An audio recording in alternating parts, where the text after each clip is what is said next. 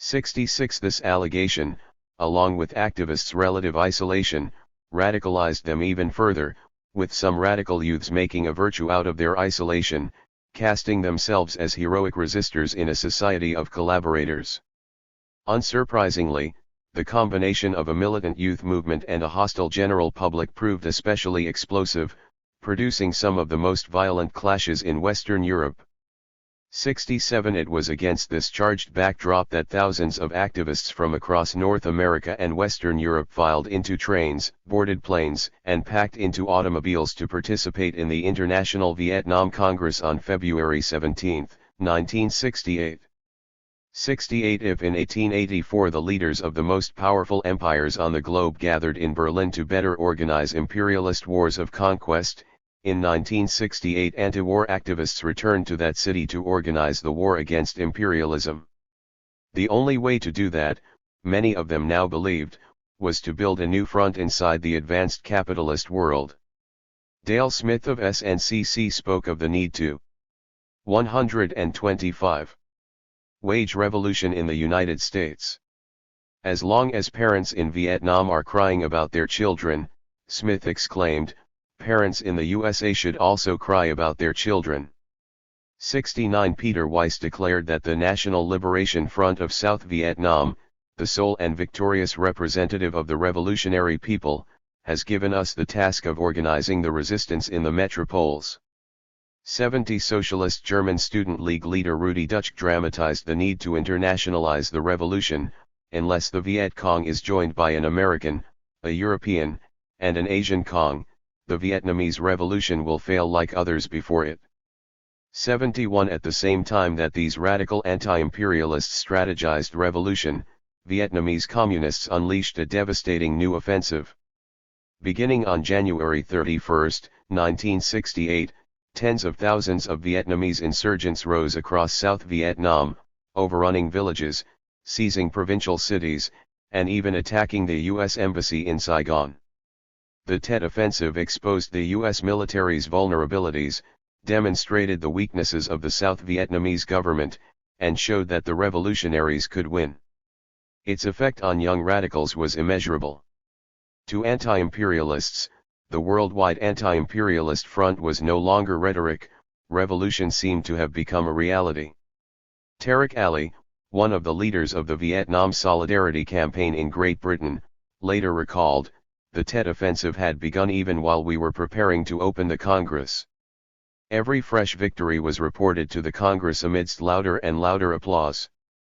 The Vietnamese were demonstrating in the most concrete fashion imaginable that it was possible to fight and win. This fact was critical in shaping the consciousness of our generation. We believed that change was not only necessary, but possible. 72. Following the offensive as it unfolded, radicals felt that they were fighting alongside the NLF. This was a time, Ali continued, when it really seemed as if our actions in the West were coordinated with what was happening on the actual battlefields of Vietnam. 73 Vietnamese revolutionaries were beating imperialism in Southeast Asia. It was time for radicals to do their part in the heart of imperialism. Tet united different national radical lefts. It accelerated political time. It made victory seem possible. Eager for action, the International Vietnam Congress ended with more than 10,000 activists marching side by side, waving red flags, singing revolutionary songs in different languages, and raising portraits of revolutionaries like Che, Lenin, Luxembourg, and Ho Chi Minh. When radicals left Berlin, they took with them a feeling of unity, optimism, and urgency. 74 The approximately 500 anti-imperialists who made up the 126 Revolution. French contingent returned home with a variety of confrontational street tactics, the fast march chant Ho, Ho, Ho Chi Minh, and a commitment to escalating the struggle in France, a country which seemed, for all intents and purposes, far too placid. 75 Losing no time, they prepared to inaugurate a new type of political demonstration on February 21, 1968 to break decidedly with the routine of nonchalant processions. 76 That day, radicals from groups like the National Vietnam Committee, the Revolutionary Communist Youth, the Unified Socialist Party, and the National Union of Students of France did not simply protest the war but vowed to remake the Latin Quarter into the heroic Vietnam Quarter. 77 as the NVC put it. The task at hand was to ensure that this European front could become more than just words on paper and grow into a real force in the war against imperialism in the metropoles. 78 On February 21, radicals from the Vietnam base committees hung the NLF flag on the Embassy of the Republic of Vietnam, a team from the NVC did the same for the Sorbonne, and hundreds of others changed street signs, renamed buildings, passed out copies of the Vietnam Courier to everyone in sight, and covered the walls of the Latin Quarter with posters celebrating the recent victories of the NLF. 79 Boulevard Saint-Michel became Boulevard du Vietnam Heroic, the Lycée Saint-Louis became the Lycée Nguyen Van Troy, after the young revolutionary executed in 1964 for attempting to assassinate U.S. Secretary of Defense Robert McNamara and Ambassador Henry Cabot Lodge, Jr., an effigy of Lyndon Johnson was hung in the Fontaine Saint-Michel, just over the subdued devil, and set ablaze. And the words NLF will win appeared in burning letters above the gates of the Jardin du Luxembourg. In arguably their most militant anti-war action yet, a coalition of radicals took Che's idea of creating many Vietnams literally, bringing Vietnam to Paris by altering its very landscape. 80 The campaign continued into the following months. On March 18, 1968, anti-war radicals bombed the offices of 3 U.S. businesses. 2 days later, several hundred demonstrators smashed the windows of the American Express offices. The police arrested 6 activists, including Nicholas Bolt, one of the leaders of the NVC, and Xavier Langlade of the RCY. Radicals saw the arrests as part of a state campaign to repress anti-war demonstrations, and the NVC issued a communiqué calling on all activists to mobilize. 81 The need to defend anti-war activists brought rival factions closer together. On March 22, 1968, students occupied an administrative building on the Nanterre campus, forming the March 22 movement, a coalition that included activists from a variety of radical groups like the RCY. 82 The actions of the March 22 movement soon 127 snowballed, prompting the closure of Nanterre and the Sorbonne and ultimately eliciting the police repression that kicked off the events of May 68. 83 That month, mass student unrest combined with a general strike of about 10 million workers to paralyze the country. 84 For a moment, it seemed as if France was sliding into revolution. There were of course many factors that made May 68 possible, but the transformative struggles in Asia, Africa, and Latin America played a decisive, though sometimes forgotten, role. Of these, Vietnam was particularly significant, so much so that Jean-Paul Sartre later suggested that the origins of May lie in the Vietnamese Revolution. 85 As French radicals themselves admitted, the Vietnamese Revolution played a determinant role in radicalizing the youth. 86 It allowed young radicals to become an independent force, gain organizational experiences, and invent new political forms. In some cases, especially at the high school level, anti-war organizations formed the basis of the action committees of May. 87 In this way historian Laurent Jalabert argues, anti-war activism provided radicals with a veritable political education. 88 But Sartre had something more profound in mind. The Vietnamese Revolution lay at the origins of May 68 because it expanded the field of the possible. 89 If an army of poor rice farmers could defeat the United States, radicals thought, then anything was possible. They believed that Vietnam expanded horizons precisely by putting the idea of revolution squarely on the agenda.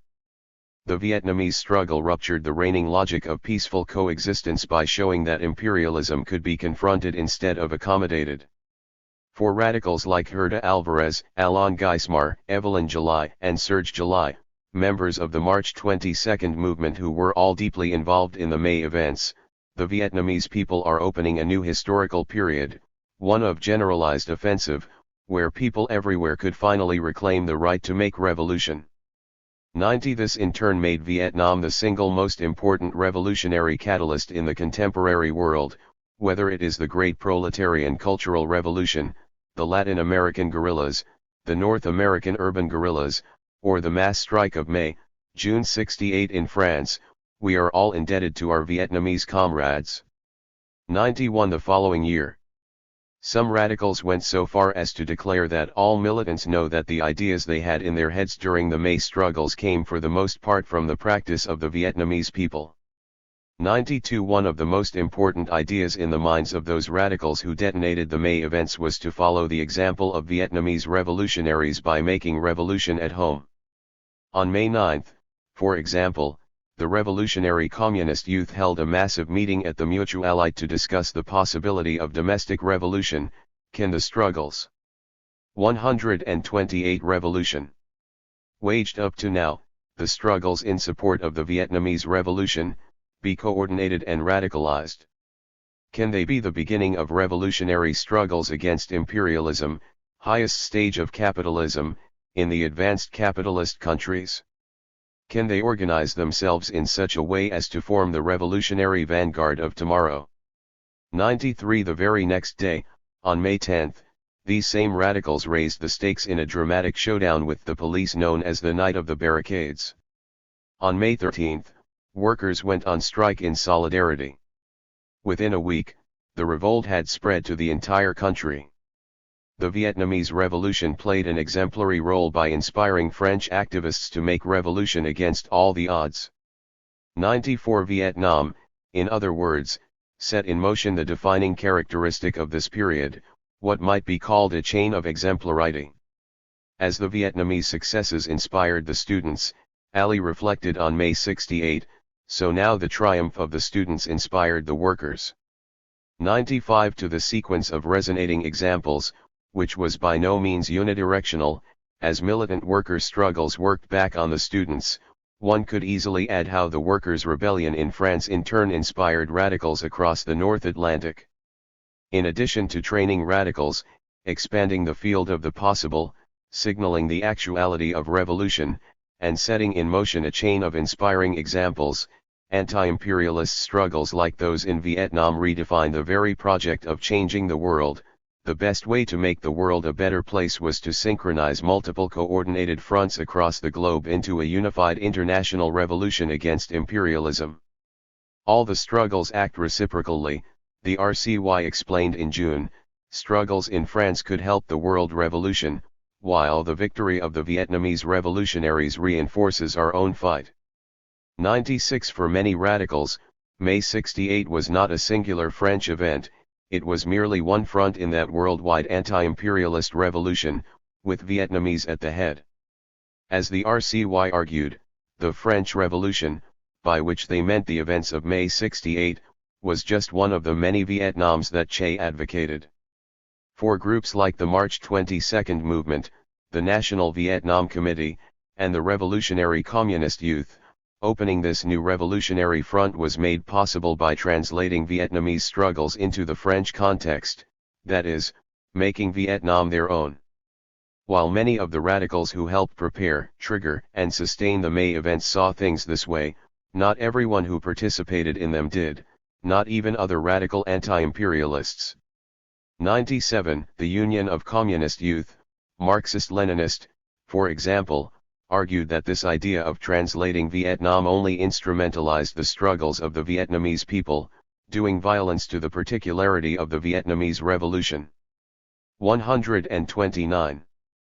Their alternative was a very literal form of solidarity, convincing everyone to read the Vietnam Courier, for them the first and last word on anything that had to do with Vietnam. Echoing every position of the DRV, the Union of Communist Youth, Marxist-Leninist, served as a mouthpiece. While it made for effective propaganda, this stance ultimately rendered the group's solidarity work inflexible, preventing it from taking the creative leaps that other radicals did. It is no coincidence that it was caught completely off guard when events rapidly escalated in France.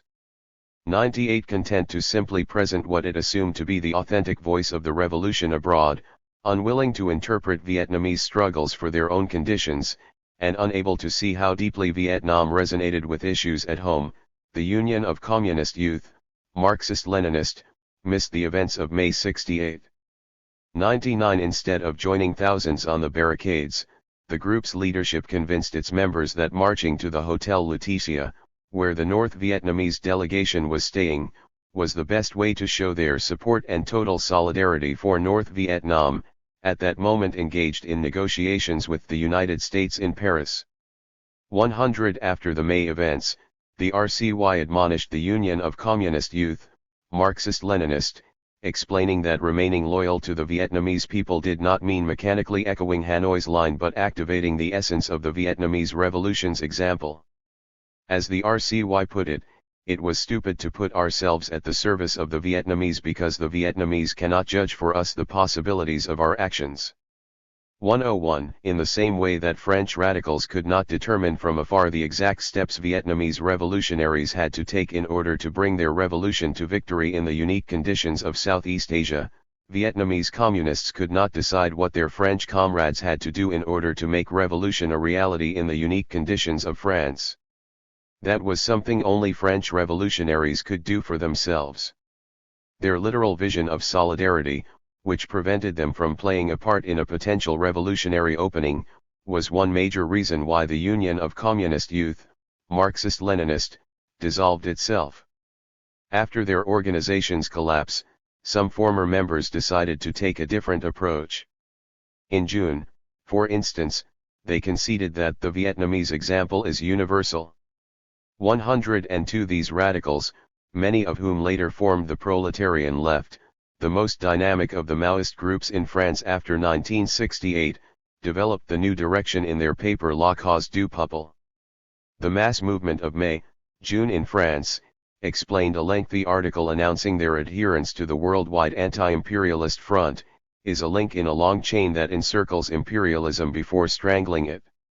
The revolutionary flames spread from one end of the world to the other. 103. 130. Revolution. May 68 prompted radicals to confront the challenges of creating many Vietnams. On the one hand, as the Union of Communist Youth, Marxist-Leninist, pointed out, this way of thinking internationalism risks speaking for the oppressed with an Orientalist, even imperialist, perspective. By ignoring difference, radicals risk decontextualizing struggles abroad, privileging their own idealist projections over Vietnamese voices, and substituting themselves for Vietnamese people, turning solidarity into its opposite. Others like the RCY, however, argued that bending the stick too far the other way by insisting on absolute difference risked foreclosing all creative resonance with Vietnamese struggles, reducing internationalism to either hero worship or an imperative to police others. In these years, radicals struggled to find the best way to approach this field of differences to make generative solidarity possible. Without difference there could be no repetition, only imitation, but too much difference would occlude all resonance, as well as solidarity itself. Both ignoring difference and fetishizing it, radicals soon learned, could undermine radical politics. 104. Resonating revolutions. The exhilarating events of May 1968 convinced radicals across North America and Western Europe that the strategy of building multiple fronts against imperialism could succeed. In retrospect, it seems unsurprising that the breakthrough would come in France, a country known for its vibrant revolutionary past, but nothing seemed more unlikely at the time. Luigi Bobbio, a leader of continuous struggle, one of the largest extra-parliamentary groups in Italy, spoke for many when he recalled how most radicals initially saw not the French but the American and German movements as vanguards. 105. As RCY leader Alain Krivine explained in an interview with U.S. radical Mary Alice Waters, we worked here month after month to organize demonstration after demonstration in support of the students' struggle in Germany and Italy. We never thought that our turn would come so soon. 106. If Tet showed that the Vietnamese people could defeat the United States, the surprise of May 68 seemed to show young activists that revolution was possible in the advanced capitalist world. The May events transformed the political horizon by giving substance to the idea of creating 2, 3, many Vietnams. As the new slogan went, create 2, 3, many Parises. 107 May 68 and Vietnam coalesced in the minds of many radicals. The world had to be changed and France and Vietnam proved that it is possible to move forward, recalled Ali. 108 For this reason, radicals from neighboring countries flooded into the 131 resonating revolutions. French capital soon after the events. Krivine explained, they want to discuss with us, they want to learn from our experience, they want to aid us financially. 109 As the Italian revolutionary Sergio Bologna recalled, the French May changed everything, it was a watershed in the collective imagination. 110 Radicals interpreted May in light of their own national contexts. The Italians in particular had reason to pay attention, similar conditions, a rich Marxist culture, a militant working class, a long history of revolutionary struggle, and a massive mainstream communist party, suggested that Italy could be next. In fact, May 68 erupted at the height of the Italian student movement, and hundreds of activists traveled to Paris to experience the revolt firsthand.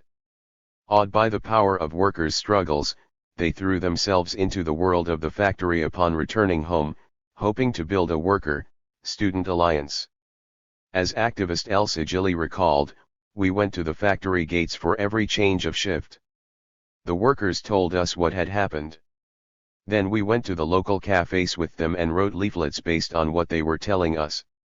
111 The alliance bore fruit the following autumn, when nearly a quarter of the Italian workforce went on strike, triggering Italy's own decades-long wave of struggles, sometimes called the Creeping May.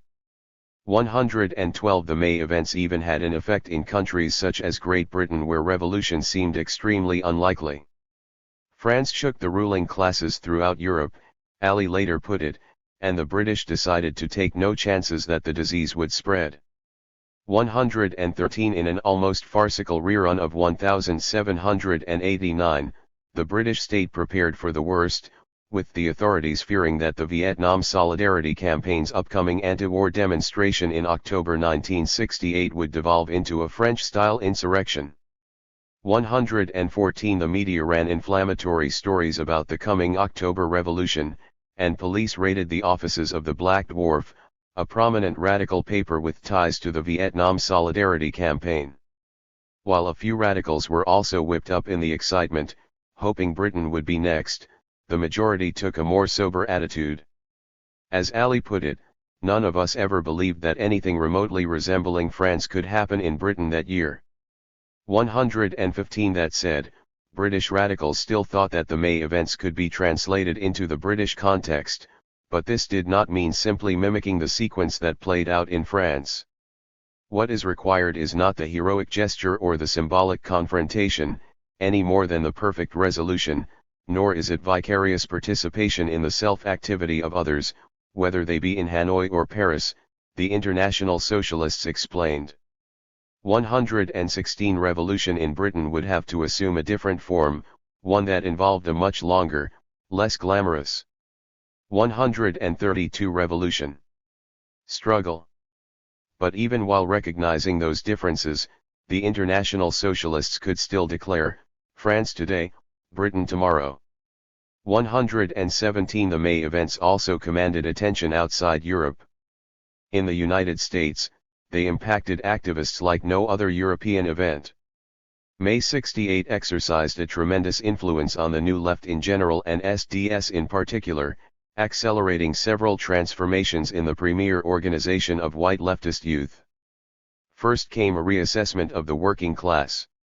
Aside from a few important exceptions, many of the activists who formed the core institutions of the New Left tended to discount workers. Simply stated, historian Peter Levy summarizes, the New Left inherited an anti-class perspective. It assumed that class struggle and class structure were essentially irrelevant to the modern American experience.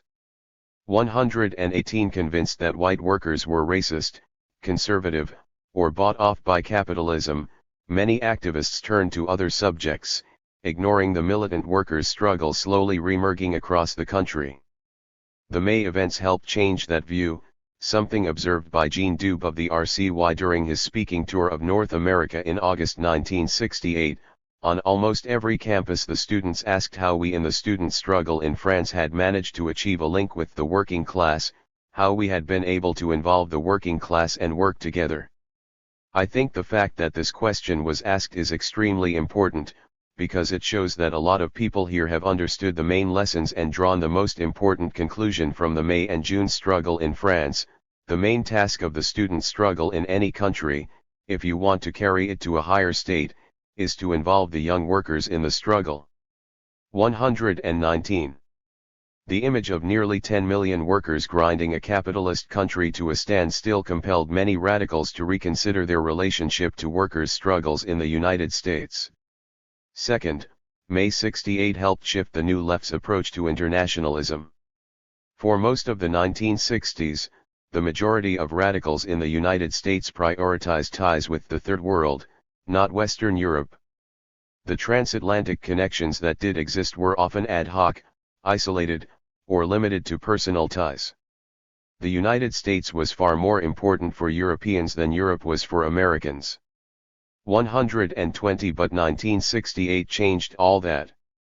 As historian Kirkpatrick Sale notes, the events of that year, from the International Vietnam Congress in February to the assassination attempt on Rudi Dutschke in April to the French events in May, led to a growing international consciousness for the American movement.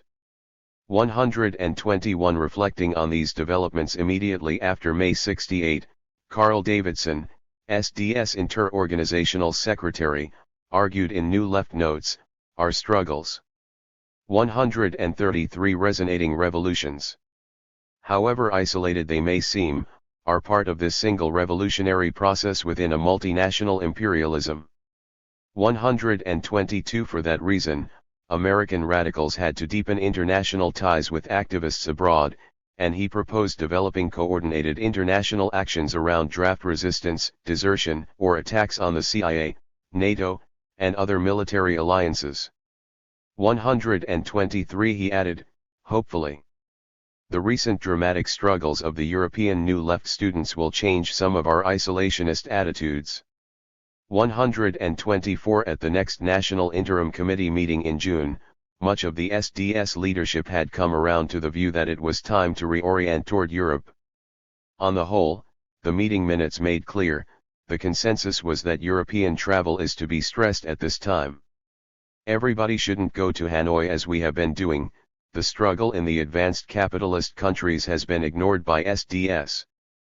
125 While some had suggested the best way to build ties with Europe was to invite leaders like Daniel Cohn-Bendit or Tariq Ali to the United States, others countered that focusing on celebrities would defeat the purpose of understanding the real movements developing on the ground.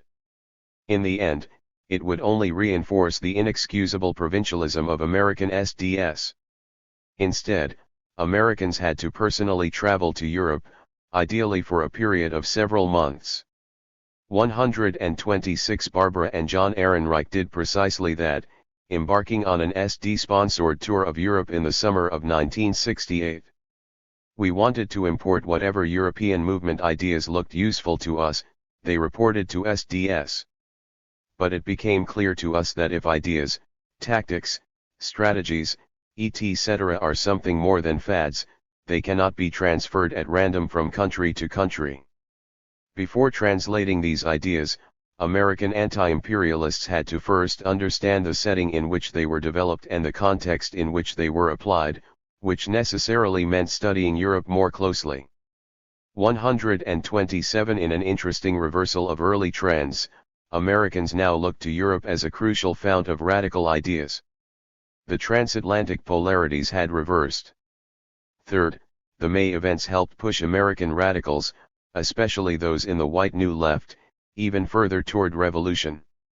A series of dramatic domestic events such as Johnson's decision not to seek re-election at the end of March, Martin Luther King, Jr.'s assassination just days later, the urban rebellions that immediately followed, and the occupation of Columbia University a few weeks after that had already conspired to radicalize many activists in the New Left.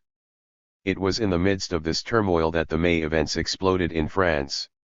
May 68 in Paris, former SDS President Karl Oglesby recalls, made people think that it wasn't at all so crazy to think there could be a revolution in a modern developed 134 revolution industrial country.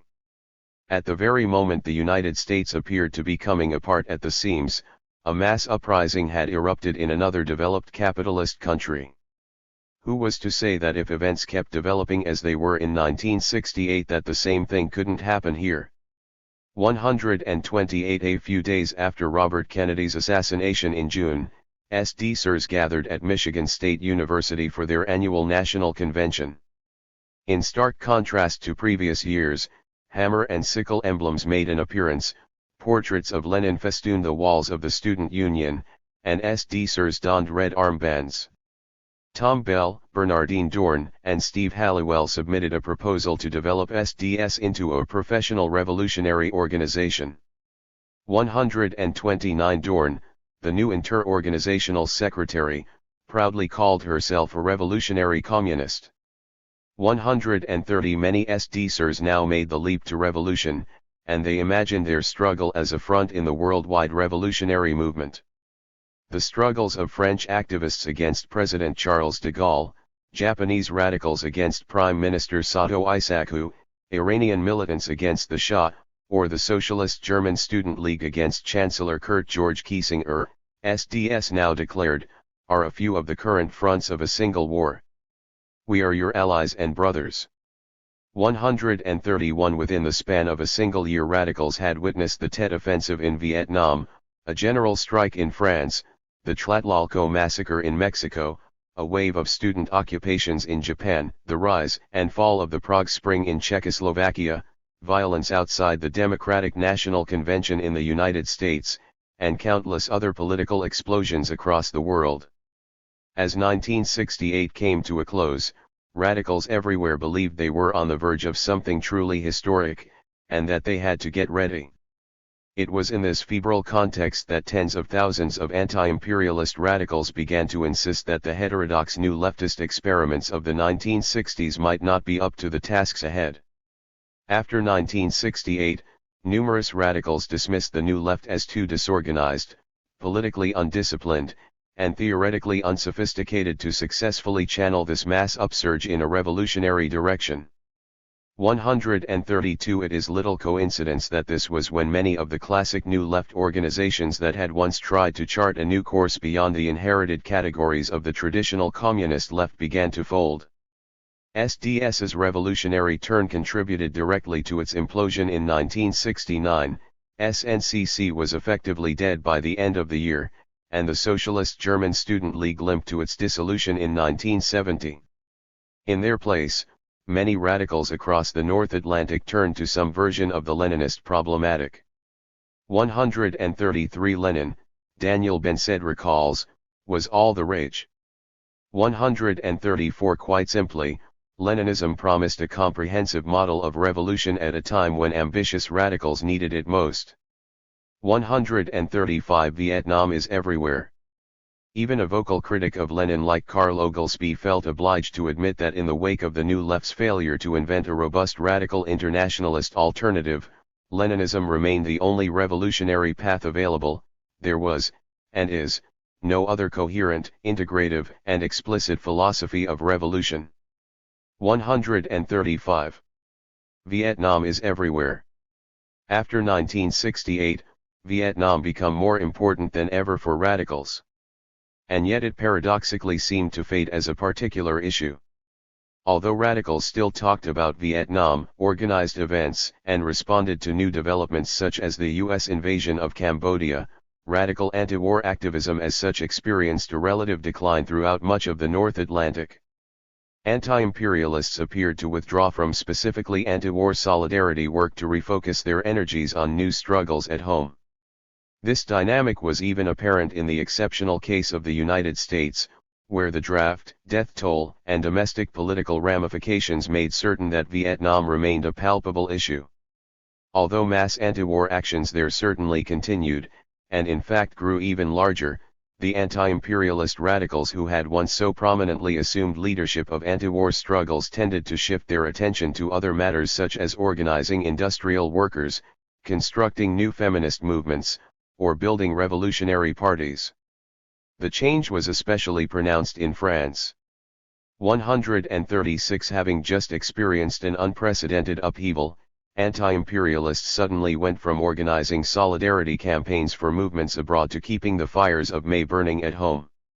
137 attempting to explain this turn of events, some historians have argued that radicals returned to the hexagon because domestic events overtook international ones.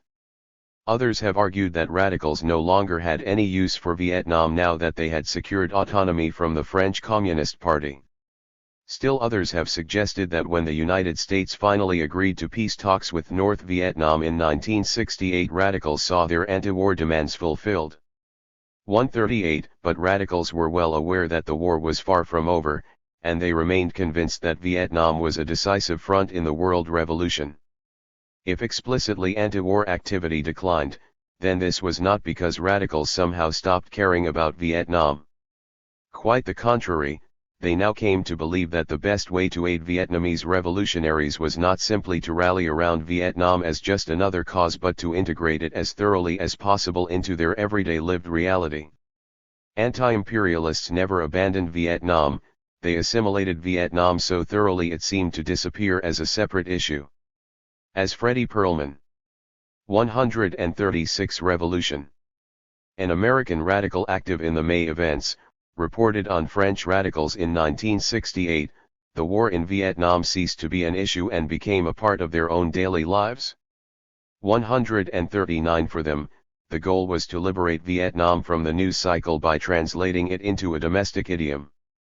140 By the turn of the decade, tens of thousands of radicals came to see anti-imperialist internationalism as a process of translating the exemplary struggles in Vietnam into their own contexts. Most understood that this did not just mean automatically copying them. Translation was not mimicry, it required creative experimentation that took account of historical differences. But even with this widely acknowledged proviso, the idea of translating Vietnam left considerable room for interpretation. The Vietnamese Revolution was a complex phenomenon, leaving many radicals wondering exactly what they were supposed to translate. Vietnam was such a rich laboratory of struggle that it could potentially serve as a model for many different movements. It might mean occupying universities to create self-administered liberated zones, waging urban guerrilla warfare, or organizing workers at the point of production. For some, it meant patient collective struggle, lasting years, through many ups and downs. For others, it meant glorifying subjective will against all the objective obstacles in a spectacular moment of voluntaristic revolt. In the very late 1960s and early 1970s, feminists claimed it meant nothing short of women's liberation, queer radicals interpreted it as gay liberation, and a number of indigenous activists thought it meant the right to national sovereignty at home. There were, in other words, many ways to interpret Vietnamese struggles in the context of domestic conditions, a process that anti-imperialists tried to capture through such paradoxical expressions as Vietnam is in our factories and the university is our Vietnam, slogans such as the struggle at Fiat must become the Vietnam of the bosses of Italy, or even portmanteaus like Vietnam. 141 Although there was no such thing as a correct translation, this did not prevent different groups from quarreling over who had the right one. In France, for example, an important battle for women's liberation played out precisely over how to interpret Vietnam. During the war, the French Communist Party tried to bolster its anti-war message of charity and goodwill by inviting women to express their anti-war politics through their natural maternal instincts. Today we address ourselves in particular, one flyer read, "To all the women, to you mothers, and to you whose profession it is to care for, heal, and teach children." 142 In contrast to this victim-centered approach to solidarity that forced women back into traditional roles, revolutionary feminists pointed to Vietnam, insisting that women there were obliterating. 137 Vietnam is everywhere. these very roles in the act of revolutionary struggle. As a flyer from the women's liberation movement explained, in Vietnam, women have not remained confined to their maternal and domestic role, expressing the pain of the country through their tears. They take on, in their own right, constant reconstruction, the defense of villages, or they enlist in the Liberation Army. They therefore wholeheartedly take part in the fight, whether that means picking up the rifle or taking on responsibilities. In actively struggling, in the same way as the men, for the liberation of the Vietnamese people, they move toward their own liberation, breaking with the image and the role that until now has been assigned to them, passivity, domestic tasks, the exclusive functions of mother and spouse. There is ruin, death, suffering in Vietnam, feminists concluded, but also the seeds of something new, the laying of the groundwork of a new world, liberating women and men. 143 The two sides could adopt these views precisely because the ambiguous role of women in the Vietnamese Revolution lent itself to such different readings. On the one hand, many Vietnamese women did believe in the centrality of the family, interpreting the war as a life or death battle to defend it. As historian Helen E. Anderson explains, although Vietnamese culture defined women's roles in terms of bearing children and taking care of their homes and family, resistance of invaders who threatened the village's safety was indeed part of the struggle to protect and save the family. Hence, the war against the Americans in Vietnam, a continuation of the war against the French, became a struggle to preserve the most important Vietnamese institution, the family. 144 Many Vietnamese women were not simply driven by a sense of family, motherhood, and traditional roles. In their international anti-war efforts they often made strategic appeals to some imagined sense of universal motherhood to win the support of other women across the world. As one statement put it, whatever continent we may live in, and whatever the color of our skin and our political convictions, our motherly feelings bring us very close to one another. We all love our children, are deeply attached to national independence and peace, and stand ready to defend the lives of our dear little ones. 145 In this regard, the French Communist Party was not necessarily wrong to interpret the role of women in the revolution in the way that it did. On the other hand, some version of women's liberation figured as a cornerstone of the Vietnamese Revolution from the start. In the 1950s, women challenged traditional gender relations in the North by finding work outside the home, participating in political life, and winning legal equality with men. North Vietnam notably promised women paid maternity leave, access to child care, the right to divorce, and equal rights of use, ownership. 138 Revolution and disposal of property acquired before and during marriage. During the American War, revolutionary women in both the North and the South continued to push gender boundaries. They played an indispensable role in the war, carrying supplies, building infrastructure, managing the village economy, organizing political opposition, taking up arms, and at times assuming leadership positions in the revolution. 146 In the North, it is estimated that some 1.5 million women served in the army, militia, or local forces. In the South, 1 million women joined the resistance as part of the NLF, making up around one-third of active guerrilla forces. 147 While important barriers to full gender equity continued to exist, the strong presence of women in the revolution led many North American and Western European feminists to feel quite justified in upholding Vietnam as a model for women's liberation in their own countries. 148 They took inspiration from these struggles, celebrated such personalities as the beloved diplomat Nguyen Thi Ben on the political front and the revered commander Nguyen Thi Dinh on the military front, and even learned directly from Vietnamese women themselves. At an anti-war meeting with Americans in Czechoslovakia, for example, a team of Vietnam revolutionaries led by Madame Ben organized a separate meeting for women. Activist Vivian Rothstein recalls her surprise. What? Meet separately with women? The whole concept was unfamiliar. I really had no feminist consciousness at all. But Vietnamese revolutionaries felt there were special concerns women shared, things they cared about that no one else did, and it was very important to meet separately. 149 Rothstein took these lessons back home, where she participated in a new wave of feminist activism in the United States, building one of the first independent women's organizations in Chicago. For me, there was a direct relationship between the Vietnam War and the women's movement. This whole concept of building a political base with women as the constituency was something I brought back from Vietnam. I talked to my colleagues in Chicago about the Women's Union in Vietnam and how it had chapters in every little village and built institutions for women with political power. So we sort of modeled our organization along those lines. 150 Rothstein's experience was by no means unique. Many feminists shared the view that the struggles of Vietnamese women could help build a new women's liberation movement in the North Atlantic. Our Vietnamese sisters hold out their hand, the first issue of the French feminist paper Le Torchon Brûle explained. They show us the example. 151 For their part, Vietnamese revolutionaries were well aware of the role they played, invited feminists to emulate their struggles, and were fully cognizant that activists abroad were translating their example in competing ways. 152 In fact, they encouraged these different readings. 153 Activists in the Vietnamese Women's Union, for example, deliberately calibrated. 139 Vietnam is everywhere. Their message to appeal to diverse audiences. To older peace activists, they emphasized the maternal role of women in protecting the family.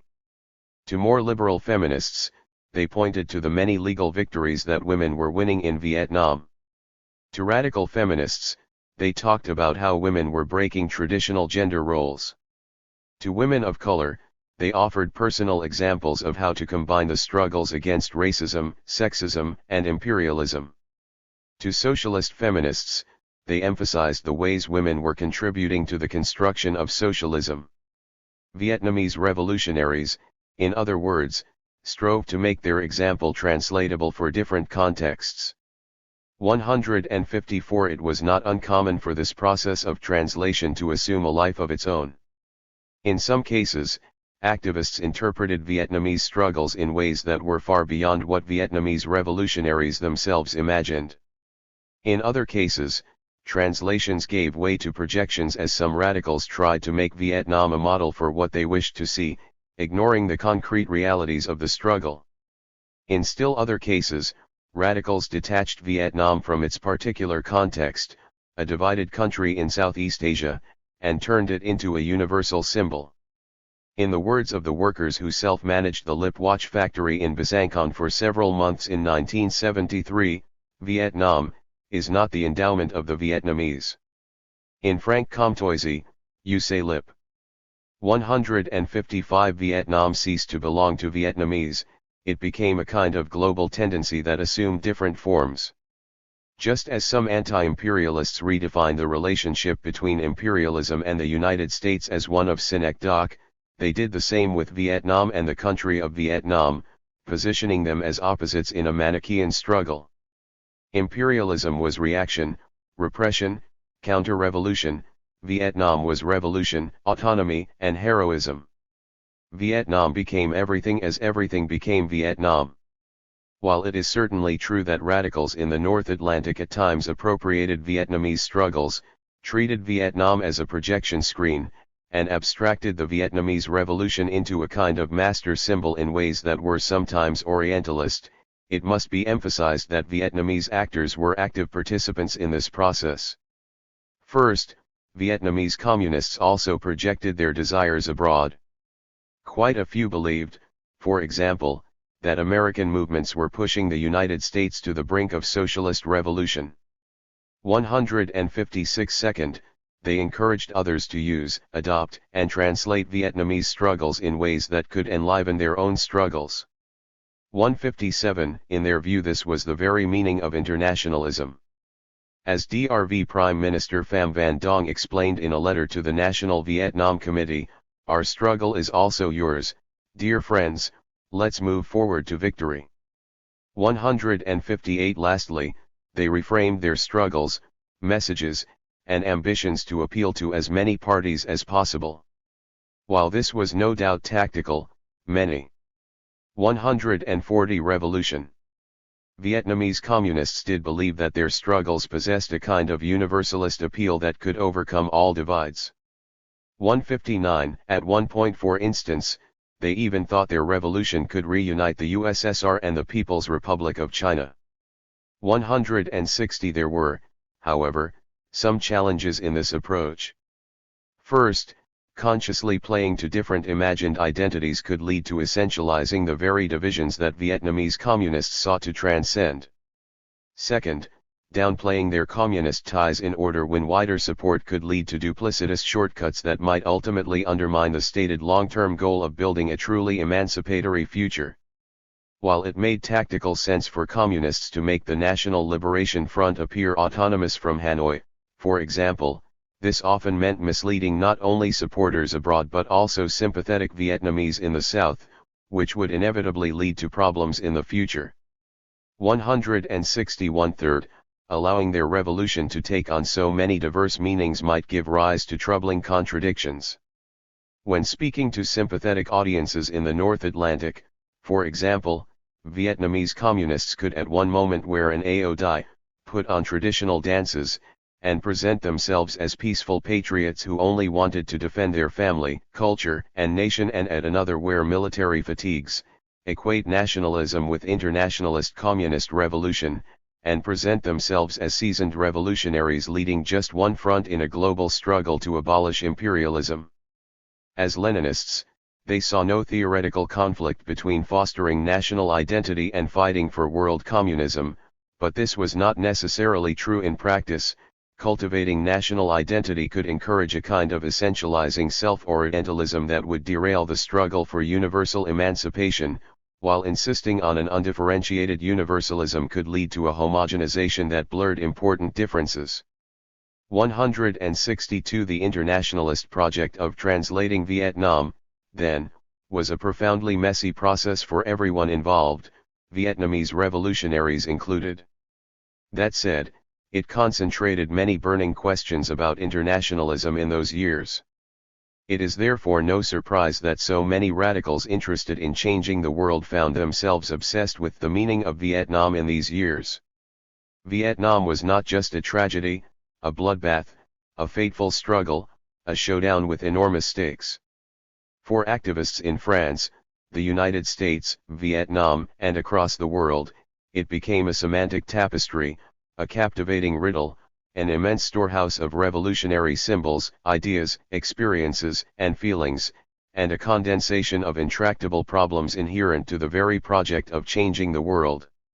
As one American anti-imperialist later recalled, there were layers upon layers in Vietnam, meanings within meanings, wheels within wheels. 163. For repression.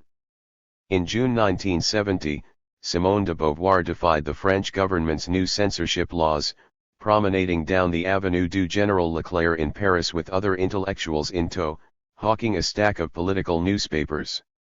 Read La Cause du Peuple.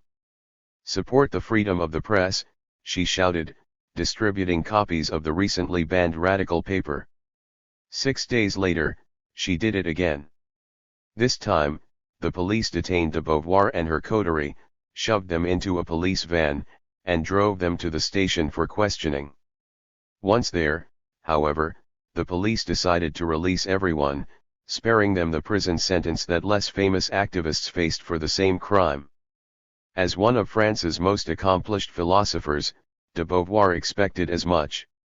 As it was, the whole point of the action was not simply to protest the government's flagrant violation of civil liberties but to lay bare for the French public the hypocrisy of the state's selective repression of the radical left. What we wanted was not, she explained, to get ourselves arrested but to put the government in a state of self-contradiction by reason of its failure to arrest us. One, by releasing famous intellectuals but imprisoning radicals, the state revealed how its new repressive laws were designed with no other aim than to crush organized revolutionary movements.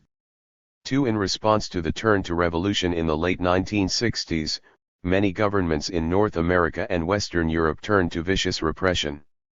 With so many of their comrades ending up behind bars, radicals in the United States and France, from the Black Panther Party to the proletarian left, were forced to re-evaluate their strategies. How could they continue the revolutionary project in the face of such harsh repression? Their answer was to pay closer attention to civil rights, build alliances with progressives, and rebrand themselves as defenders of liberty. Having only recently shunned talk of reform in favor of violent revolution, they now demanded rights from the very states they sought to abolish. At the same time, experiences of incarceration pushed many radicals to reconsider the status, rights, and struggles of prisoners. While many activists had initially overlooked the prisons, internalizing 160 repression, commonplace assumptions about criminality, they soon turned their attention to organizing prisoners, learning from one another in an intricate transnational network. This organizing in turn prompted a substantial reconsideration of the repressive role of the law, the struggle for reform, and the rights of the individual in general. Radicals now saw struggles for what they called democratic rights as not only a legitimate form of activism but also a strategically necessary phase of the revolutionary process. At the same time that activists were reconsidering their revolutionary priorities, the United States reoriented its war in Vietnam. Just as radicals made the political prisoner the focal point of their new strategy, so too did the Nixon administration transform the prisoner of war into the centerpiece of its own new strategy. With the war going poorly, the White House struggled to revive flagging support. Backed by a coalition of conservatives, President Richard Nixon gambled that he could use the plight of the POWs to do just that. While the POWs had always been a topic of concern, Nixon used the issue to justify the extension of the war, reframe U.S. intervention as a fight for humanitarian principles, and transform the entire discourse around Vietnam into one about the repression of POWs. The response of anti-war radicals in the United States and France was to draw attention to the tens of thousands of political dissidents imprisoned, tortured, or disappeared by the repressive government of South Vietnam. Drawing on their experiences with prison organizing, they connected their newfound appreciation of civil liberties to anti-war activism, calling for the liberation of political prisoners in South Vietnam. After the United States withdrew from Vietnam in January 1973, depriving anti-imperialist movements of their main target, anti-war radicals across Europe made the liberation of the political prisoners in South Vietnam one of their primary concerns, demanding that the Republic of Vietnam free its dissidents, restore civil liberties, and adhere to the Paris Peace Accords. Despite their reassessment of civil rights, both at home and abroad, anti-imperialist radicals still thought in Leninist terms, framing their internationalism around the right of nations to self-determination. Yet in arguing that South Vietnam violated civil rights, anti-imperialist solidarity increasingly took the form of criticizing the internal affairs of a sovereign state, which brought radicals quite close to competing visions of internationalism like human rights. While most radicals never agreed on a single radical rights discourse, and did not convert to human rights in the early 1970s, their new collective attention to rights in general, along with alliances with rival groups such as Amnesty International, AI, shifted the political terrain in a way that allowed a rival approach to global change to attract new audiences. In so doing, anti-imperialists 161 the Leninist offensive lent legitimacy to a competing idiom of internationalism that shared the progressive aspirations of anti-imperialism but rejected nationalism in favor of human rights. The Leninist offensive. Although committed radicals were always a minority in North America and Western Europe, their numbers surged in the very late 1960s and early 1970s. West Germany saw the rise of numerous militant organizations. 3 in the United States, Students for a Democratic Society may have succumbed to a frenzy of factional fighting, but there were now more radical groups than ever before. While some were quite small, groups like the Revolutionary Union, the October League, the Socialist Workers' Party, or the Black Panther Party would all claim over 1,000 members each. 4 in France after May 68, 100 organizations blossomed.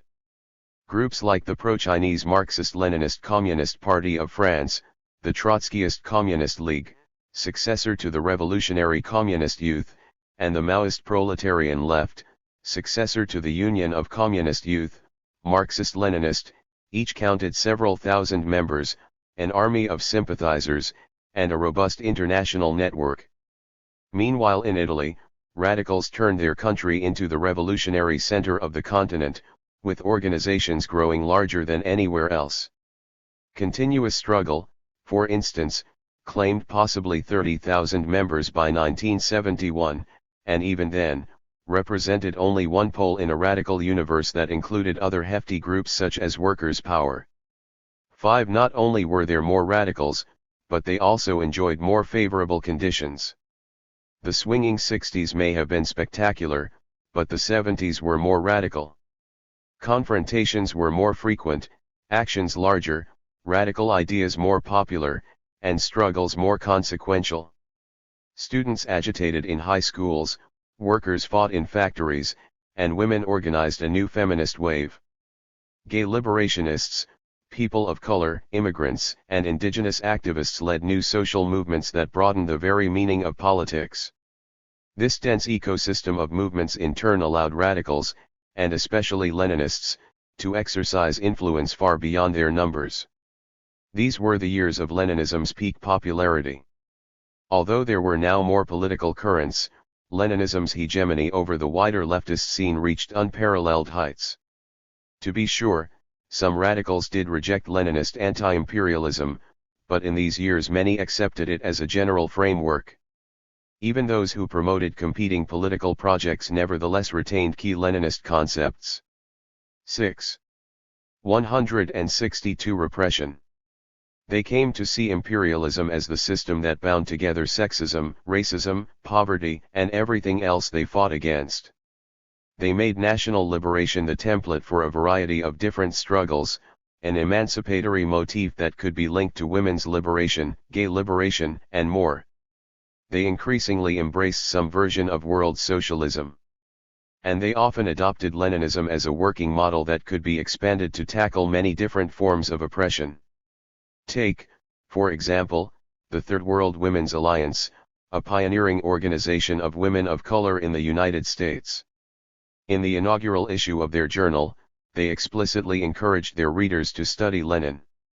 They cited Cuba, China, Vietnam, North Korea, and the USSR as inspirational examples of liberation. And they drew on Leninist language to explore the relationships between different oppressions in order to develop a more expansive, multilayered, and emancipatory conception of revolutionary change. As a socialist organization, the Third World Women's Alliance recognizes the fact that our primary fight at this stage is the overthrow of imperialism. Nevertheless, out of imperialism has grown two destructive forces which we, as Third World women, must contend with: racism and male chauvinism. In this context, an alliance of Third World women has a specific role to play. 7. Leninism, in other words, became the basis of a remarkable process of political discovery, innovation, and pluralization across the North Atlantic. As historian Gerd Rainerhorn points out, far-left political spaces inspired by Leninism could be extraordinarily creative, flexible, fulfilling, and democratic. They offered tens of thousands of activists a home to forge durable relationships and build a meaningful life. They facilitated sophisticated debates about changing the world. And they made possible countless experiments with new ideas about tactics, organization, and political struggle. 8. But while this engagement with Leninism helped make possible many new emancipatory political inventions, it also led to a kind of ossification. 9. Many radical anti-imperialists interpreted the recent political crises, the rise of mass movements, and the surging popularity of Leninism as proof that revolution was around the corner. In France, for example, Alain Geismar and his comrades famously predicted an imminent revolutionary situation. 10,000s of radicals responded by constructing militant organizations that could channel the political unrest of the time in a focused revolutionary direction. With so much on the line, the very Leninist ecosystem that made possible pluralistic discovery could at the same time transform into a rigid space characterized by guilt, sectarianism, dogmatism, denunciations, ruthless discipline, fierce hierarchy, personality cults, and the glorification of revolutionary violence as an end. 163 radicals under attack. In itself. 11. Instead of thinking the new, some Leninist radicals became obsessed with parroting the classics, overloading shaky concepts, rehashing unproductive debates, and drawing inappropriate historical analogies with events like the October Revolution. All this could lead radicals to misperceive the specific conditions of the capitalist North Atlantic, foreclose potentially more generative strategies for this unique moment, and lose touch with reality. 12. If these were the glory days of creative Leninism, then this was paradoxically also an era of what Daniel Ben-Said later called hasty Leninism. 13. Radicals under attack. But it was not just radicals who imagined imminent revolution. While historians can now safely argue that governments had little to fear, contemporaries were not so confident. The political atmosphere terrified rulers to such a degree that they cracked down on social movements as if their lives depended on it. In West Germany, the state increased surveillance and modernized its police forces. In Italy, state repression and fascist terror precipitated a period of violence known as the Years of Lead. In France, the police augmented their characteristic brutality with an array of punitive legal measures. 14. Convinced an international conspiracy was afoot, the French Minister of the Interior responded to the May events by outlawing demonstrations, arresting radicals like Alain Krivine, and banning around a dozen organizations, including the Revolutionary Communist Youth, the Union of Communist Youth, Marxist-Leninist, and the Paris American Committee to Stop War. 15. He then tightened censorship laws, harassed publishers like François Maspero, and banned radical publications. In March 1970, Jean-Pierre Le Dantec, the editor of the proletarian left's paper, La Cause du Peuple, was arrested. In April 1970, the state issued the Anti-Casseur Law, which stated that anyone associated with a demonstration in which persons were harmed, property damaged, or police injured could be arrested for those crimes, no matter how tenuous the connection. 16. In the United States, a moment of inter-party, interagency, and interstate collaboration unleashed a similar wave of repression. Under J. Edgar Hoover, the Federal Bureau of Investigation, FBI, continued to harass activists. Richard Nixon's administration expanded attacks on social movements. The Democratic majority in both chambers of Congress passed new legislation that meted out harsher sentences, expanded the FBI, strengthened local police departments, and funded weapons research. Meanwhile, the Vietnam War served as a laboratory for new forms of repression. Private counterinsurgency consultants offered 164 repression.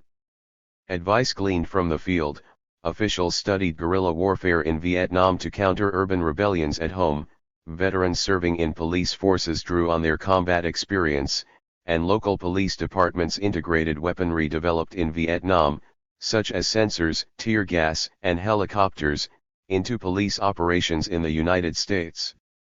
In the same way that radicals believed their struggles at home were linked to those in Vietnam, the forces of order also saw a clear connection between pacification in Southeast Asia and repression in the United States. 17. While repression smothered nearly everyone, the state bore down hardest on those involved in anti-war activism. The Vietnam Day Committee, VDC, is a case in point.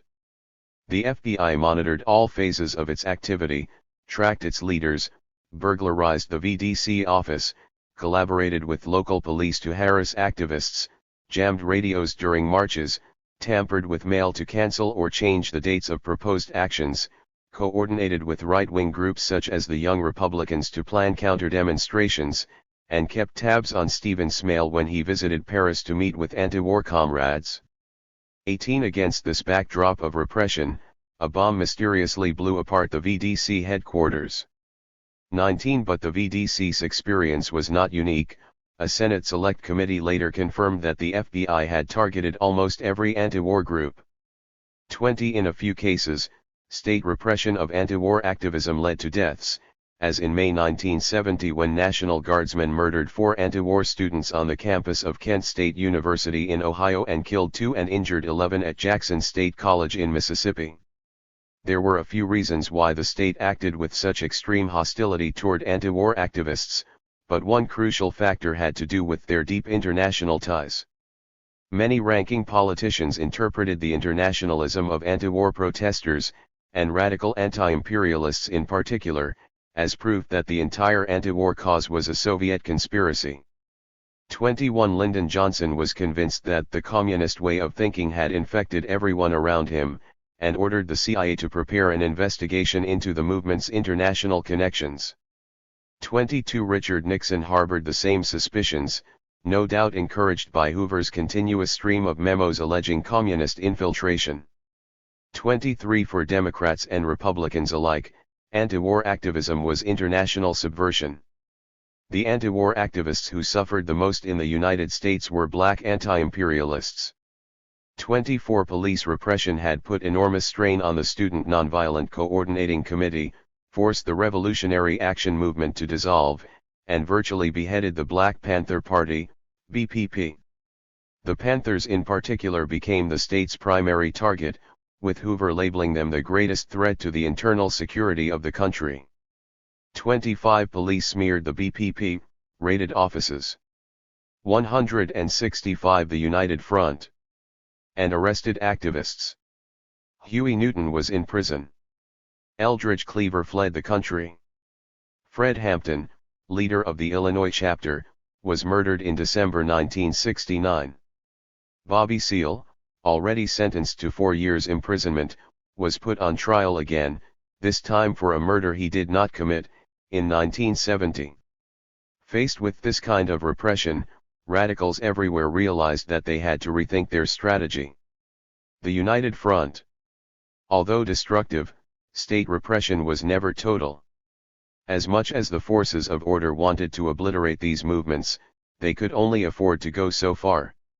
After all, these countries were nominally representative democracies, and their governments went to great lengths to present themselves as standard-bearers of liberty during the Cold War contest against totalitarianism. While states bent the rule of law, the objective of smashing the radical left never authorized a transition to dictatorship in North America and Western Europe. As a result, state repression certainly weakened oppositional movements, but could not annihilate them. What it could do, and what it did do quite well, was to not only increase pressure on these movements but also substantially alter the political terrain on which they operated, effectively throwing activists off balance. It was not necessarily repression as such that threatened to kill movements, but rather activists' failure to adapt to changing circumstances. While a minority of radicals responded with their own counter-violence, many tried to take advantage of the reigning ideology of liberty to turn the tables on the state. The Panthers, for example, used repression to generate sympathy, presenting themselves as victims. While repression weakened the Black Panther Party, the repeated trials of black radicals, often over fabricated charges, before white juries, and in the courts of racist judges did win many Americans over to the cause. Arguing that the justice system was broken, the Panthers convinced even those who disagreed with their revolutionary politics that they were being unfairly targeted and that black activists could never receive fair trials. The key to the Panthers' strategy was to transform this sympathy into formal alliances with progressive, but by no means revolutionary, groups, such as the American Civil Liberties Union, and then use those alliances as protection from the state. 26 The Panthers also drew international awareness to their cause by building solidarity committees in Europe, sending members on speaking tours, and convincing comrades abroad to speak on their behalf. 27 One of these was famed writer Jean Genet, who was approached by Connie Matthews, the BPP's international coordinator, to put his talents to the 166 Repression. Service of Black Liberation. As Angela Davis recalls, we thought Genet could help us create a multiracial audience. 28 Genet enthusiastically agreed, slipping into the United States in early 1970. For 2 months he traveled across the country to rally support for the BPP and black political prisoners in general. 29 His tour culminated on May 1, 1970 at Yale University, where he addressed a crowd of some 25,000 about Seale's pending murder trial. 30 For Bobby Seale, I repeat, there must not be another Dreyfus affair, he said, referencing his country's own racist history. Calling on the audience to speak out across America on behalf of the Panthers, he declared, Bobby Seale's life depends on you. Your real life depends on the Black Panther Party. 31 Genet returned to France as embattled activists began to experiment with their own united front. The French state continued to ratchet up its activities against radicals, targeting in particular the proletarian left.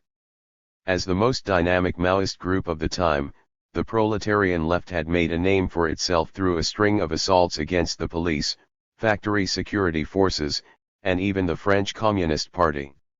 In May 1970, the Minister of the Interior arrested hundreds of radicals, banned the proletarian left, and imprisoned one of its most visible leaders, Alain Geismar. Outlawed, the ex-proletarian left, as it was now called, reconsidered its approach.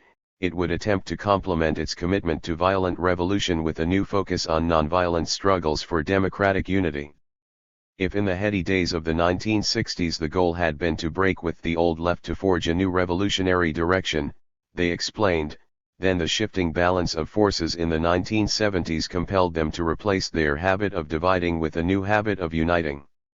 Now the objective was to conquer the center with a style of work that emphasized unity, democracy, and reaching the majority. 32 If the proletarian left had once rejected reforms, legalistic campaigns, and alliances with moderates in favor revolutionary confrontation, the ex-proletarian left now called for a united democratic front with all progressive forces to strengthen the legal opposition to the state's repressive turn. 33 Concretely, this meant de-escalating rivalries with other radical organizations, collaborating with intellectuals, and cooperating with diverse political forces. To hold this potential bloc together, the front would fight for civil liberties such as the freedom of assembly, speech, or the press. This democratic front, radicals argued, would serve several functions. It could offer protection. 34 It could help the underground ex-proletarian left stay connected to ongoing movements. And it could elevate their cause in the eyes of a public that had been told that radicals were terrorists. Instead of symbolizing the enemy of democracy, radicals could become its greatest champion. By uniting radicals with more moderate. 167 The United Front. Sympathizers, this democratic front, the ex-proletarian left declared, is perfectly capable of taking back from the bourgeoisie that which it has stolen, liberties. 35 The ex-proletarian left took this new role seriously. After a mining disaster at Lens left 16 dead, they partnered with Jean-Paul Sartre to organize a popular tribunal that found the state-owned mining company guilty of murder for neglecting the safety of the workers. 36 In the factories, they defended workers who kidnapped their bosses, arguing that these sequestrations were forms of popular justice. 37 At the same time, they advocated for the rights of immigrants, organizing anti-racist campaigns. 38 They even extended an olive branch to small shopkeepers who were sympathetic to the xenophobic populism of Pierre Poujade. 39 Not all radicals shared this perspective. The Communist League disagreed with the ex-proletarian left's claim that France was undergoing fascistization, cautioned that widening the Democratic Front to include potentially reactionary forces would dilute unity, and criticized the Maoists for confusing popular justice with revolutionary justice. 40 The philosopher Michel Foucault, who collaborated closely with the ex-proletarian left, also raised concerns about the group's approach, in particular its advocacy of the popular tribunal or court as the vehicle of justice. My hypothesis is not so much that the court is the natural expression of popular justice, but rather that its historical function is to ensnare it, to control it and to strangle it, by reinscribing it within institutions which are typical of a state apparatus. 41 But since state repression affected everyone, the various players saw little choice but to temporarily set aside their differences. As early as May 1970, a panoply of otherwise fratricidal groups, including the Proletarian Left, Red Line, Workers' Struggle, Long Live the Revolution, the Communist League, and the Unified Socialist Party, gathered to discuss their future in this changed environment. 42 While relations were tense, and disagreements widespread, many of these radical groups ultimately embarked on their own democratic turns. This consensus made possible a number of collaborations, the most important of which was a revived Red Aid. 43 Formed in June 1970, Red Aid brought together lawyers, academics, Christian socialists, former World War II resistance fighters, intellectual celebrities like Sartre, and radicals from groups like the ex-proletarian left, the Unified Socialist Party, and the Communist League into what promised to be a non-sectarian democratic association that aimed to assure the political and legal defense of victims of repression and to give them and their families material and moral support with no exceptions. 44 Advocating for immigrants, activists, revolutionaries, workers, prisoners, and really anyone suffering. 168 Repression. Red Aid became one of the leading organizations in the fight against state violence not just in France but across Western Europe. As Red Aid explained, repression is, like imperialism and reaction, international. Since so many European countries were experiencing similar repressive turns, this new democratic strategy, radicals argued, had to assume a transnational dimension. Radicals set to work establishing branches of Red Aid in countries like Belgium, Italy, and West Germany, laying the scaffolding for an international movement for democratic rights. 45 The fact that Red Aid described its mission as fighting to defend fundamental freedoms and rights signaled an important shift in the trajectory of radicals in North America and Western Europe.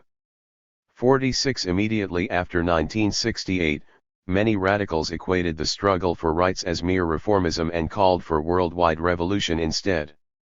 But, by the early 1970s, state repression compelled them not only to reassess campaigns for civil rights but also to prioritize them.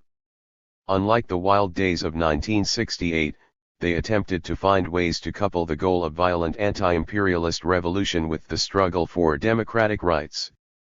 Political prisoners. For most of the 1960s, French radicals tended to pay relatively less attention to the prison than other institutions. An ex-proletarian left circular, for example, complained that aside from some rare exceptions, concern for the prisoners does not exist, and many act as if an imprisoned militant is a dead militant. 47 But with the state now throwing thousands of anti-imperialists behind bars, many revolutionary groups began to identify the prison as a political space, committing themselves to prison organizing. Facing the brunt of state repression, the ex-proletarian left quickly distinguished itself as one of the most significant representatives of this realignment.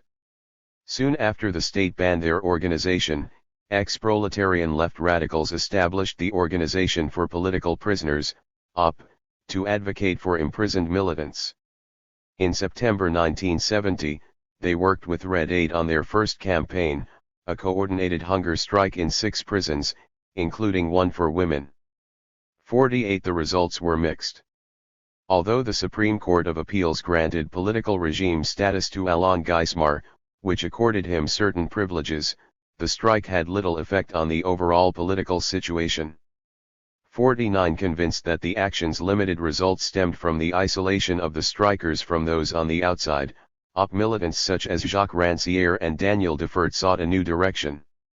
To widen the struggle, and link prisoners to the Democratic Front outside, Defert, 169 political prisoners, proposed the formation of a commission of inquiry to look into the general situation of prisons, an inquiry to be conducted by experts and directed by Michel Foucault.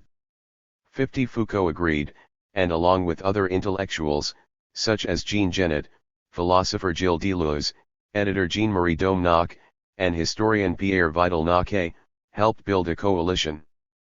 51 On February 8, 1971, Foucault unveiled the prison's information group, Little information is published on prisons. It is one of the hidden regions of our social system, one of the black boxes of our life. We have the right to know. We want to know. 52. Drawing on the workers' inquiry model proposed by Karl Marx in 1880, and later adopted by Maoists in the 1960s, the Prisons Information Group drafted a questionnaire. 53. With the help of doctors, lawyers, and families, activists smuggled inquiries into the prisons to gain valuable information, give voice to silenced prisoners, and guide future organizing efforts. These experiences were transformative for radicals, forcing them to change how they understood the law, imprisonment, subjectivation, and revolutionary politics. 54. When French anti-imperialists, and especially Maoists in the proletarian left, first entered prison, they tended to draw a line between the political prisoners and the common law inmates, insisting that they alone deserved the political regime status. The campaign to win the political regime status aims to force the enemy to recognize us as a political force and not as a band of criminals, as communists, and not as thieves, they explained. The car thief, the common law criminal, reflects society, the communist transforms it. 55. As Michel Foucault later put it, when Maoists were put in prison, they began, it must be said, by reacting a little like the traditional political groups, that is to say, we do not want to be assimilated with the criminals of common law, we do not want our image to be mixed with theirs in the opinion of people, and we ask to be treated like political prisoners with the rights of political prisoners. 56. This was, after all, the objective of the first strike in September 1970. But that strike's limited gains, the subsequent prison inquiries, collaboration with common law prisoners, and engagement with Foucault's ideas about prisons all pushed radicals to question this narrow conception. 57. Another major factor in this rethinking had to do with transnational connections to prisoner movements in other countries. 58. After reading Continuous Struggles coverage of prisoner rebellions in Italy, Daniel Defert and Jacques Donzelot traveled south in 1971 to study Italian prison organizing firsthand. More than a simple tactical response to repression, the Italian turn to prisons belonged to a broader shift in strategy. After the wave of workers' strikes in 1969, 1 pay raises, better 170 repression benefits, and greater say in the factory, business owners counterattacked by attempting, among other things, to increase the cost of living. 59. In view of this, Italo Sbrogio, a factory worker at the Porto Marghera petrochemical plant, recalled, "We put our back into it and said that the intervention inside the factories would have to be carried to the outside, to the social, as well, broaching the issue of the rise of living costs." 60. Radicals adopted a new strategy of surrounding the factory with struggles on what they called the terrain of social reproduction, that is, streets, schools, civic centers, and neighborhoods. 61. Housewives, for instance, launched a movement of auto-reduction to unilaterally reduce bus fares, electricity bills, or rents.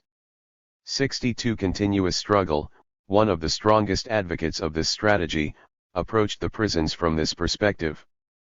Prisons, they argued, were sites of social reproduction, and prisoners' struggles were linked to the fight for lower rents, affordable food, and accessible transportation.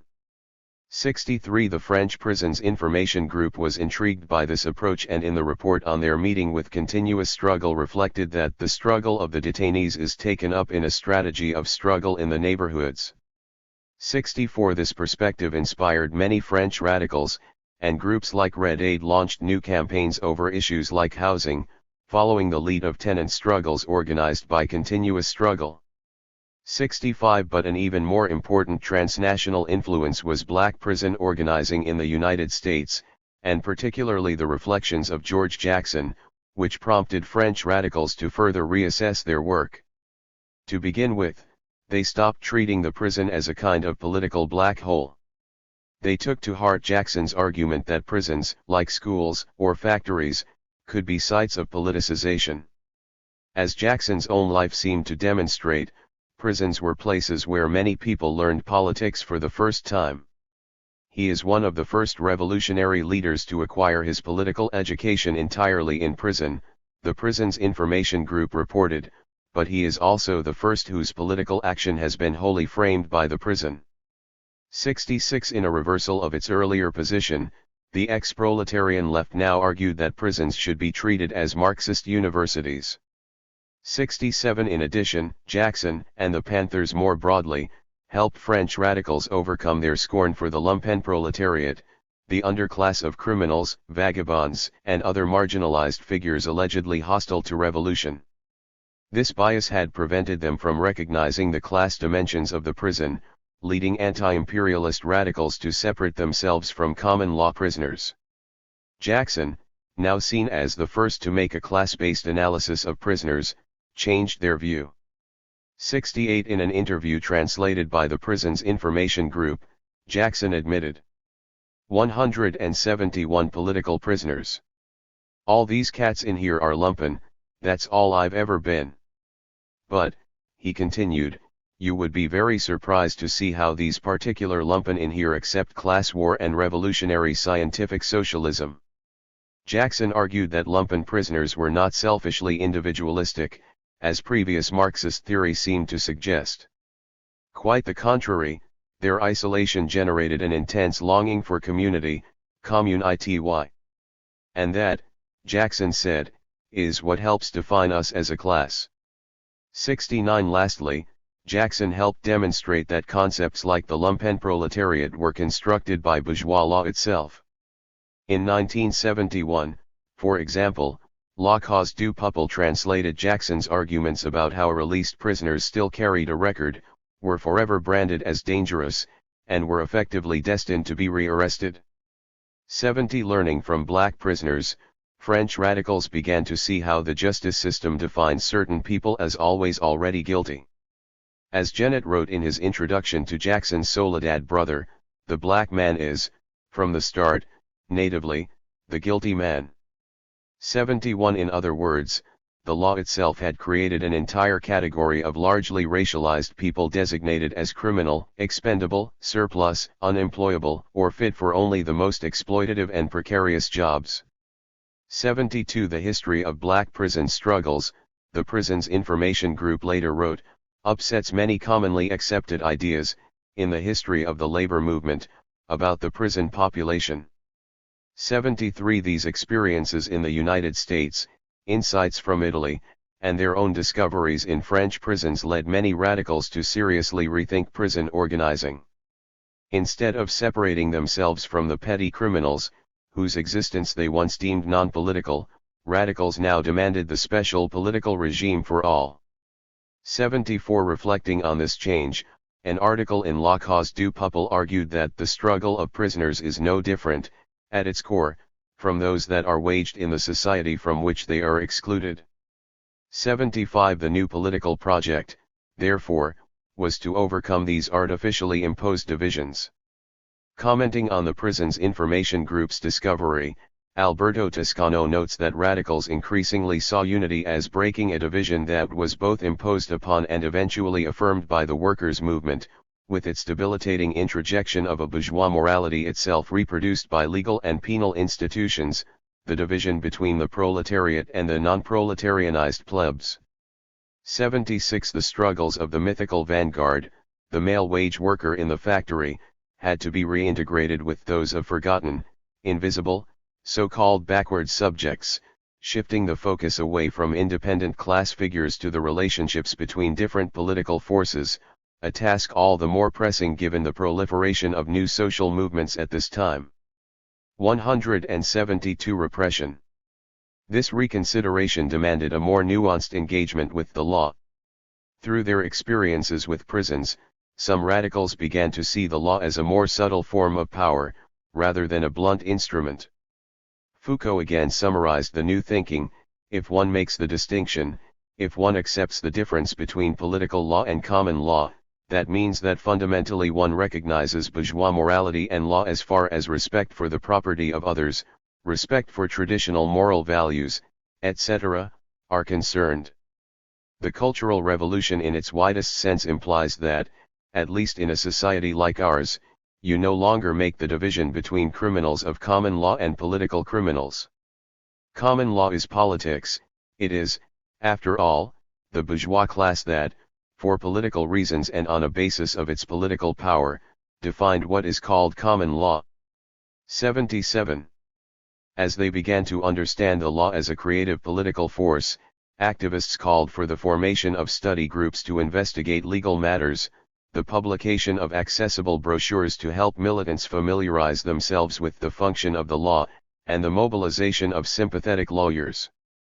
Through this transnational experience of prison organizing, radicals began to see the ways in which politics were at work in those places they once wrote off as non-political.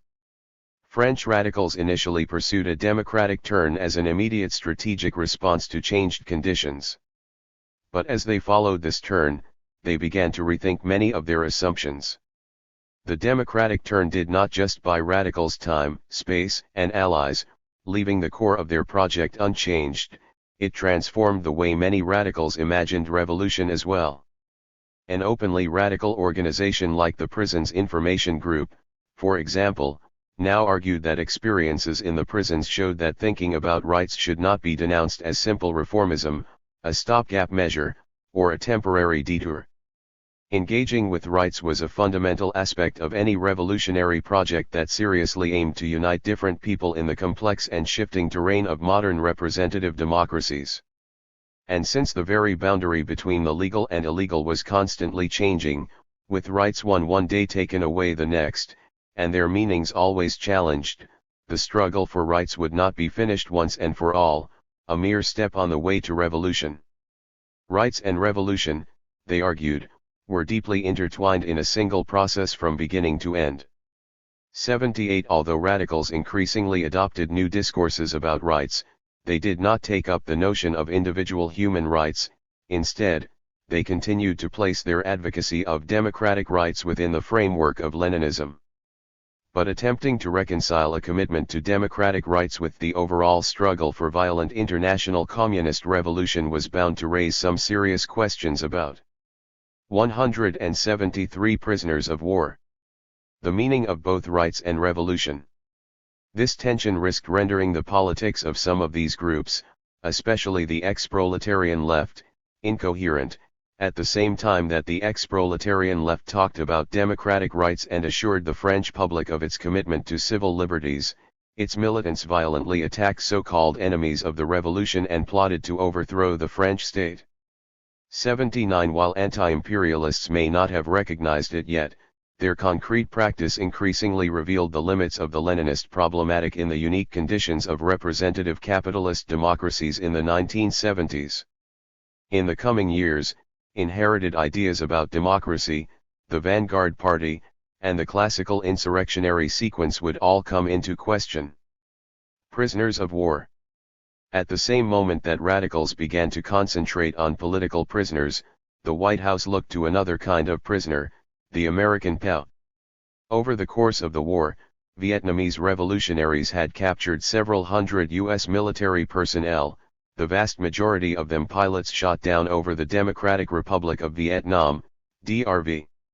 Although Vietnamese communists had long politicized American POWs as part of their overall strategy, the White House remained relatively silent about the issue, practicing instead what was called quiet diplomacy to secure their freedom. 80 But by the end of the decade, a new set of forces compelled the United States to change its approach. In the late 1960s, dissenting voices in the military began to urge the White House to mobilize the POW issue for counter-propaganda.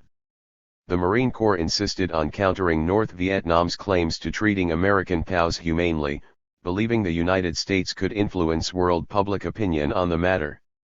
The Army suggested that the U.S. government needed a strategy which aggressively grasps the initiative for us and keeps the other side reacting in the desired direction.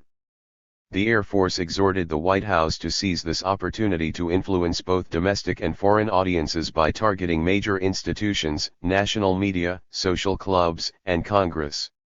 By the late 1960s, a joint working group recommended that the White House go on the offensive. 81 These initiatives from within the state were matched by grassroots pressure outside. Frustrated families of prisoners of war and combatants missing in action launched an aggressive campaign to publicize the POW/missing in action issue. Led by Sybil Stockdale, wife of the highest-ranking naval officer imprisoned in North Vietnam, they eventually created a new organization called the National League of Families of American Prisoners and 174 Repression. Missing in Southeast Asia. They published stories in newspapers across the country, appeared on television shows, and cultivated close ties with major Republican politicians, including Secretary of Defense Melvin Laird, California Governor Ronald Reagan, Senator Bob Dole, and President Nixon himself. 82 Most importantly, a new administration had moved into the White House. Although Nixon promised to end the war, he wished to do so on his terms, extricating the United States through an honorable settlement that left South Vietnam's government intact, North Vietnam's ambitions contained, and America's reputation untarnished. To do that, Nixon had to buy time, which meant prolonging the war. There were, however, a few obstacles in his way. A pesky peace process had already begun in Paris, anti-war movements were biting at his heels, the majority of Americans now saw the war as a mistake, and even some conservatives began to express doubts about the war. Nixon gambled that he could work with the military, veteran associations, the League of Families, conservative politicians, wealthy philanthropists, and mainstream news media to use the POW issue as a way to counter anti-war activists, rebuild a pro-war coalition, revive support for the war, and reframe U.S. imperialism. 83 On May 19, 1969, the last birthday Ho Chi Minh would live to celebrate, Secretary of Defense Melvin Laird unveiled the Go Public campaign by demanding the prompt release of all American prisoners. 84 In July 1969, pro-war groups printed 5,000 bumper stickers with the words, "Don't let them be forgotten, POWs, MIAs." In October, POW/missing in action families flew to Paris to accost the enemy face-to-face. 85 The following month, Congress unanimously declared November 9 a National Day of Prayer for U.S. POWs in Vietnam, and the House Subcommittee on National Security Policy condemned the ruthlessness and cruelty of North Vietnam. 86 In late 1969, billionaire Ross Perot ran full-page advertisements in major newspapers and purchased airtime on television stations in more than 50 cities to run a propaganda film. On May 1, 1970, International Workers' Day, Bob Dole teamed up with the League of Families to organize a rally called the Appeal for International Justice that featured 1,000 POW/missing in action families. Around the same time, activists began selling bracelets engraved with the names of POWs and MIAs. By the time the United States formally withdrew from Vietnam, over 4 million Americans wore them. 87 Although the hackneyed refrain about defending South Vietnamese self-determination from global communist subversion had not disappeared, Nixon increasingly sold the war by focusing on individual American POWs. He inflated the number of POWs and MIAs. He deliberately 175 prisoners of war showcased white, middle-class, highly educated, pro-war career officers. 88 He exaggerated their conditions, manipulated their motivations, and erased the voices of numerous anti-war, dissenting POWs. 89 He made their release an official priority of the U.S. government. 90 He authorized a military raid on the Son Tay prison camp outside Hanoi to prove his commitment to the cause. He even suggested that the future of U.S. involvement in Vietnam depended on the status of the POWs. In April 1971, he threatened, as long as there is one American being held prisoner in North Vietnam, he would have no choice but to retain a military force in Vietnam.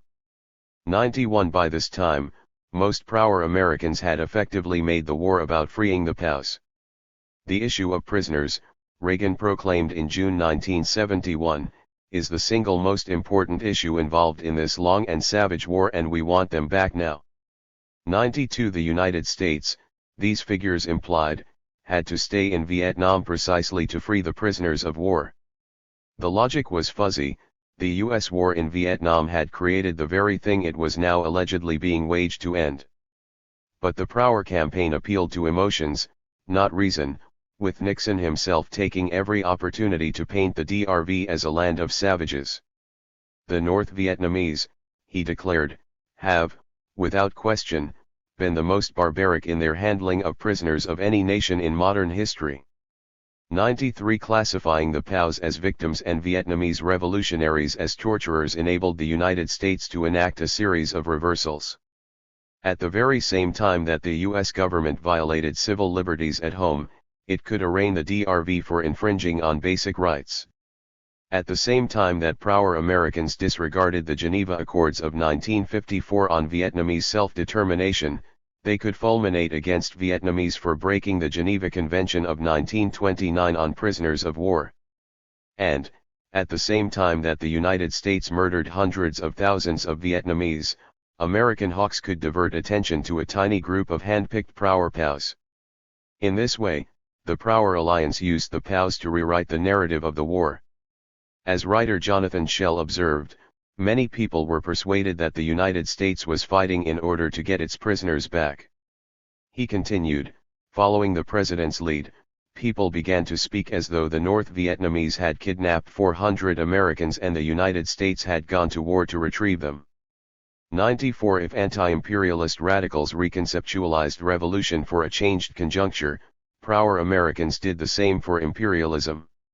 Neither side gave up on their respective projects, they just tried to update them by shifting tactics, rhetoric, and intermediate objectives, with both making the figure of the prisoner, the political prisoner in one case and the prisoner of war in the other, the emblem of their transformation. 176 Repression. But they did so in different ways. While radicals aimed to repoliticize seemingly non-political experiences, such as common law imprisonment, the United States tried to depoliticize the emphatically political experiences of the POWs.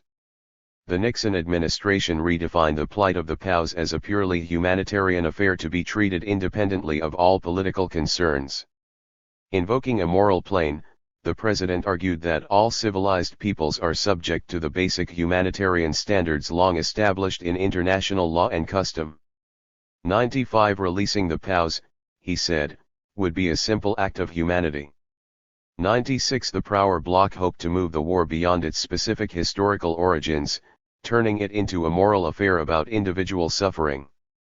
The conflict in Vietnam was a hostage situation, U.S. involvement a humanitarian intervention, and the goal to save innocent individuals from mistreatment.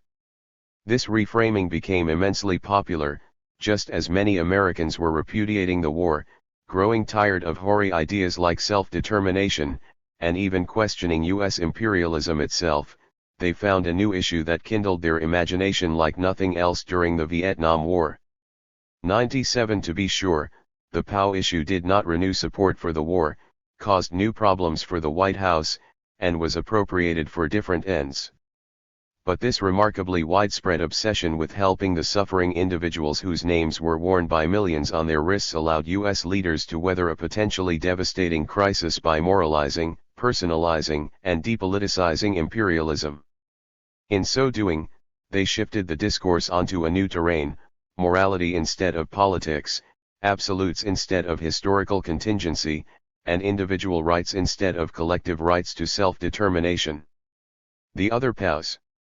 Since Nixon made the POWs the kernel of his new approach to the war, anti-war forces poured considerable energy into challenging the administration on the issue. Some anti-imperialists simply exposed the POW campaign as a cynical ploy.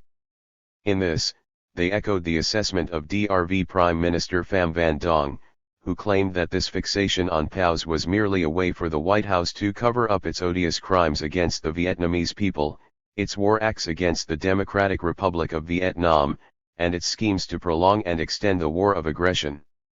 98 others, such as the Black Panther Party, pointed to political prisoners in the United States.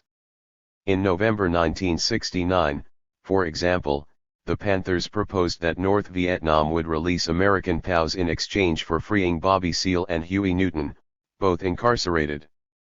177 The other POWs. as political prisoners here in fascist Babylon. 99. If you have sons, husbands, or friends who are prisoners of war in Vietnam, their paper enjoined readers, send us their name, rank and serial numbers. 100. The U.S. government's unsurprising refusal to consider trading political prisoners at home for the liberation of prisoners of war abroad, the Panthers argued, revealed its hypocrisy on the issue. Still others responded by claiming that anti-war forces could do more for the POWs than Nixon. As proof, they pointed to how North Vietnam had already been releasing POWs not to the U.S. government but anti-war activists. 101. Just months after the White House fired the opening salvos of its Go Public campaign, the DRV released 3 more POWs to activists, bypassing the Nixon administration. They followed this up by working with a contingent of American anti-war activists led by Cora Weiss and David Dellinger to form the Committee of Liaison with Families of Servicemen Detained in North Vietnam, COLIAFAM, in late 1969.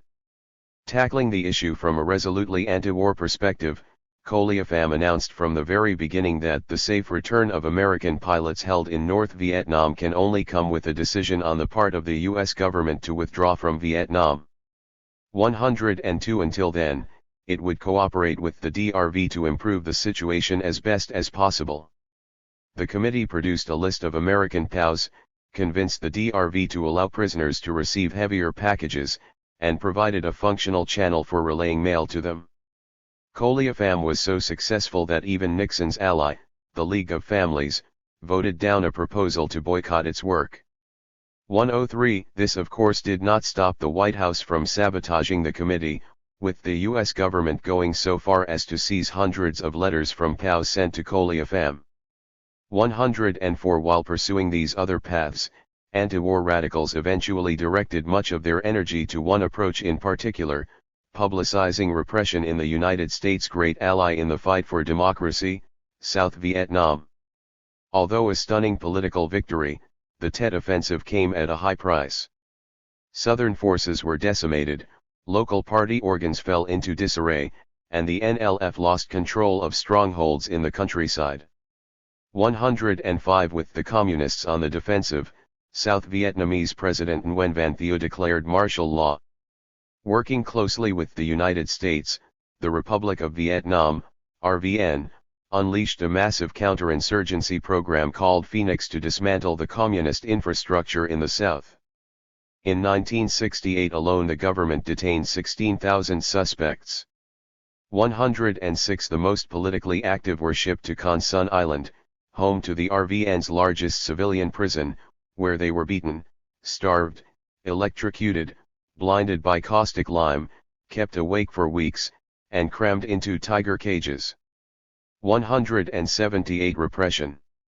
Many communist fighters would remember the period from late 1968 to 1970 as one of the most difficult of the war. 107. In response to this repression, they embarked on their own democratic turn. They encouraged the creation of an alliance of national, democratic, and peace forces to build wider support, announced a new provisional revolutionary government, PRG, to consolidate diplomatic relations, and cooperated more closely with the Third Force, that is, South Vietnamese activists who were critical of both Thieu in the south and the DRV in the north, but urged both sides to bring the war to a peaceful end through negotiations. 108. In fact, the tumultuous events of those years prompted millions of people across the South to become more politically engaged. The earthquake of Tet showed that the cities could not avoid the conflict. The government's increased repression raised concerns about the future of the country. The horrors of pacification unsettled countless lives. And the Nixon administration's new policy of Vietnamization dragged even more people into the vortex of war. As a concession to anti-war sentiment, Nixon began to gradually withdraw U.S. military personnel from Vietnam while transferring greater responsibilities to the RVN, but since the Republic of Vietnam was not strong enough to survive on its own, Vietnamization ultimately meant press-ganging millions of Vietnamese into a ballooning RVN army to compensate for the departing American troops. With the war now touching more lives than ever before, workers, students, intellectuals, professionals, government officials, Buddhists, and Catholics took a stand. After 1969, nearly 100 different third force groups protested such issues as repression, the ongoing war, the desultory peace process, rampant government corruption, and the expansion of the draft. 109 An enraged Theo responded with more repression. "We will beat to death the people who are demanding immediate peace," he promised in 1970. 110 communists and non-communists alike were imprisoned without trial. This only further radicalized third force activists, drawing them closer to the communists. In this way, communists came to play important roles in a number of third force groups, some of which were effectively communist front organizations. 111 Together, these activists made the struggle against repression a top priority. In 1970, the peak year of student activism in South Vietnam, university unions demanded everything from the release of arrested students to the end of military programs on campus. 112 Catholics, once a pillar of the regime, spoke out against repression, with Father Chan Tin launching a committee to reform the prison system. 113 That same year, Ngo Tan, anti-war activist, former political prisoner, mother of four, and international lawyer with advanced degrees from universities in both Europe and the 179 The other POWs. United States, launched the women's movement for the right to live, mobilizing Vietnamese women in defense of the political prisoners. 114 As one of its first actions, the movement delivered a letter to Vice President Spiro Agnew during his visit to South Vietnam in August 1970. Although opposed to the U.S. presence in Vietnam, and making a point to remind Agnew that Americans had trained the local police, supplied them equipment, and funded the carceral system in the RVN, the women adopted a rhetorical strategy that played to Agnew's conservatism. They interpolated him as a father, the head of a family, themselves as mothers, and the political prisoners as our children, framing their appeal around the gendered ideals of paternal leadership, maternal care, and the integrity of the family. As a father, you have deep love towards your children and you have experienced moments of anxiety when your children are in danger, the women wrote. 115 Adopting this discourse allowed them to assuage suspicions that they were communists, potentially giving themselves greater credibility. Despite their careful messaging, Agnew would not even read the letter. When the White House refused to acknowledge the existence of political prisoners, Vietnamese activists went to work drawing international attention to the issue. They relied heavily on anti-war movements in the North Atlantic, which they still fondly called the Second Front. They suspected that American accounts in particular would add credibility to their case, and it was an American named Don Luce who helped furnish indisputable proof of imprisonment. In Vietnam, former prisoners informed Luce of the deplorable conditions in Con Son, with one drawing him a map to the tiger cages. Armed with this information, in the summer of 1970 Luce accompanied a U.S. congressional delegation to the island, where he led them to the mysterious cages. Luce later recounted, "The faces of the prisoners in the cages below are still etched indelibly in my mind, the man with 3 fingers cut off, the man, soon to die, from Quang Tri province whose skull was split open, and the Buddhist monk from Hue who spoke intensely about the repression of the Buddhists. I remember clearly the terrible stench from diarrhea and the open sores where shackles cut into the prisoners' ankles." 116 The story broke in Life magazine. Through overlapping transnational networks, anti-war activists of all political backgrounds united to keep the issue of political imprisonment, and repression more generally, in the news. Quakers and Vietnamese abroad circulated prison letters smuggled out by Father Chan Tin. 117 Feminists met with Vietnamese women to publicize the specific condition of women prisoners. 118 Academics mobilized on behalf of intellectuals such as Ngo Tan, who was re-arrested in 1971. 119. 180 Repression. In February 1972, a group of anti-war Vietnamese students living in the United States occupied the South Vietnamese consulate in New York City to protest Theo's repressive policies. 120 By May 1972, when Thieu declared martial law, repression in South Vietnam had become mainstream American news. 121 While the Americans took the lead, European activists also helped make the political prisoners a central international issue. Two French anti-war activists, Jean-Pierre Debré and André Menrez, provided what was widely regarded as the most authentic non-Vietnamese eyewitness evidence about the treatment of political prisoners. Working as school teachers in South Vietnam, Debré and Menrez were arrested in the summer of 1970 for speaking out against Thieu, imprisoned alongside other dissidents, and finally released in December 1972. Immediately upon returning to Paris, they gave a press conference at the offices of Red Aid, which had helped free them.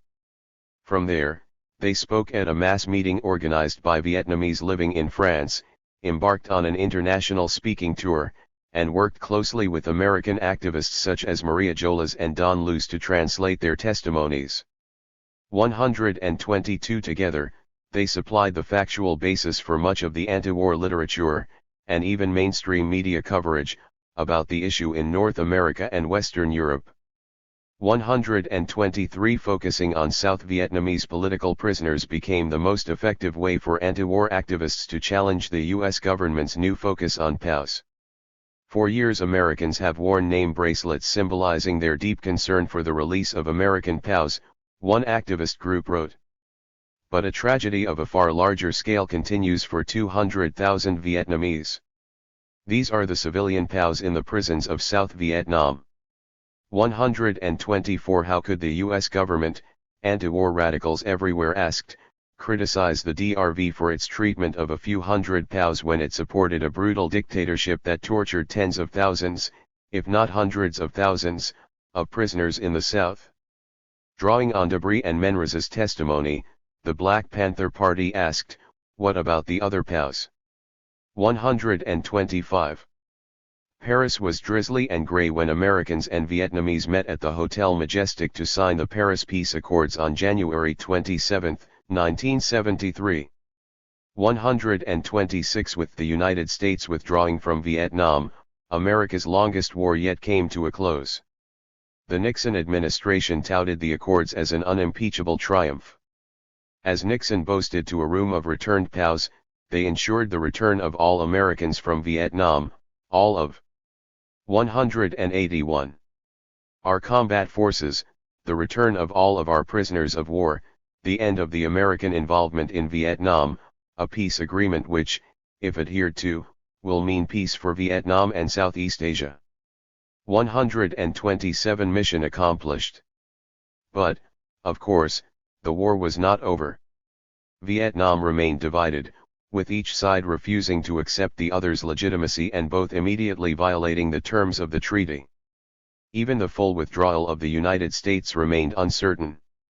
Military aid cascaded into the region, advisors freely operated on the ground, and some officials, such as Secretary of Defense James Schlesinger, threatened to bomb North Vietnam again if necessary. This was no idle threat. Even after the signing of the accords, the United States continued to bomb both Cambodia, dropping a whopping 250,000 tons of ordnance in 1973 alone, more than the tonnage dropped on Japan during the entirety of the Second World War, and Laos, which became the most heavily bombed country per capita in human history. In retrospect, it may seem that with the departure of U.S. troops, communist victory in Vietnam was a foregone conclusion. Nothing could be further from the truth. Years of bombing left the North devastated, the failed spring offensive of 1972 exhausted communist forces, Thieu's regime hardened into a police state, and the United States left South Vietnam's military with a bonanza of equipment. In the spring of 1974, the RVN mobilized over 1 million soldiers, 4 times the number of communist forces in the South.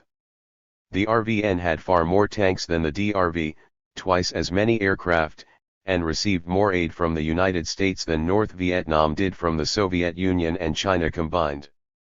Militarily, the RVN had the upper hand, and the Communists knew it. 128 The struggle for a unified, socialist Vietnam was not going to be easy.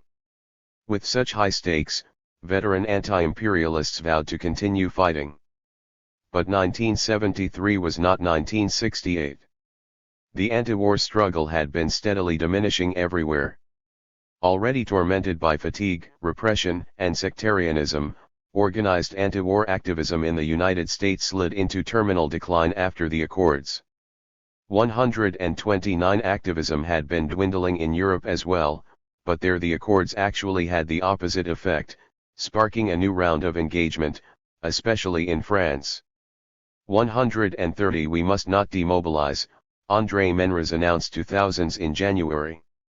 131 The Indochina Solidarity Front, ISF, successor to the old National Vietnam Committee in spirit, outlook, and composition, led the way. 132 Having spent the last couple of years protesting the bombardment of the North, the wartime collaboration of American and French companies, and the extension of the war into neighboring Cambodia, the ISF redoubled its efforts after January 1973, boldly announcing that nothing is 182 Repression decided. Nothing is finished.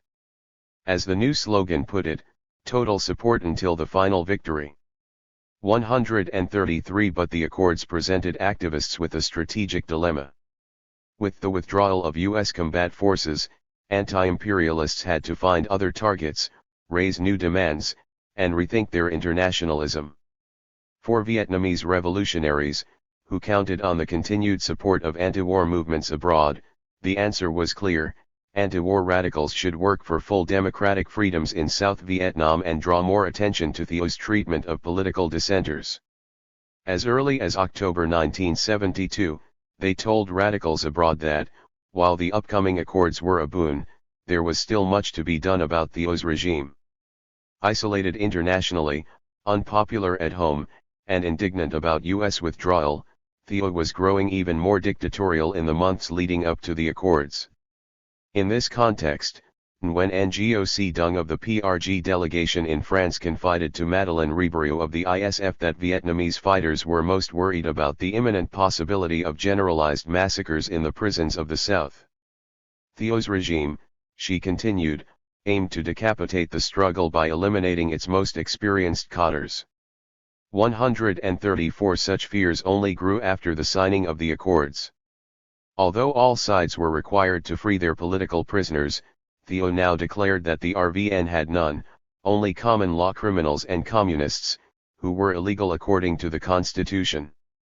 To force reality to fit his story, his regime either tortured prisoners to confess to communism or reclassified political prisoners like Ngoc Tan as common law criminals. With the lives of some 100,000 to 200,000 prisoners at risk, revolutionaries unable to liberate them militarily, and the war likely to last longer than expected, Vietnamese revolutionaries turned to the indispensable internationalism of their comrades abroad. We ask you to focus your support on the following themes: the prisons of South Vietnam, obtaining and respecting democratic freedoms, denouncing Thieu's regime of the dollar and corruption. 135 With Laurent Schwartz at the helm, the ISF led the way. Nothing is more urgent right now than freeing them, the ISF wrote of the prisoners in February 1973. The Vietnamese revolution needs them. It is up to us to make sure that they are returned to it. 136 Although continuing to champion other demands, such as cutting aid to Thieu, withdrawing military advisors, or ending the bombardment of Cambodia, the ISF made the liberation of the political prisoners in South Vietnam a priority for anti-imperialists engaged in Vietnam solidarity work. The ISF wrote about the prisoners in its paper, circulated brochures across radical milieus, and organized meetings throughout the country, often in close collaboration with Vietnamese living in France. After one demonstration, 183.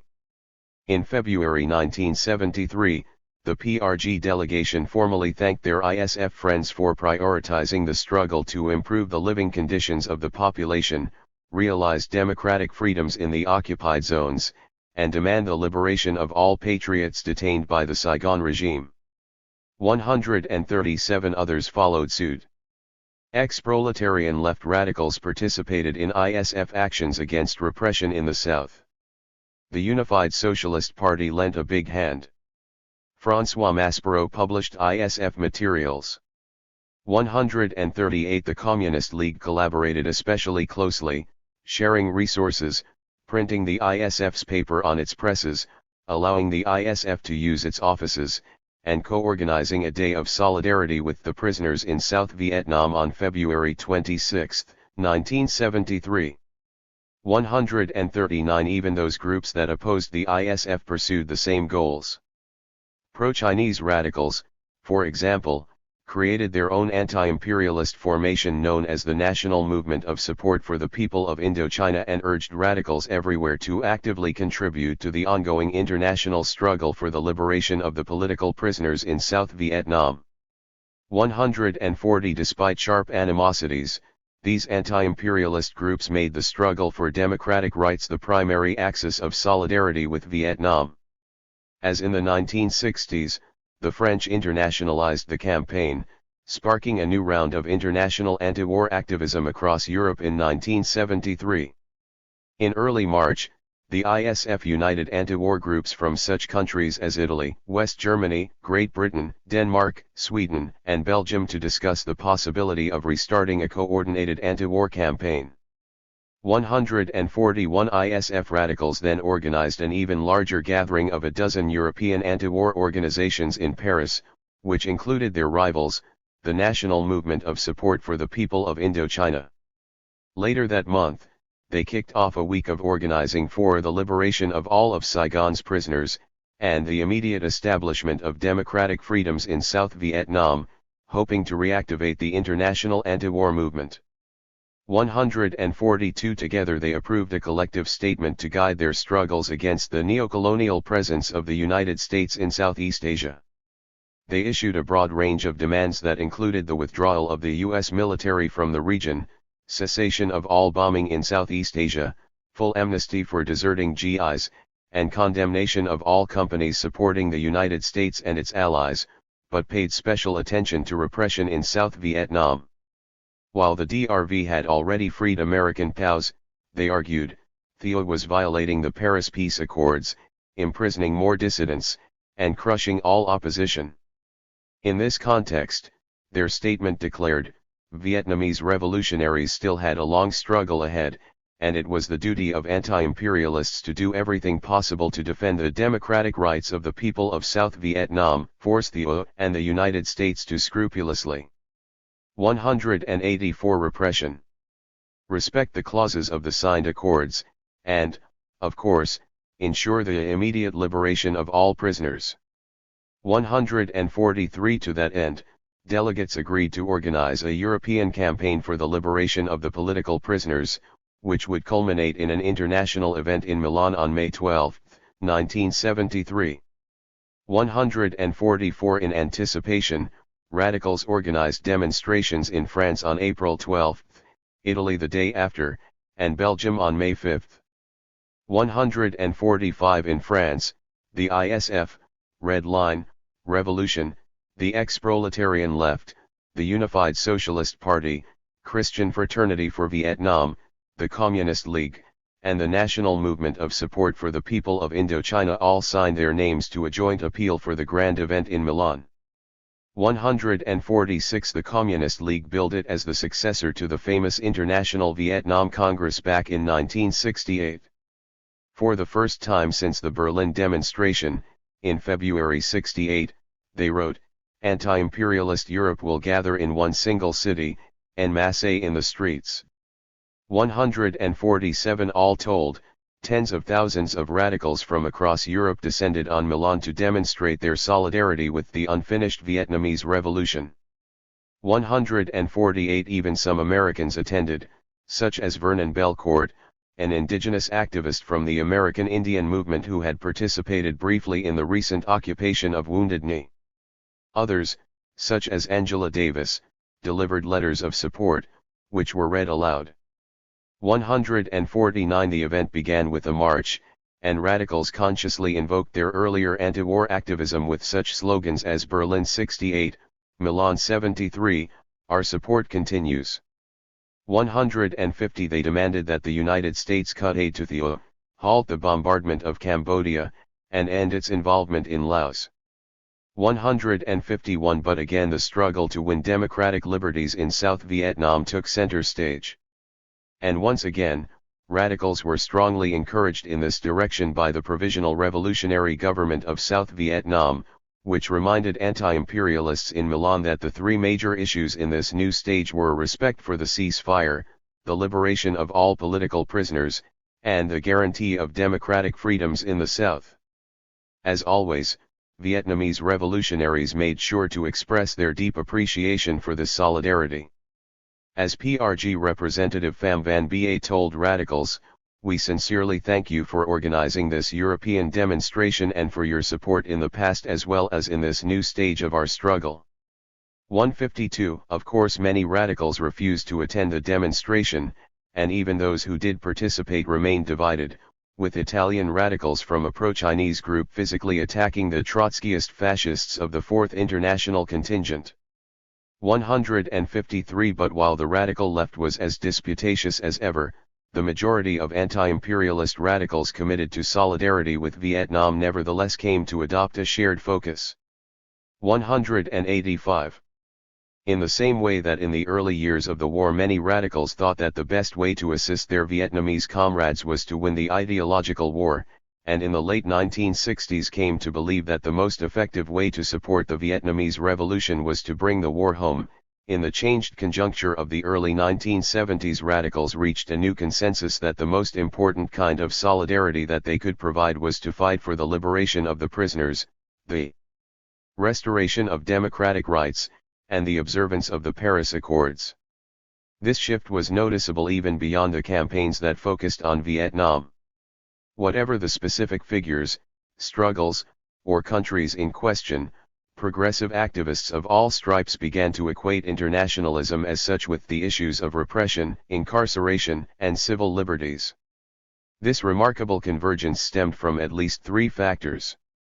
First, the continued centrality of Vietnam in the radical imagination. As one of the most important issues of the time, and the revolution that had radicalized so many of these internationalists in the first place, Vietnam served as a kind of pace-setter for international solidarity. It was only natural, then, that the ideas developed around this revolution would influence solidarity work more generally. Here, again, Vietnamese figures played a leading role by using their stature, and their sophisticated public relations apparatus, to urge radicals in the North Atlantic to prioritize rights, prisoners, democracy, and repression.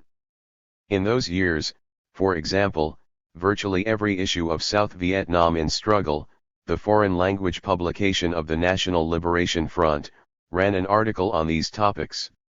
In fact, the Vietnamese revolutionaries so many radicals looked to for inspiration often made the struggle against repression the center of their own solidarity work with other movements in the world.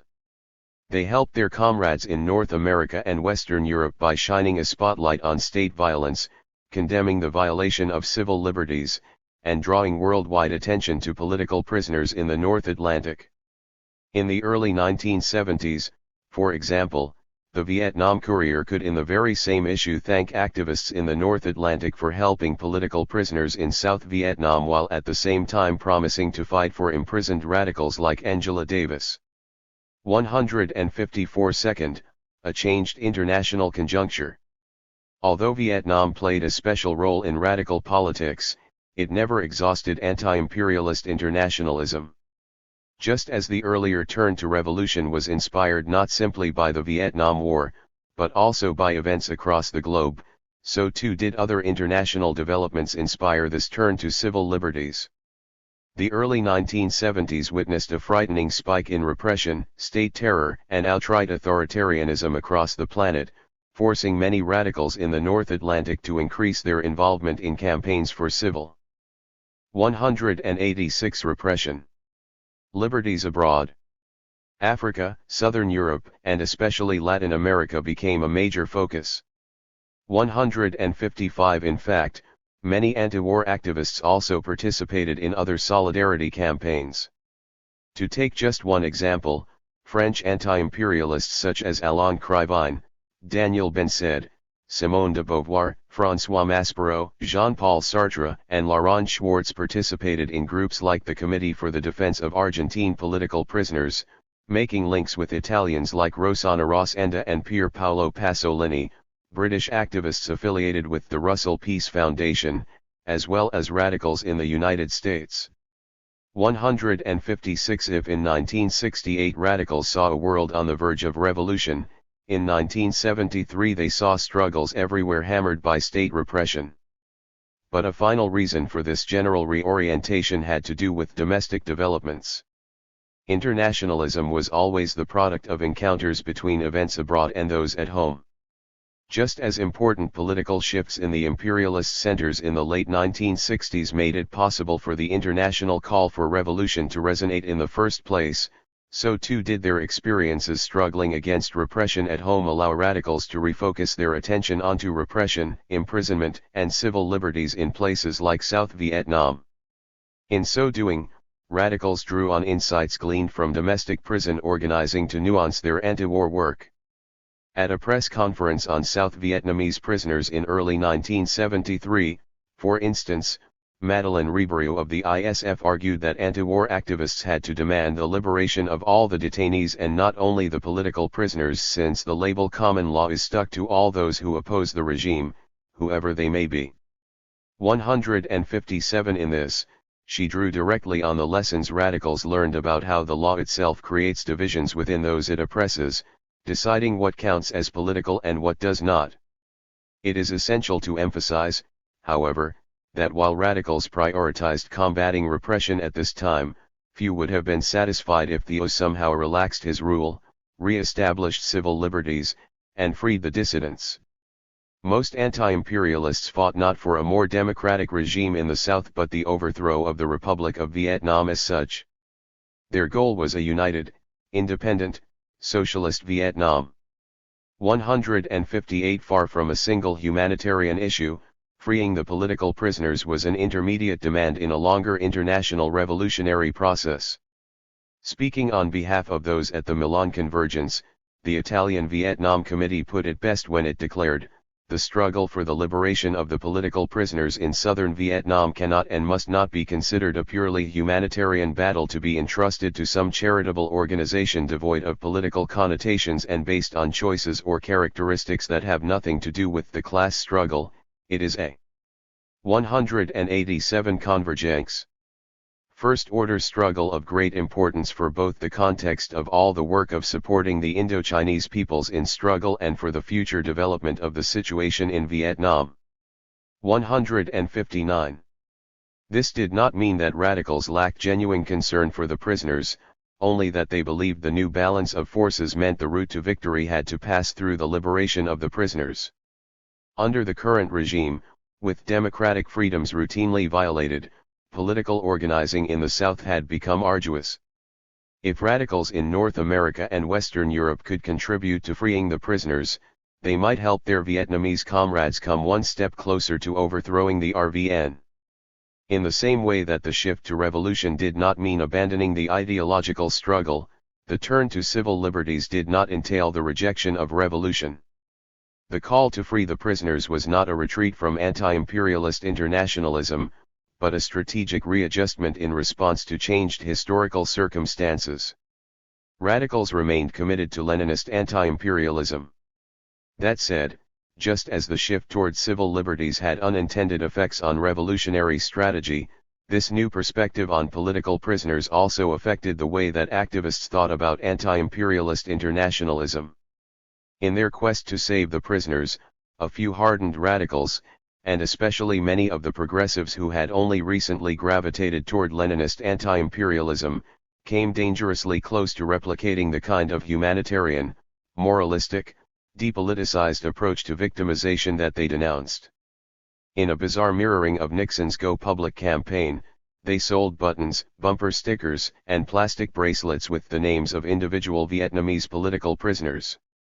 160 Instead of the POW Days of Prayer, they organized the International Days of Concern with Saigon's political prisoners. 161 And where some pro-war activists sat in bamboo cages to dramatize the plight of the POWs, anti-war activists now built their own model tiger cages. 162 These anti-war activists began appealing to moral conscience, invoking humanitarian standards, and personalizing repression through lachrymose testimonies of suffering. Instead of heroic subjects fighting for their collective liberation, the Vietnamese people were increasingly recast as a lot of miserable victims in need of saving. As one American anti-war flyer put it, their lives are in our hands. 163. Convergence. On April 12, 1973, Vietnamese in Paris brought together nearly 100 local, national, and international organizations for an international conference for the liberation of the political prisoners of South Vietnam. 164. 188 Repression. As the conference made clear, while the anti-imperialists may have been some of the most ardent supporters of the struggle to restore democratic freedoms in South Vietnam, they by no means monopolized the issue. 165 Alongside the radicals, Christians played a particularly active role. While publications like Témoignage Chrétien had already run articles documenting the tiger cages, the Accords transformed the political prisoners into the primary issue for anti-war Christian groups in France. These groups successfully mobilized pre-existing religious links to build an international movement in support of the prisoners.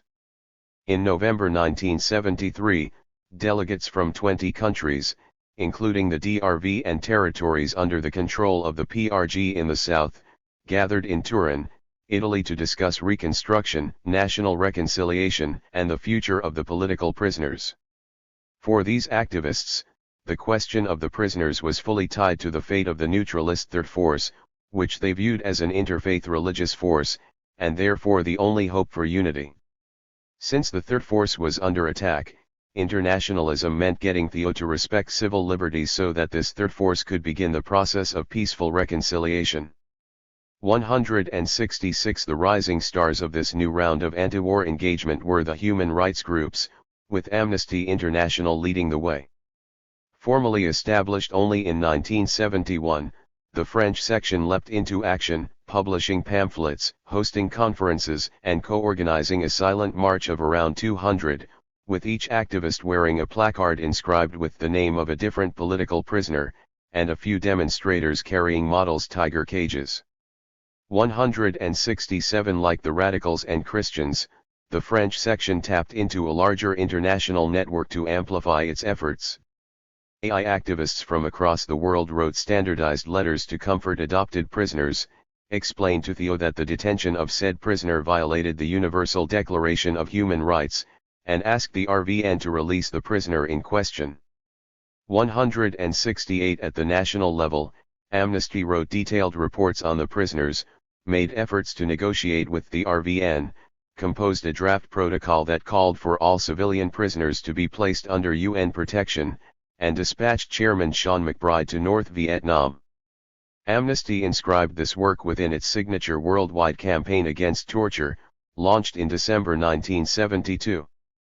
Amnesty had come to see torture, and specifically its use by states, as the defining issue of the age. According to AI, what for the last 200 or 300 years has been no more than an historical curiosity, has suddenly developed a life of its own and become a social cancer. 169 Torture was a malignant growth on the body politic, a disease that had reached epidemic proportions, infecting radically diverse countries with no regard for ideology, political system, mode of production, or Cold War allegiance. 170 Instead of 189 Convergence. Interpreting the world as a struggle between, say, national liberation and imperialism, communism and capitalism, or democracy and dictatorship, Amnesty International saw an epical conflict between what it called torture states and individual citizens. 171 Amnesty approached repression in South Vietnam from a very different perspective than other activist groups. First, instead of seeing repression as the product of specific historical trajectories, and therefore inscribed in specific social relations, Connected to specific political projects, amnesty tended to flatten societies, which allowed it to equate dissimilar countries, such as capitalist South Vietnam and communist Cuba, subsuming both under the ahistorical category of torture states. Second, and relatedly, AI tried to bracket all politics. Please take special care not to advance political or religious positions. Amnesty instructed its letter writers in the campaign to save the South Vietnamese political prisoners. 172 Your mission is purely humanitarian. It is not to criticize or reform the government but to protect and help the individual person. 173 More than a tactical attempt to appear neutral, Amnesty strove to transcend politics as such. Instead of asking whether Thieu's regime should exist to begin with, Amnesty only aimed to alleviate misery in the RVN, a position it claimed was beyond politics, but was of itself political. Third, AI imagined internationalism in a way that centered the individual above all else. Individual members wrote to other individuals, adopted specific prisoners, and scrawled their names on placards at marches. Lastly, Amnesty shifted agency from Vietnamese prisoners to their advocates abroad. Letter writers, for example, were instructed to reassure adopted Vietnamese prisoners that there are people all over the world working for human rights who think of you, and hope for your early release. 174 Salvation, AI suggested, would not come through mass agitation on the part of political prisoners themselves, but from the fact that other individuals, primarily in North America and Western Europe, believed in human rights. Despite such fundamental differences in the ways these competing currents conceptualized internationalism, activists united on the issue of the political prisoners.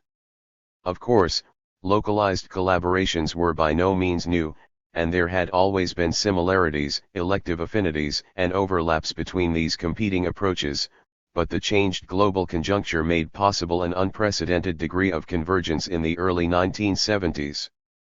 The inescapable context of international repression led these different currents to adopt a shared focus on rights, with the figure of the prisoner as a central point of reference. Consequently, activists found themselves pursuing some of the same projects, such as the campaign to free the political prisoners in South Vietnam. While there, 190 Repression. Methods, approaches, and ultimate goals no doubt differed. They shared the same immediate objective of fighting repression in South Vietnam.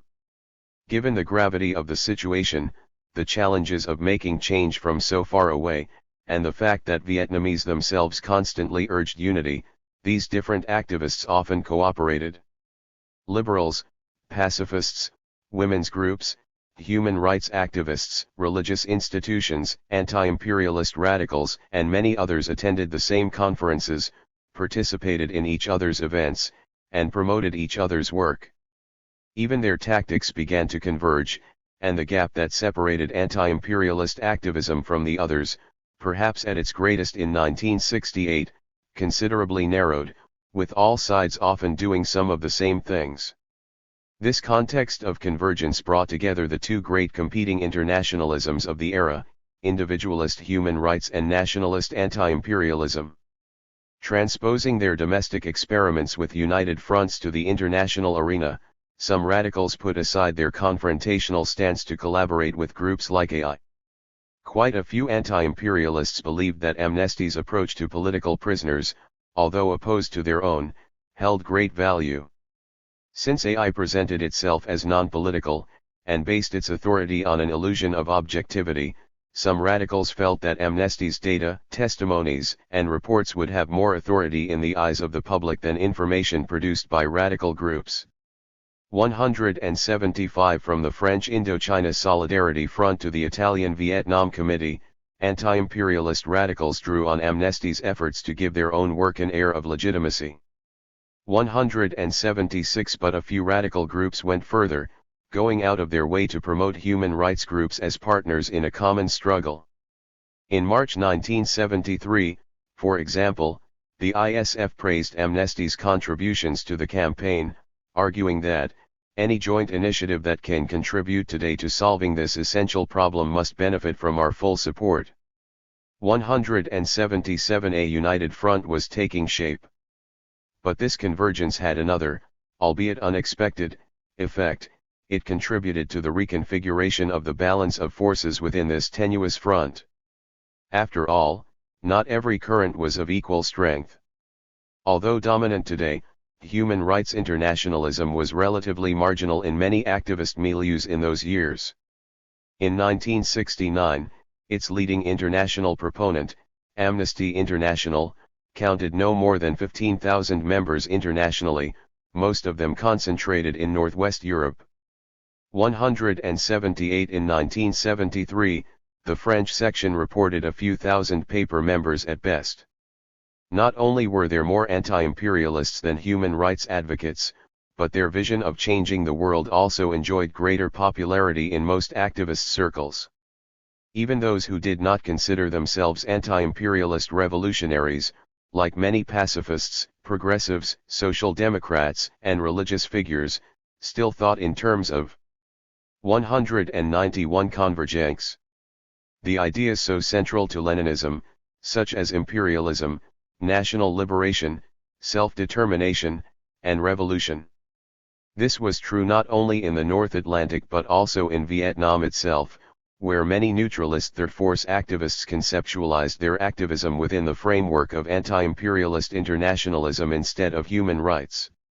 In 1973, Father Nguyen Ngoc Lan, a member of the Committee to Reform the Prison System, used the 25th anniversary of the Universal Declaration of Human Rights to mock human rights as little more than the empty right to live in misery.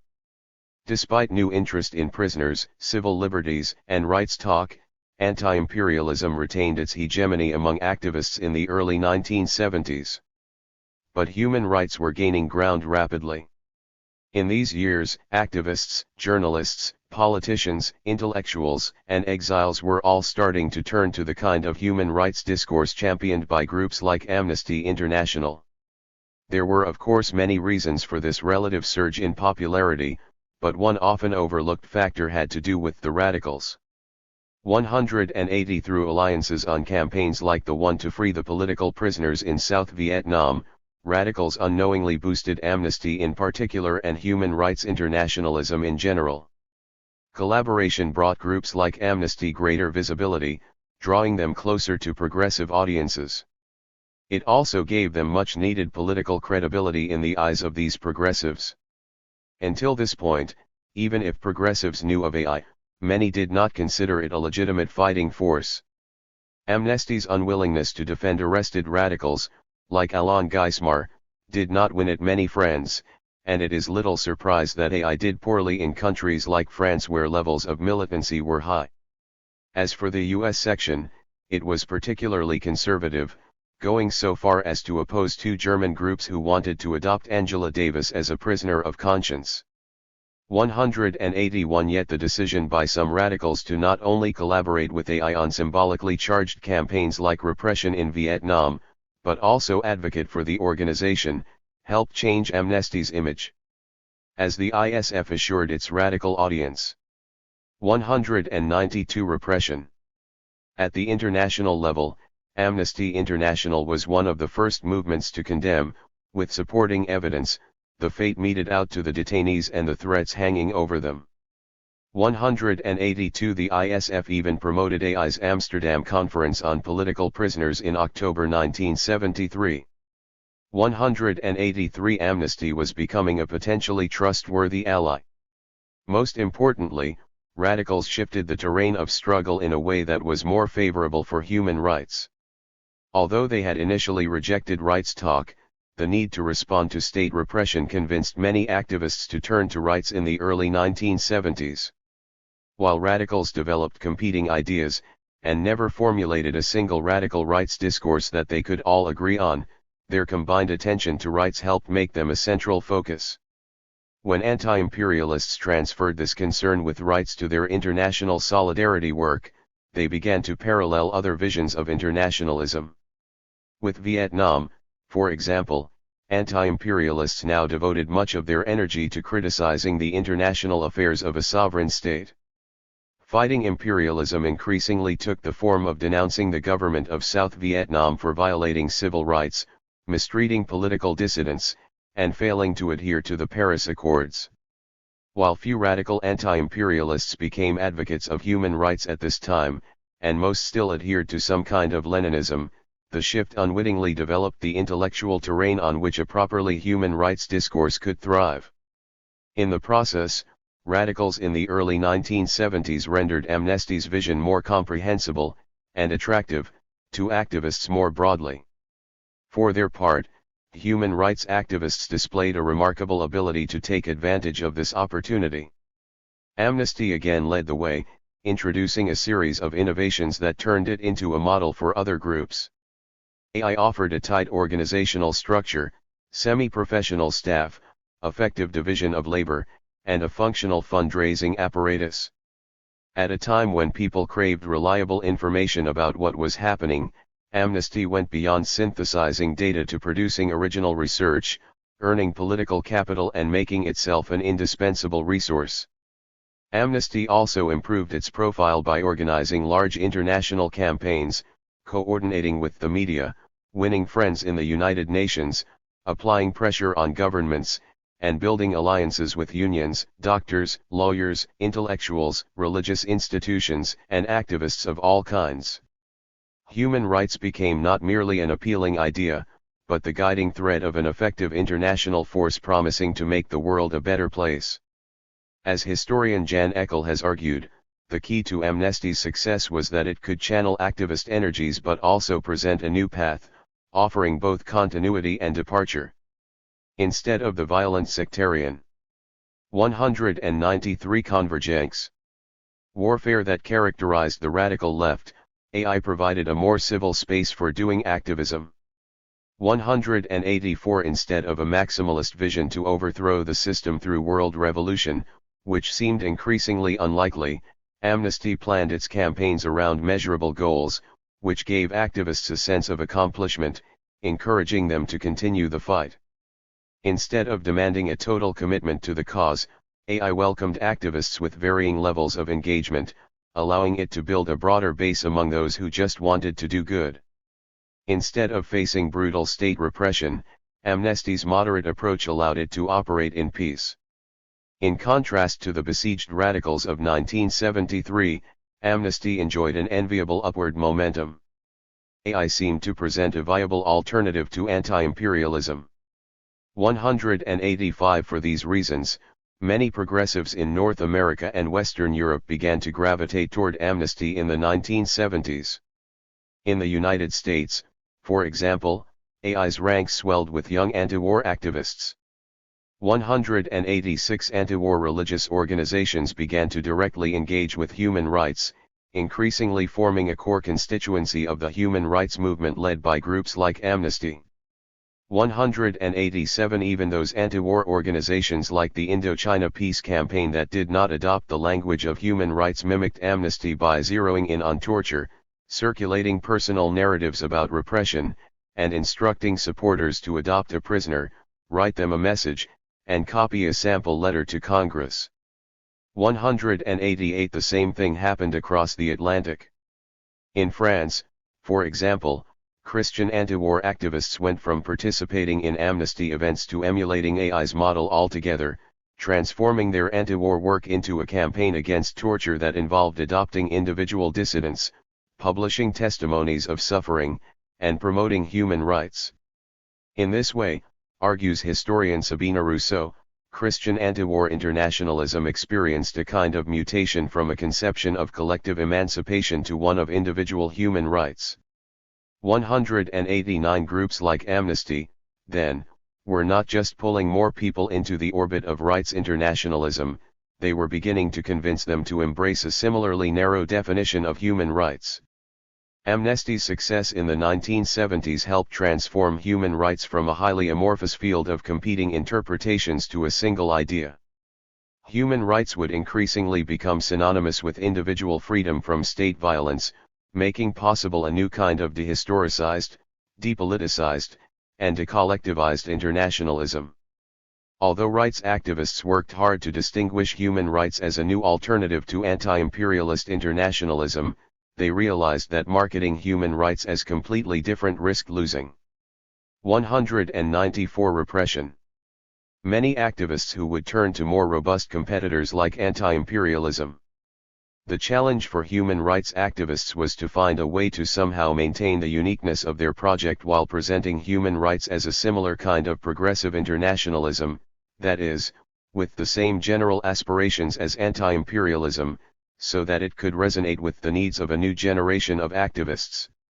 They found their solution in those collaborative projects of the early 1970s.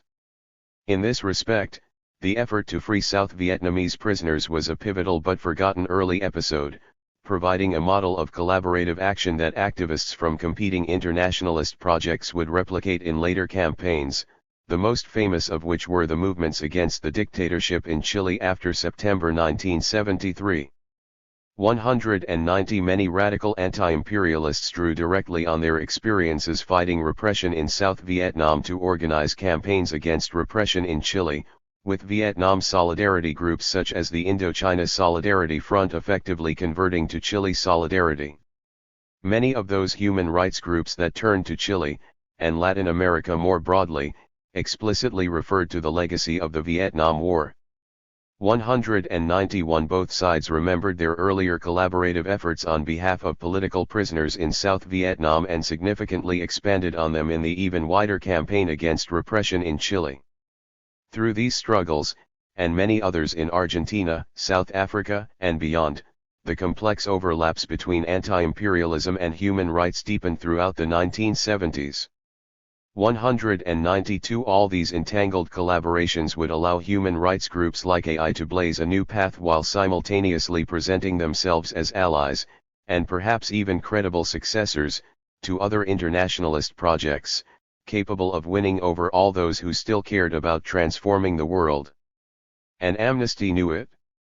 As Peter Benenson once explained, speaking privately of Amnesty's ambitions, the underlying purpose of this campaign, which I hope those who are closely connected with it will remember, but never publish, is to find a common base upon which the idealists of the world can cooperate. It is designed in particular to absorb the latent enthusiasm of great numbers of such idealists who have, since the eclipse of socialism, become increasingly frustrated. Similarly, it is geared to appeal to the young searching for an ideal, and to further underline the scope of his project, he admitted, if this underlying aim is borne in mind, it will be seen that, all along, it matters more to harness the enthusiasm of the helpers than to bring people out of prison. 193. 195. 5. Crisis. On April 30, 1975, a tank flying the flag of the National Liberation Front, NLF, rammed through the metal gates of the Independence Palace in Saigon. As troops poured into the country's capital, an advance unit stormed the palace itself, where they found South Vietnam's leaders dressed in their finest suits, sitting around a giant table, prepared to surrender power. A veteran of the famous Battle of Dien Bien Phu, and now the most senior communist officer on the scene, Colonel Bui Tin is said to have replied, "Your power has crumbled. You cannot give up what you do not have." But he assured them that they had nothing to fear. If you are patriots, consider this a moment of joy. The war for our country is over. After nearly a century of combat, the struggle for a united Vietnam free from imperial rule had finally come to an end. Although their ranks had thinned, anti-imperialists across the North Atlantic rejoiced. Vietnamese living in Paris poured into the streets, waving portraits of Ho Chi Minh. Millions across the globe gaped at images of Americans shoving helicopters off the deck of aircraft carriers to make room for the incoming evacuees. The White House struggled to explain how the strongest military power in the world had been defeated in Vietnam. There was no greater symbol of the weakness of the United States and the triumph of anti-imperialism. To make matters worse, the Communists captured Saigon at an especially bad time for the United States, compounding the domestic crisis gripping the country in the 1970s. The new social movements severely challenged assumptions about race, gender, sexuality, and the family. Though liberating for some, the counterculture's glorification of drugs, free love, and nonconformity left many Americans apprehensive. A skyrocketing crime rate triggered panic about social decay. A stupefying recession terminated the unprecedented economic boom, dealing a psychological blow to millions who had believed post-war prosperity might last forever. Richard Nixon became the only president in history to resign the office, kicking distrust in the government to an all-time high. By the 196 crisis, latter half of the decade, political scandals, gas rationing, rising divorce rates, and Cold War anxieties led many Americans to believe the world was coming to an end, a sentiment captured by the spate of disaster films that hit theaters in those years. But the United States was far from alone in its troubles. Because of structural commonalities, a similar historical trajectory, a shared model of post-war development, and deep transatlantic connections, the entire capitalist North Atlantic was plunged into crisis. What made the crisis so severe was not simply the presence of fractures in every sphere of life, the family, economy, culture, international relations, but their vertiginous fusion. The crisis of masculinity, to take just one example, intersected with the recession, as resentful male breadwinners with once steady factory jobs found themselves unemployed just as their working wives were taking charge. Although these fractures all had their own origins, rhythms, and stakes, their articulation made them all the more severe. Three theorists like Stuart Hall called this generalized breakdown an organic crisis because it revealed the limits of the existing hegemonic order, shook inherited assumptions, and challenged ways of life that many once took as immutable truths. The world was burst open, creating opportunities for new alternatives. Of course, this crisis, like all crises, did not mean that the forces of order were necessarily defeated, only that, if they wished to restore their leadership, they would have to reinvent the existing world.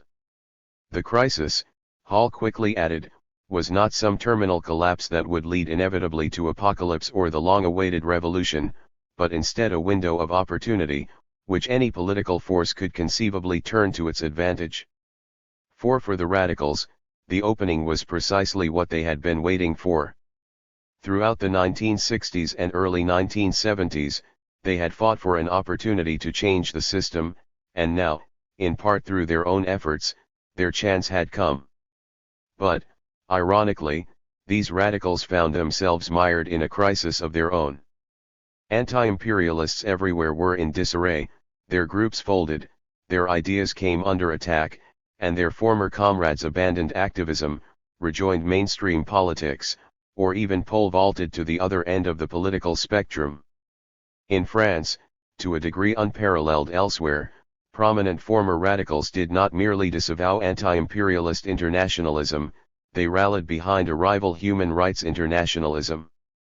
In so doing, they brought with them a set of experiences, which strengthened human rights activism. There is no better example than Doctors Without Borders, a radical humanitarian organization with roots in anti-imperialism that served as a kind of relay station, not only facilitating the transfer from anti-imperialism to human rights but also helping to transform human rights into a vigorous 197 crisis. Internationalist project with some progressive credibility. In this way, anti-imperialism found itself disoriented by crisis as well as faced with an insurgent challenger in the high-stakes competition between different visions of global change. Despite their fading fortunes, radicals tried to reinvent anti-imperialist internationalism. But they found themselves stuck in an uphill battle facing one obstacle after another. One of the most devastating blows came from none other than Southeast Asia.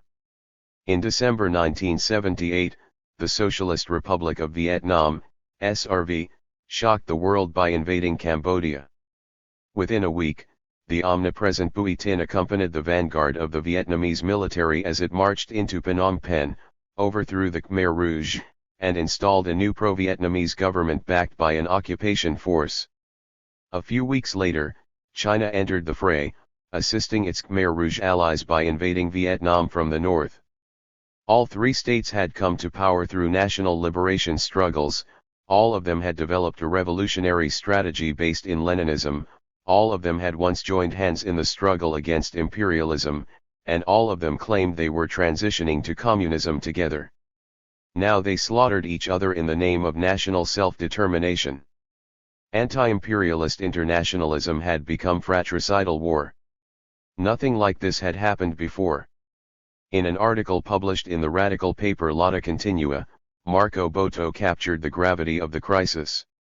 He began by recalling how the radicals of the 1960s and 1970s were so thoroughly inspired by Vietnam that they had been called Generation Vietnam.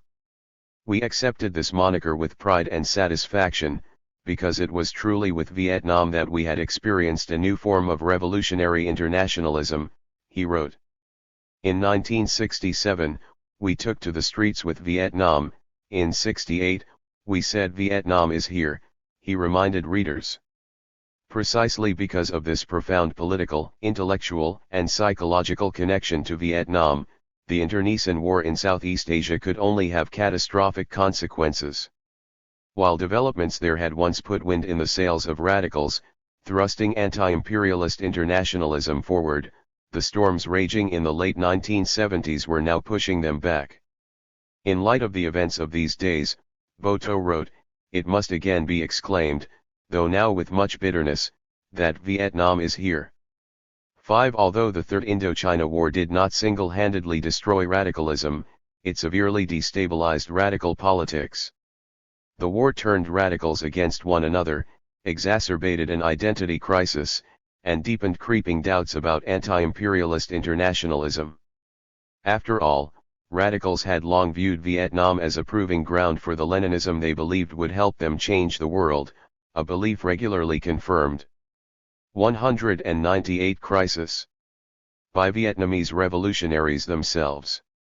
Their fight for national self-determination, Vietnamese communists claimed, could help lead the broader international struggle for universal emancipation. But the Third Indochina War suggested that the opposite might be true. Their anti-imperialist revolution had led not to a unified struggle for a new world but instead to war, autocracy, and virulent nationalism.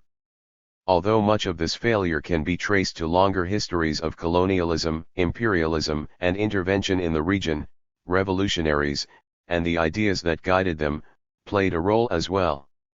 When the Vietnamese Revolution fell short of expectations, then, its animating ideas, such as the right of nations to self-determination specifically, and the Leninist problematic more generally, came under heavy fire. The contemporary crisis of Marxism and Leninism, Boto explained, was to be measured not simply by theoretical debates in the North Atlantic, but by what is happening in Cambodia and Vietnam. 6. The horrific events in Southeast Asia heightened the gnawing crisis of Leninism, which would in turn bring down anti-imperialist internationalism as such, creating a perfect opportunity for human rights internationalism to seize the stage. Radicalism in crisis. From the mid-1970s onward, the radical left declined as a meaningful organized force nearly everywhere in the North Atlantic. While the proximate causes were manifold, and varied from country to country, the general crisis stemmed from the radical left's inability to reinvent its politics in the face of a changed conjuncture. To begin with, the state's multi-pronged counter-offensive proved difficult to handle.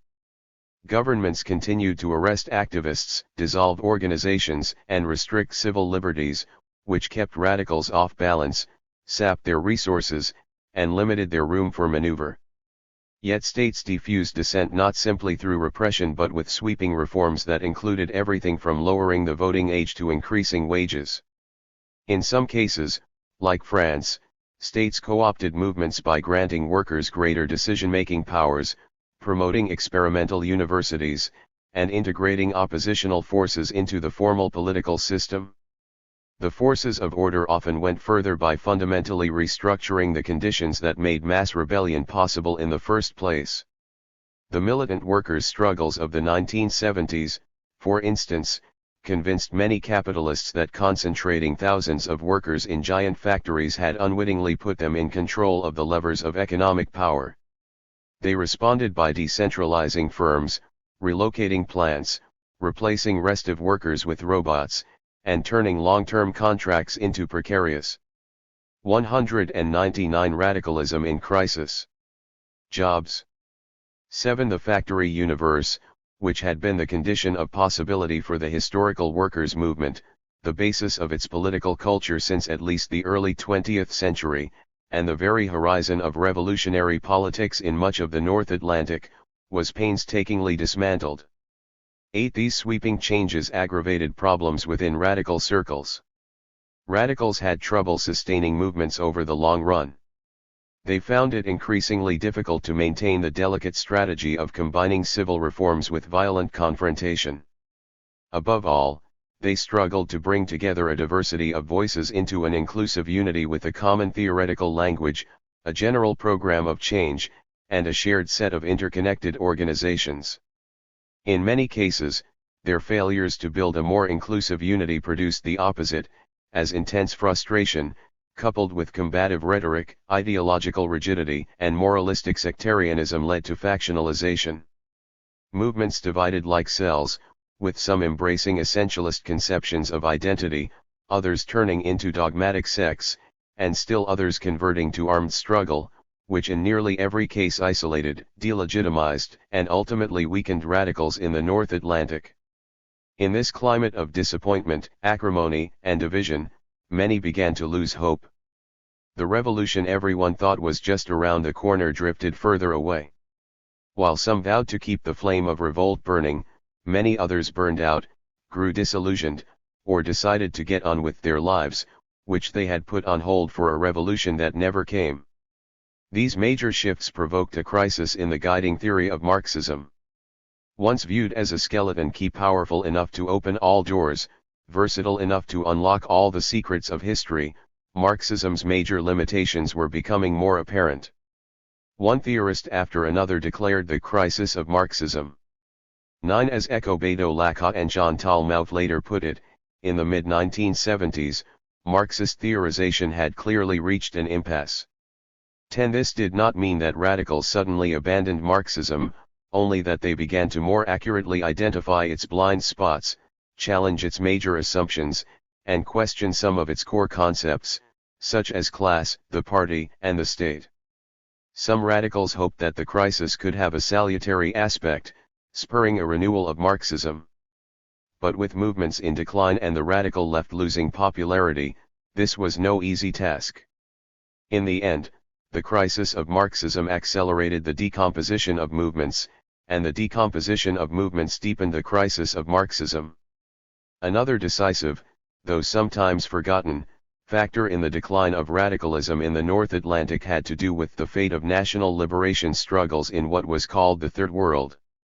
11. Since the 200 crisis, trajectory of radicalism was not shaped exclusively by domestic events but through complex encounters between developments at home and those abroad.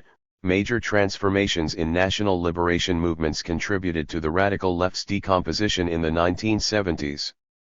At the very same moment that radicals confronted a strange new political conjuncture at home, the Third World descended into crisis.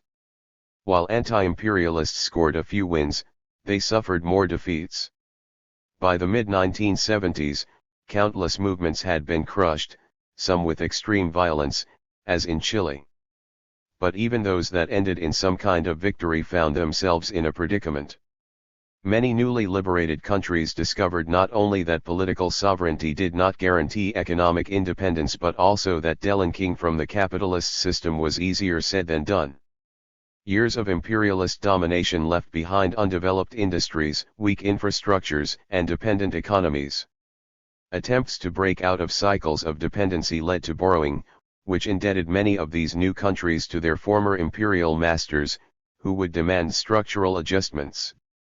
Despite coordinated efforts to alter the international system through initiatives like the new International Economic Order, imperialist reaction proved too powerful. 12. Not only were many liberation struggles unable to live up to their great promises, but quite a few also betrayed their stated emancipatory goals.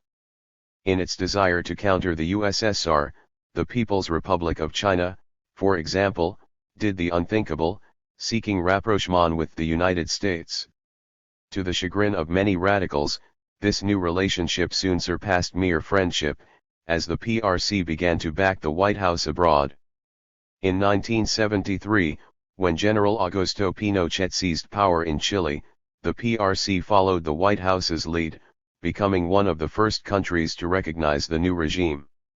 China, a country that only a few years ago had called for world revolution against the United States and had been upheld by many as the epitome of internationalism, now supported a pro-US capitalist dictatorship that had just destroyed a democratically elected socialist government. In the years that followed, China continued its retreat from anti-imperialist internationalism, supporting the anti-communist regime in Pakistan, taking the side of the United States against communist movements in Angola, and later backing the Mujahideen against the communist government in Afghanistan. 13. What radicals found most disheartening was the persistent authoritarianism of these new regimes.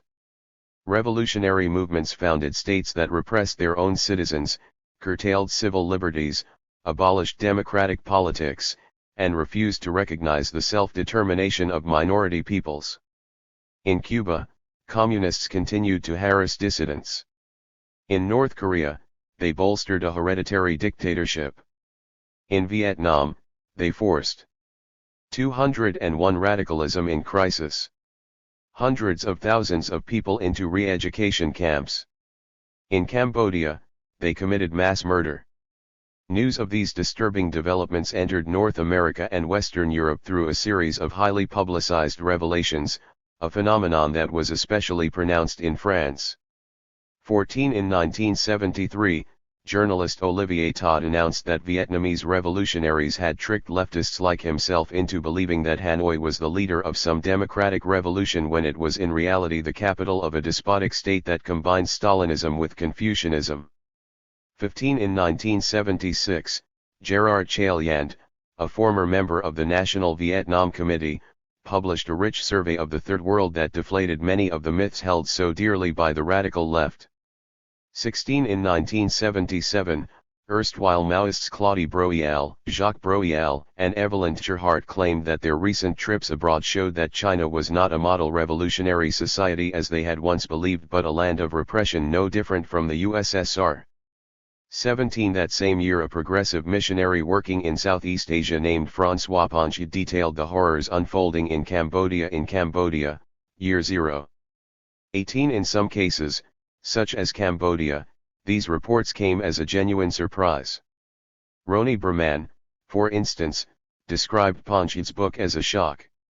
A one-time anti-imperialist revolutionary who had been politicized by the Vietnam War, joined the proletarian left, and proudly celebrated the communist seizure of Saigon in 1975, he later recalled how Ponchi's accounts convinced him to break definitively with political radicalism.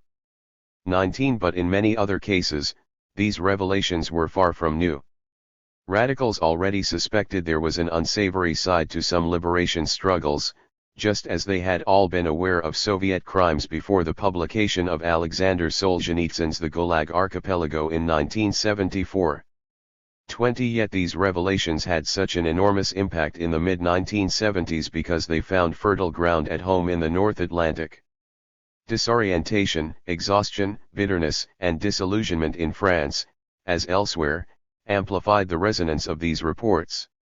If in the 1960s radicals already aware of these unpalatable developments chose to give national liberation struggles the benefit of the doubt, hoping they would eventually overcome their growing pains, by the mid-1970s many began to classify them as structural problems inherent to anti-imperialism itself.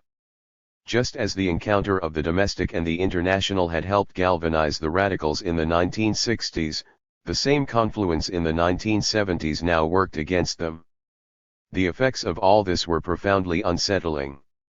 The struggles that once inspired radicals did not just fall short of expectations, instead of making the world a better place, they seemed to be making it worse. Instead of liberation, they brought disaster. Since radicals had devoted 202 Crisis. So much of their lives to defending these liberation struggles, this realization took an incalculable political, intellectual, and emotional toll. Many radicals felt angry, confused, dismayed, and personally responsible. This is precisely why these revelations were so important. They often doubled as collective self-criticisms, allowing radicals to work through their disappointments, clear their conscience, settle accounts with their past, and find a way to move forward. 21. Against the Third World. Radicals responded to the impasse in different ways. After years of frenetic activity fueled by messianic faith in the coming revolution, some dropped out of politics altogether. Others returned to the land, looked to countercultural experiments, or immersed themselves in the autonomous scenes that dotted Europe like an archipelago. Still others tried to find some kind of salvation in mysticism, spirituality, or even organized religion. As former proletarian left radical Nadia Lacroix recalled, "I felt I'd given my life for a cause that no longer had any point. I was still on the left, but I couldn't see any longer where Marxism, Maoism could lead. Everything was so black that I wanted to kill myself. If I hadn't returned to the Catholicism in which I was brought up, I would have committed suicide because everything that had made my life worthwhile had collapsed." 22. One of the most common responses was to refocus one's political energy on contesting elections. Battered by repression, weary of subsisting on the margins, and desperate to take advantage of new reforms, many radicals set their sights on the ballot box. In Britain, some radicals took another look at the Labour Party. In the United States, quite a few rejoined the Democratic Party.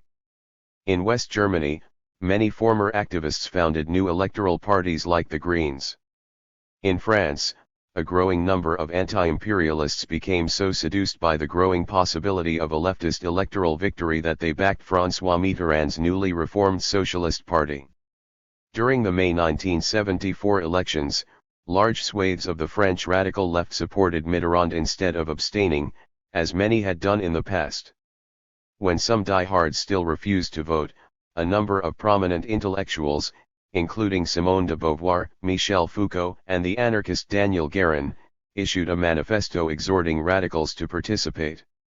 23. In an act that spoke volumes about how deeply the left had changed, Daniel Cohn-Bendit, renowned student leader of the May events, replaced the famous 68 slogan, "Elections, a trap for idiots," with "Abstention, a trap."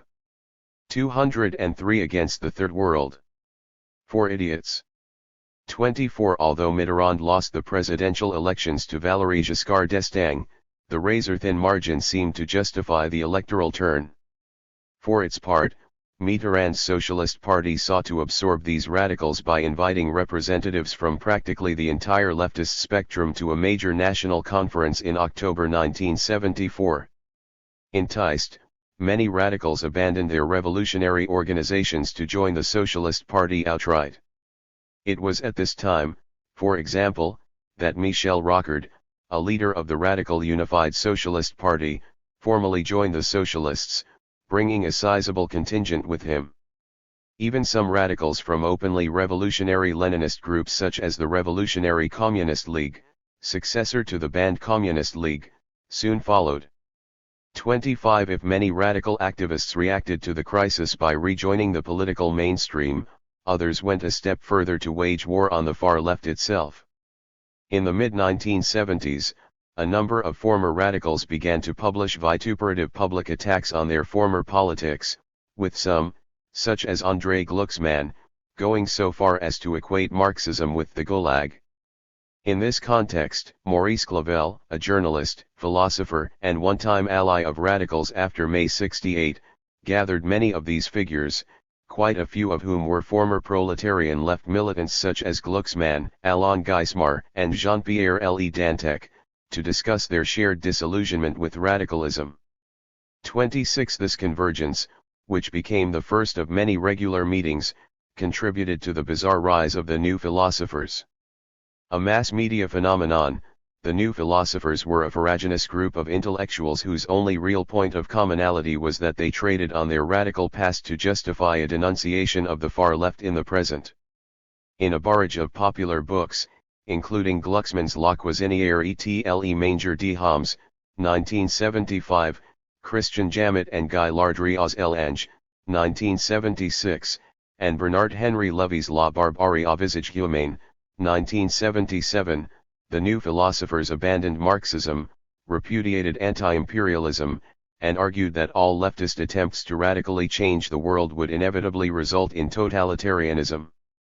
The most visible symptom of radicalism's disarray, the new philosophers represented new trends in French political life, a turn to ethics, a rehabilitation of the individual, an obsession with totalitarianism, and a sweeping rejection of the radical project of systemic change.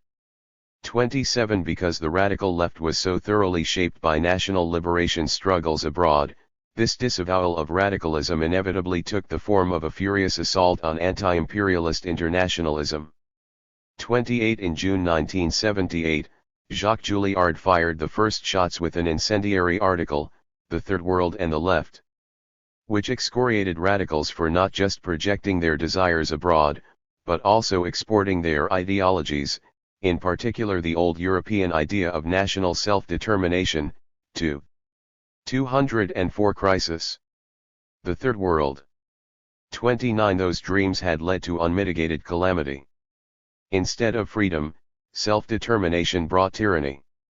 Instead of harmony between equal nation-states, it produced only interstate conflict. Instead of independence, it had subjected the people of the Third World to Cold War spheres of influence. Pointing to places like Cambodia, Vietnam, and Guinea, Julliard concluded that the Western idea of making radical change through the right of self-determination was doomed to fail everywhere in the Third World. Socialism in Africa, in fact anywhere in the Third World, could never be anything other than totalitarian. 30 Julliard's criticism was not limited to national self-determination or anti-imperialist internationalism more broadly.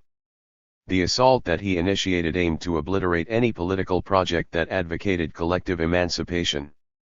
This is precisely why the offensive took as its object not anti-imperialism but rather the more expansive, and deliberately vague, notion of Third Worldism. In fact, Third Worldism, the alleged cause of all that was bad in the world, was an invention of these renegade leftists themselves, created by the very onslaught against it in the late 1970s. Although the concept of the Third World had been ubiquitous for decades, Third Worldism was almost nowhere to be found in the radical literature of the 1960s. It only really appeared in the early 1970s, but even then carried little meaning for Americans and was not in wide circulation among French radicals. When describing their politics, most French radicals spoke not of tiers mondains but rather anti-imperialisme. 31 If Third Worldism held any coherent meaning for radicals in the 1970s, it referred to the extreme position that revolution would only happen in the Third World, and would arrive in North America and Western Europe from the outside through encirclement, in the same way that some claimed that national liberation was said to happen in the countryside, and only later enter into the cities after revolutionaries had surrounded them in a protracted struggle. Since this specific political strategy effectively wrote off the possibility of radical change in the capitalist core, undermining one of the central tenets of anti-imperialism itself, it is little surprise that it remained quite marginal among radicals not only in the North Atlantic but also in much of the rest of the world. As Samir Emin, a participant in these French debates, explained at the time, its proponents seize on literary expressions, such as the east wind will prevail over the west wind or the storm centers, to illustrate the impossibility of struggle for socialism in the West, rather than grasping the fact that the necessary struggle for socialism passes, in the West, also by way of anti-imperialist struggle in Western society itself. 32. 205 Against the Third World. This Third Worldism, for lack of a better term, amounted to reducing politics to moralism, substituting internationalist unity for Orientalism, essentializing the Third World into some holy force that would save the world, and centering the guilt of those in the North Atlantic instead of the liberation movements they claimed to support. While it is certainly true that not everyone was immune to moralism, Orientalism, or hero worship, the great majority of anti-imperialists in the North Atlantic nevertheless vehemently denounced this kind of third worldist politics as an obstacle to winning an egalitarian future for all. Yet the term was immensely useful for renegade leftists, such as Julliard, Jean-Pierre Le Dantec, and Bernard Kouchner, who helped popularize it in the late 1970s. It allowed these figures to reduce the concrete politics of anti-imperialism to a mere sensibility based on some of the most extreme features of the third worldist approach roundly rejected by most anti-imperialists. André Bergier's commentary on the debate around Julliard's essay, for instance, asserted that third worldism was the mix of retrospective guilty conscience and messianism by proxy that for the last 15 to 20 years has characterized the left's attitude towards political events in the third world. 33 Rich debates over strategy, diverse solidarity campaigns, dense transnational networks that tied together activists from across the globe, all these were reduced to illusions, fantasies, and feelings of guilt. From there, these critics of anti-imperialism could peremptorily lump into a single group anyone who cared about oppressed peoples fighting for their liberation, discrediting them all through association with this absurd caricature. All of them could now be condemned as naive fools irresponsibly abetting mass murder abroad. 34 The concept of third worldism allowed these renegades to castigate not just the anti-imperialist left at home but the people of Asia, Africa, and Latin America as well. The ritualistic critique of third worldism inflated the negative aspects of liberation struggles, recoded victorious movements as symbols of absolute evil, and dismissed all radical struggles for emancipation as totalitarianism in embryo. In so doing, critics of third worldism denied the self-activity of oppressed peoples, washed away any of their positive gains, and erased the fundamental role that these liberation struggles played in catalyzing change in North America and Western Europe.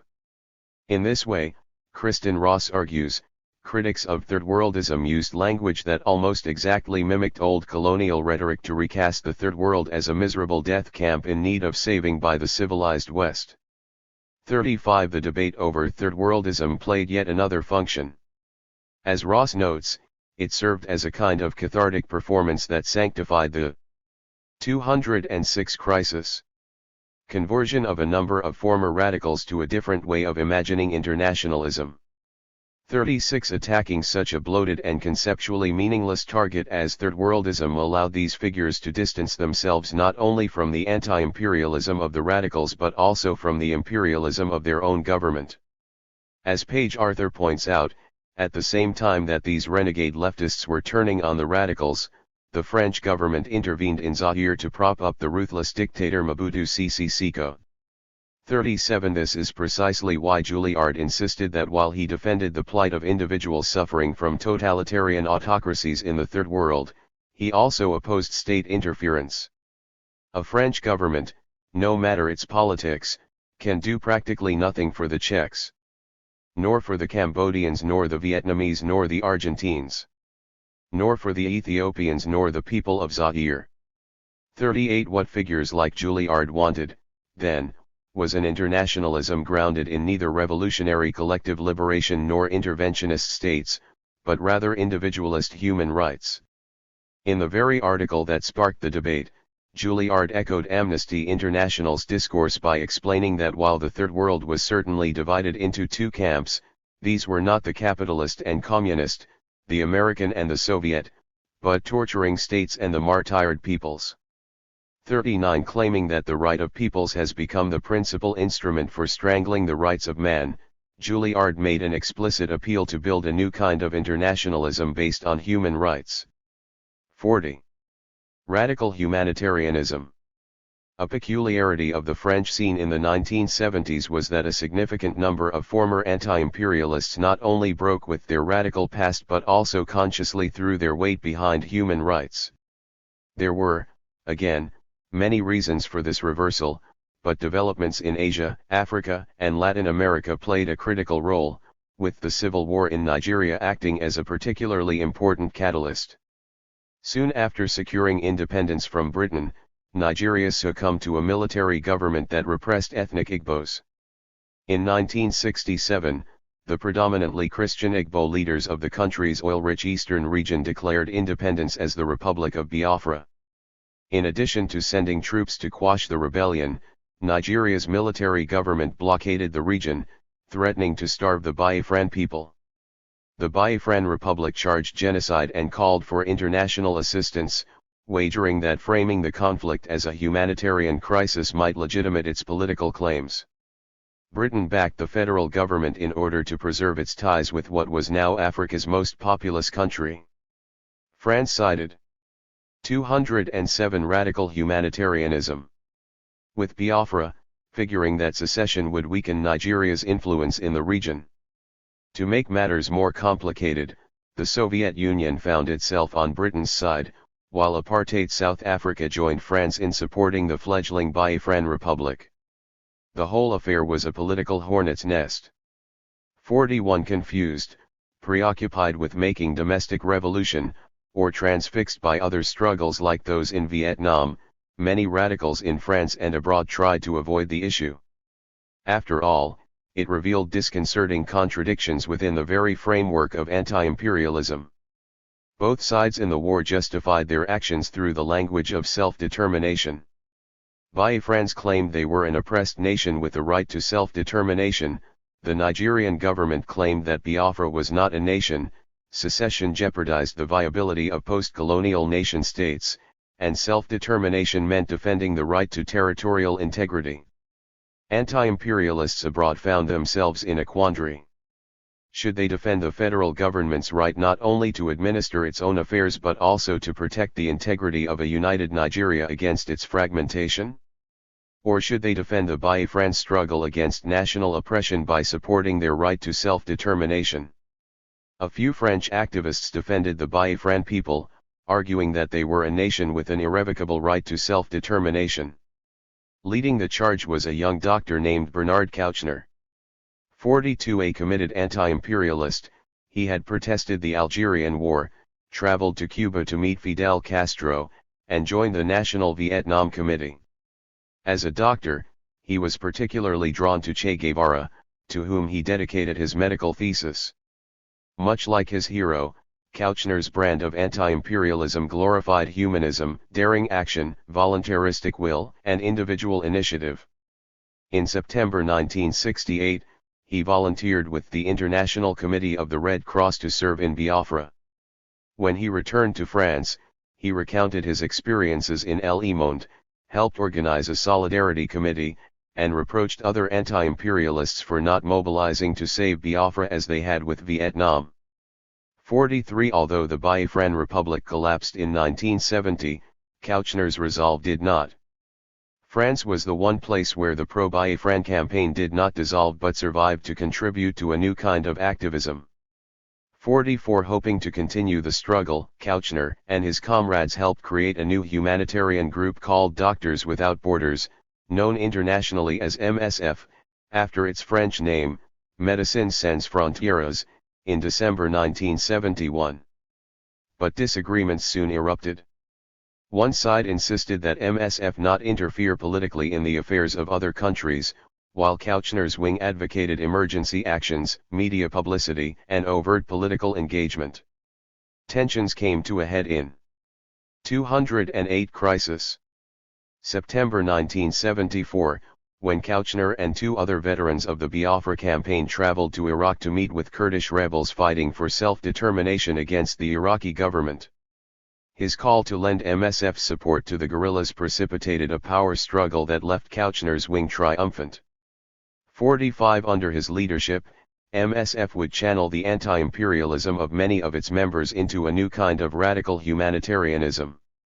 46 MSF took a keen interest in the plight of oppressed minorities. In this, its activists sought to expose what they perceived as the contradictions inherent to the idea of national self-determination. Kouchner and his allies criticized the left for selectively supporting struggles based on preconceived ideological criteria. As he put it in 1976, if the struggle is said to be progressive, Cambodia, the progressives will take notice, if not, Peoples can very well die, Kurdistan. 47 By the end of the decade, he had elevated this argument into an internationalist principle. Ideological criteria should not favor the suffering of one oppressed group over another.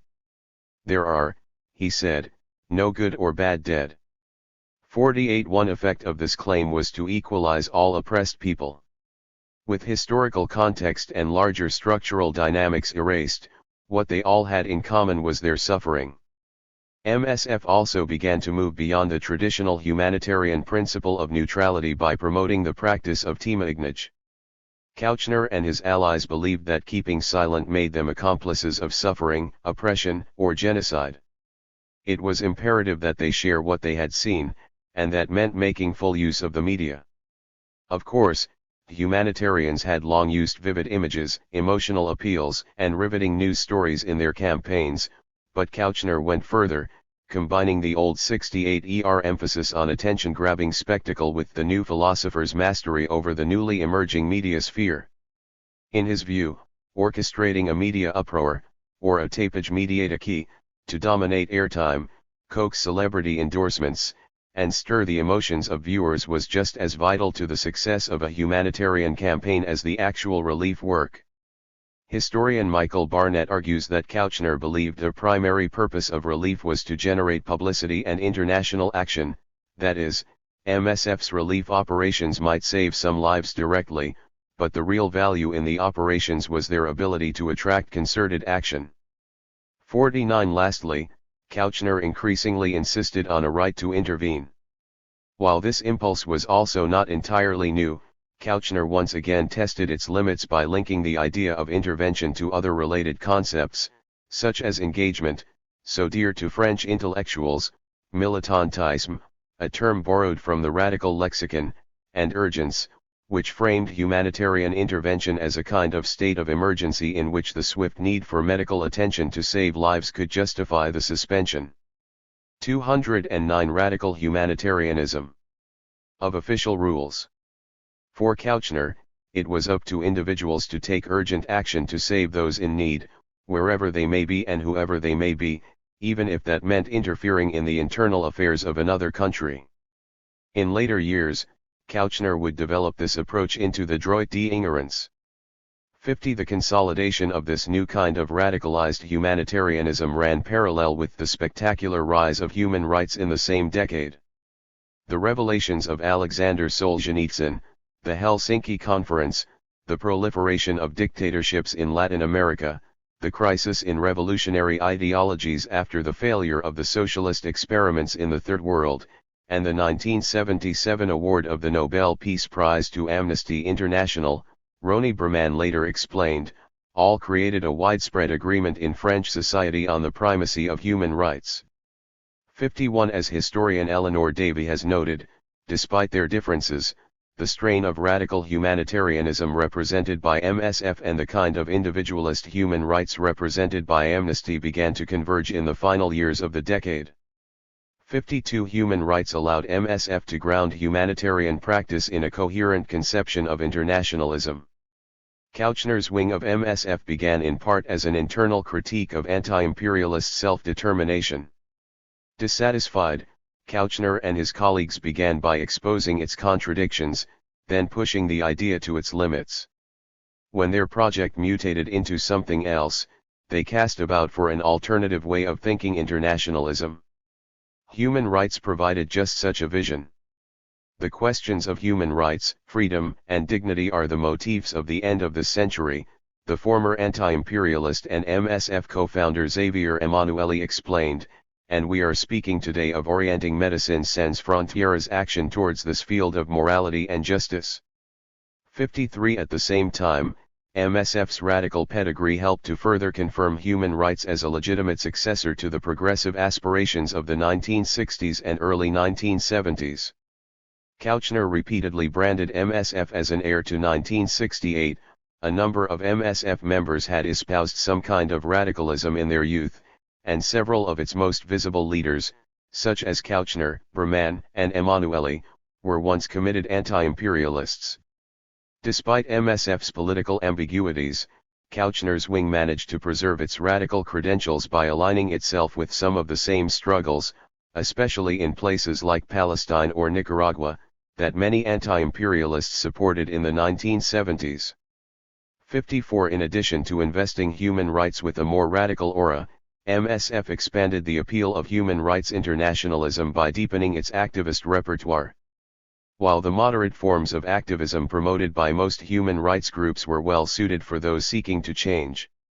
210 Crisis. The world without the maximalist commitments of radicalism, this tepid approach did little to attract others looking for an alternative to anti-imperialism without having to replace a high level of militant engagement with letter-writing campaigns. MSF helped fill the gap. Its partial origins within the anti-imperialist left allowed MSF to funnel some of the bold, confrontational, and personally transformative activism of the anti-imperialists into the camp of human rights, and in the process recruited those who hungered for militant action. Just as Che Guevara offered the model of the selfless radical guerrilla hopping around the globe to advance the world revolution under the banner of anti-imperialism, MSF helped fashion the model of the selfless radical humanitarian racing across the planet to save victims under the banner of human rights. 55 MSF, in other words, could be especially appealing to those restless anti-imperialists most enamored with the voluntarist currents of the time, taking advantage of some of the intriguing overlaps between the individualistic adventurism of some radicals in the 1960s and the kind of individualism so central to human rights in the 1970s. While the astonishing success of human rights among activists in the late 1970s had many causes, the defection of so many former radicals, particularly in France, was crucial in tipping the scales. These figures brought with them ideas, contacts, networks, resources, experiences, and styles of activism that allowed human rights to channel some of what had once made anti-imperialism so appealing. In this way, they helped human rights become the basis of a robust activist internationalism in its own right. The only answer to the International of States, Juilliard declared in 1978, was to create an International of Human Rights. 56. The Third Indochina War. In the final few years of the 1970s, radicalism found itself in serious trouble. Against the backdrop of defeat, hemorrhaging support, and a changed political landscape, most of the older groups had collapsed, and those that survived shrank in influence. The radical ideas that many once took for granted came under merciless bombardment. The hegemony that radicals had won over the broader left was in doubt, as anti-imperialism slowly lost the support of a shrinking pool of progressives, who now began looking for alternatives. To make matters worse, some former radicals were jumping ship, turning their guns on their erstwhile comrades, and strengthening a competing vision of internationalism that posed a grave challenge to anti-imperialism. The crisis of radical anti-imperialism did not spell its end, however. Crisis is not death, but rather the destabilization of the old order in a 211 The Third Indochina War. Way that creates opportunities. As a few optimistic radicals pointed out, this was a chance for anti-imperialists to reinvent themselves into a more effective, inclusive, and sophisticated force. Although reduced to a small core, those anti-imperialists who remained true to their convictions fought to regain their lost influence. They exposed the new philosophers as soundbite charlatans, slammed Juilliard's scurrilous article as a species of neocolonial apologism, and tried their best to enrich radical politics in the late 1970s. 57 But defeat after defeat, at home as well as abroad, kept setting them back, making it extremely difficult to reinvent anti-imperialist internationalism for this new conjuncture. In the midst of this rearguard struggle, something inconceivable was brewing in Southeast Asia, the so-called cradle of revolutions. 58 Although radicals tried to stay as informed as possible about the struggles in Southeast Asia, there was much they did not know, and could not know, especially given how much the United States and Southeast Asian communists deliberately obscured. For instance, many radicals assumed that the Khmer Rouge were the Cambodian equivalent of the National Liberation Front, and that the two were harmoniously united in the same struggle for emancipation, a belief encouraged by the communist leaders of these very movements. The reality, however, was much more complex. While the Khmer Rouge did claim Leninism as a shared source, and also allied with Vietnamese communists, their leaders developed a ferociously nationalist variant of communism that complicated their internationalism. 59 Nowhere was this more apparent than in the Khmer Rouge's frosty relations with Vietnam. From the start, some Cambodian communists distrusted their Vietnamese neighbors. They denounced the Vietnamese people for annexing ancient Khmer territory in their southward push in the 17th century. They recalled with bitterness how the French had elevated Vietnamese above Khmers during the colonial period, leaving Cambodia not simply undeveloped but administered by many Vietnamese civil servants. They despised the paternalistic attitude of those Vietnamese who fashioned themselves as the vanguards of the Indochinese Revolution. And they criticized the Vietnamese communists for collaborating with the neutralist Prince Sihanouk, who allowed them to use base areas in Cambodia, instead of supporting the Khmer Rouge. 60 This tense relationship worsened after Sihanouk's ouster in 1970 motivated Vietnamese communists to play a direct role in Cambodian affairs. Infuriated, the fanatically nationalist Khmer Rouge leaders suspected a Vietnamese takeover. 61 Although ostensibly allies, the Khmer Rouge became openly anti-Vietnamese, and they attacked, and even killed, Vietnamese communists in the early 1970s. Relations degraded further. 212 Crisis. When the Khmer Rouge seized power in 1975. Almost immediately after Vietnamese communists took Saigon, Khmer Rouge forces invaded Phu Quoc, Vietnam's largest island, claiming it as Cambodian territory. In retaliation, the Vietnamese military recaptured the seized territory, but then attacked one of Cambodia's own islands. In the years that followed, the Khmer Rouge not only slaughtered Vietnamese villagers in former Khmer territory but also systematically repressed ethnic Vietnamese in Cambodia. The Khmer Rouge's aggressive irredentist foreign policies were directly linked to their domestic project of purification. Under Pol Pot's leadership, the Khmer Rouge created a new government called Democratic Kampuchea, DK, which emptied the cities, militarized the economy, herded people into camps, and targeted hundreds of thousands for extermination. In the end, nearly a quarter of Cambodia's population died of disease, overwork, starvation, and execution, including much of the ethnic Vietnamese community. 62 Although most radicals in the North Atlantic suspected things had gone awry, many believed that the reports of genocide in DK exaggerated the violence, overemphasized communist savagery, and downplayed the role of the United States in disrupting the region. 63 After all, so many of the official claims made about Southeast Asia over the previous decade turned out to be outright lies. In this context, quite a few radicals hoped that communists abroad might find a peaceful solution to the crisis in Cambodia, the conflict between DK and Vietnam, and the brewing tensions between all the revolutionary governments in the region. But as it turned out, the situation was only growing worse, not just in Cambodia, but also in Vietnam and China. Although Vietnamese and Chinese communists were once firm allies, the friendship between the Socialist Republic of Vietnam and the People's Republic of China began to sour. A major factor was the split between the USSR and the PRC, which turned Vietnam into a battleground in the competition for international influence. In the late 1960s, for instance, the USSR urged Vietnamese to negotiate with the United States in the Paris peace talks, but Chinese fears of growing Soviet influence over Hanoi led the former to protest vigorously. 64 In the early 1970s, China's rapprochement with the United States annoyed Vietnamese communists.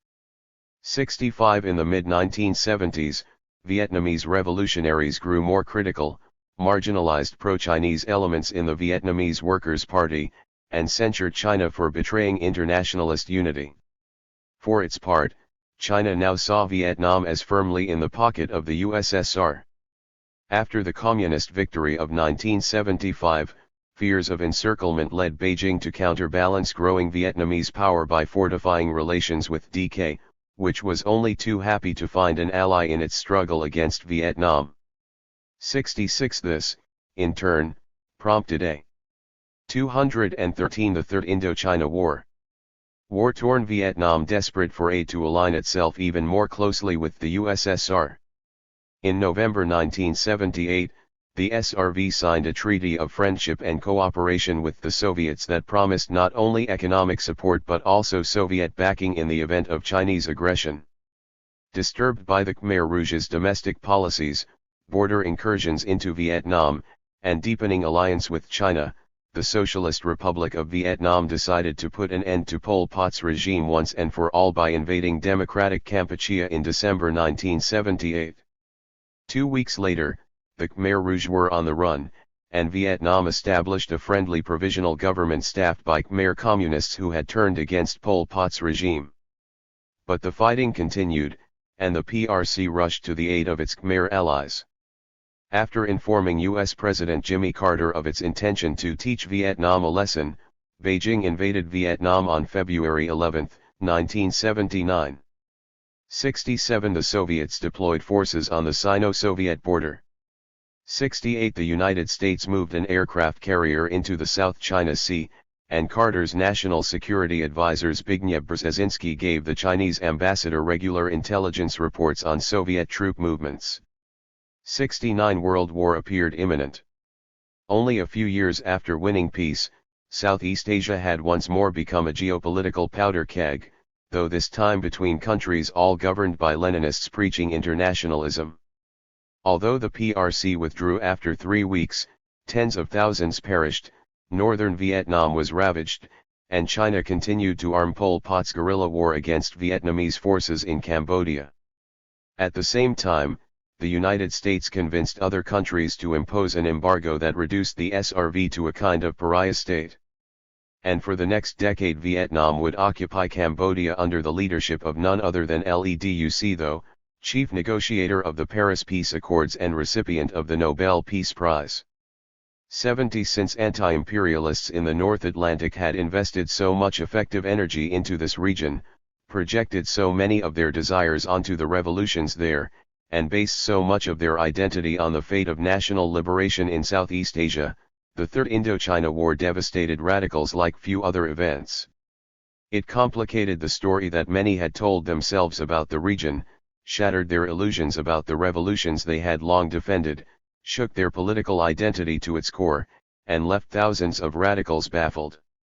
The fact that the war involved the very Leninist movements that radicals had long considered the paragons of anti-imperialist internationalism could not help but sow disappointment, demoralization, and disillusionment. As Daniel Ben Said of the Revolutionary Communist League explained, if the first fall of Phnom Penh in 1975, followed just weeks later by the fall of Saigon, was the highest symbol of the struggle against imperialism and the rallying point. 214. Crisis of militant internationalism across the world, then this second fall of Phnom Penh, now at the hands of Vietnam, concentrates to the point of tragedy this illogical moment in the history of humanity. 71. The confounding nature of the war led those anti-imperialist radicals with fight still left in them to declare war on one another. Although they always had something to disagree about, radicals knew to put aside their differences when it came to choosing between U.S. intervention and the Vietnamese Revolution. The Third Indochina War, however, disrupted alliances, scrambled the old political coordinates, and blurred lines that were once so clear. To be sure, a few radicals tried to take a balanced approach. José Sanchez of the Unified Socialist Party, for instance, welcomed the fall of Pol Pot's genocidal regime but objected to Vietnam deliberately violating the sovereignty of an independent state, which opened Hanoi up to charges of imperialism. 72. Daniel Ben Said, to take another example, argued that, while China and Cambodia's hostile actions compelled Vietnam to act, radicals everywhere had to condemn the SRV for violating the core principles of internationalism and demand the immediate withdrawal of Vietnamese troops from Cambodia. 73. But many others took a side. A few publicly defended the Khmer Rouge as victims of Vietnamese aggression. 74. Others supported Vietnam. One radical, for instance, argued that there is nothing questionable about Vietnamese lending a helping hand to the struggle of the real Khmer Communists in their war against Pol Pot's regime. 75 Citing France's shameful non-intervention policy during the Spanish Civil War, he argued that the duty of real internationalists was precisely to involve themselves in civil wars of this kind. Overthrowing Pol Pot, then, was proof that Vietnamese communists remained true to their internationalist bona fides. Still others sided with China. Maoist groups such as the Revolutionary Communist Party argued that Vietnam's expansionism left Beijing with no choice but to launch a defensive action against Vietnamese aggressions. China was not merely defending its right to national sovereignty, the Revolutionary Communist Party continued, its swift action was helping to reduce the danger of world war, and in this sense was in full accord with the interests of the peoples of the world. China's invasion, then, was the high point of internationalism. 76 This was of course not the first time that radicals had split so sharply over a thorny international issue, but their discord now assumed a different magnitude. Constant attacks at home left radicals pricklier than usual. The unexpectedness of the war gave their responses a frantic tone. The emotional ties that so many radicals had forged with the revolutionary movements now at war made their polemics all the more heated. 215 The Anti-Vietnam International. Most importantly, the incomprehensible toll of the long struggles in China, Vietnam, and Cambodia raised the stakes to unimaginable heights. The Vietnamese Revolution, the Chinese Civil War, the First Indochina War, the Great Leap Forward, the Second Indochina War, the Cultural Revolution, the Cambodian Civil War, the Khmer Rouge's murderous regime, and the Third Indochina War had caused untold death, destruction, and devastation. This was no mere academic debate, but a visceral crisis in which one's political position was directly connected to millions of deaths.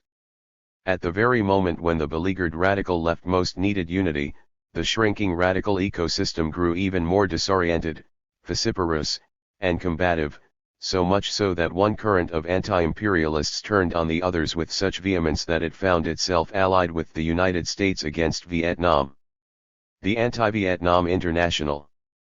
Over the course of the 1970s, the People's Republic of China pursued a new direction.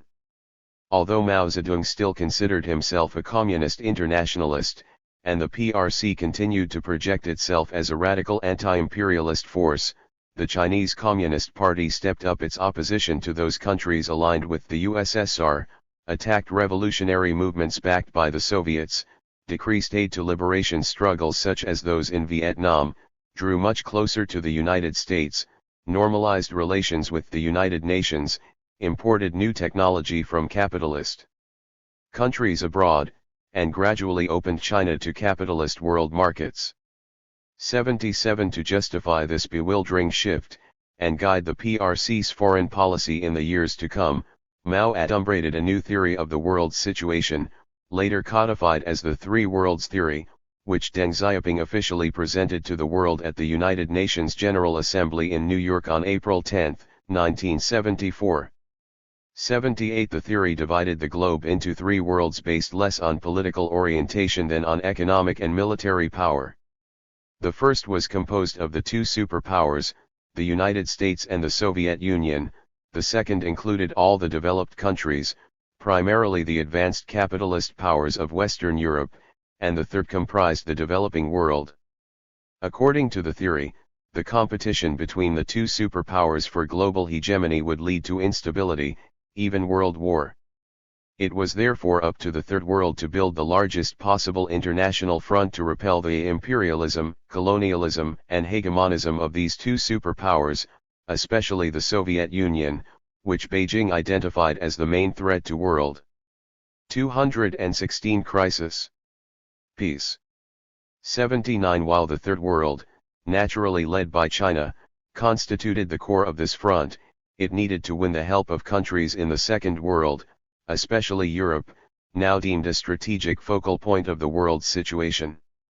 Faced with the growing threat of war, and needing to defend their national independence from the encroachment of the superpowers, it was in the best interest of Second World countries like France to join this international front.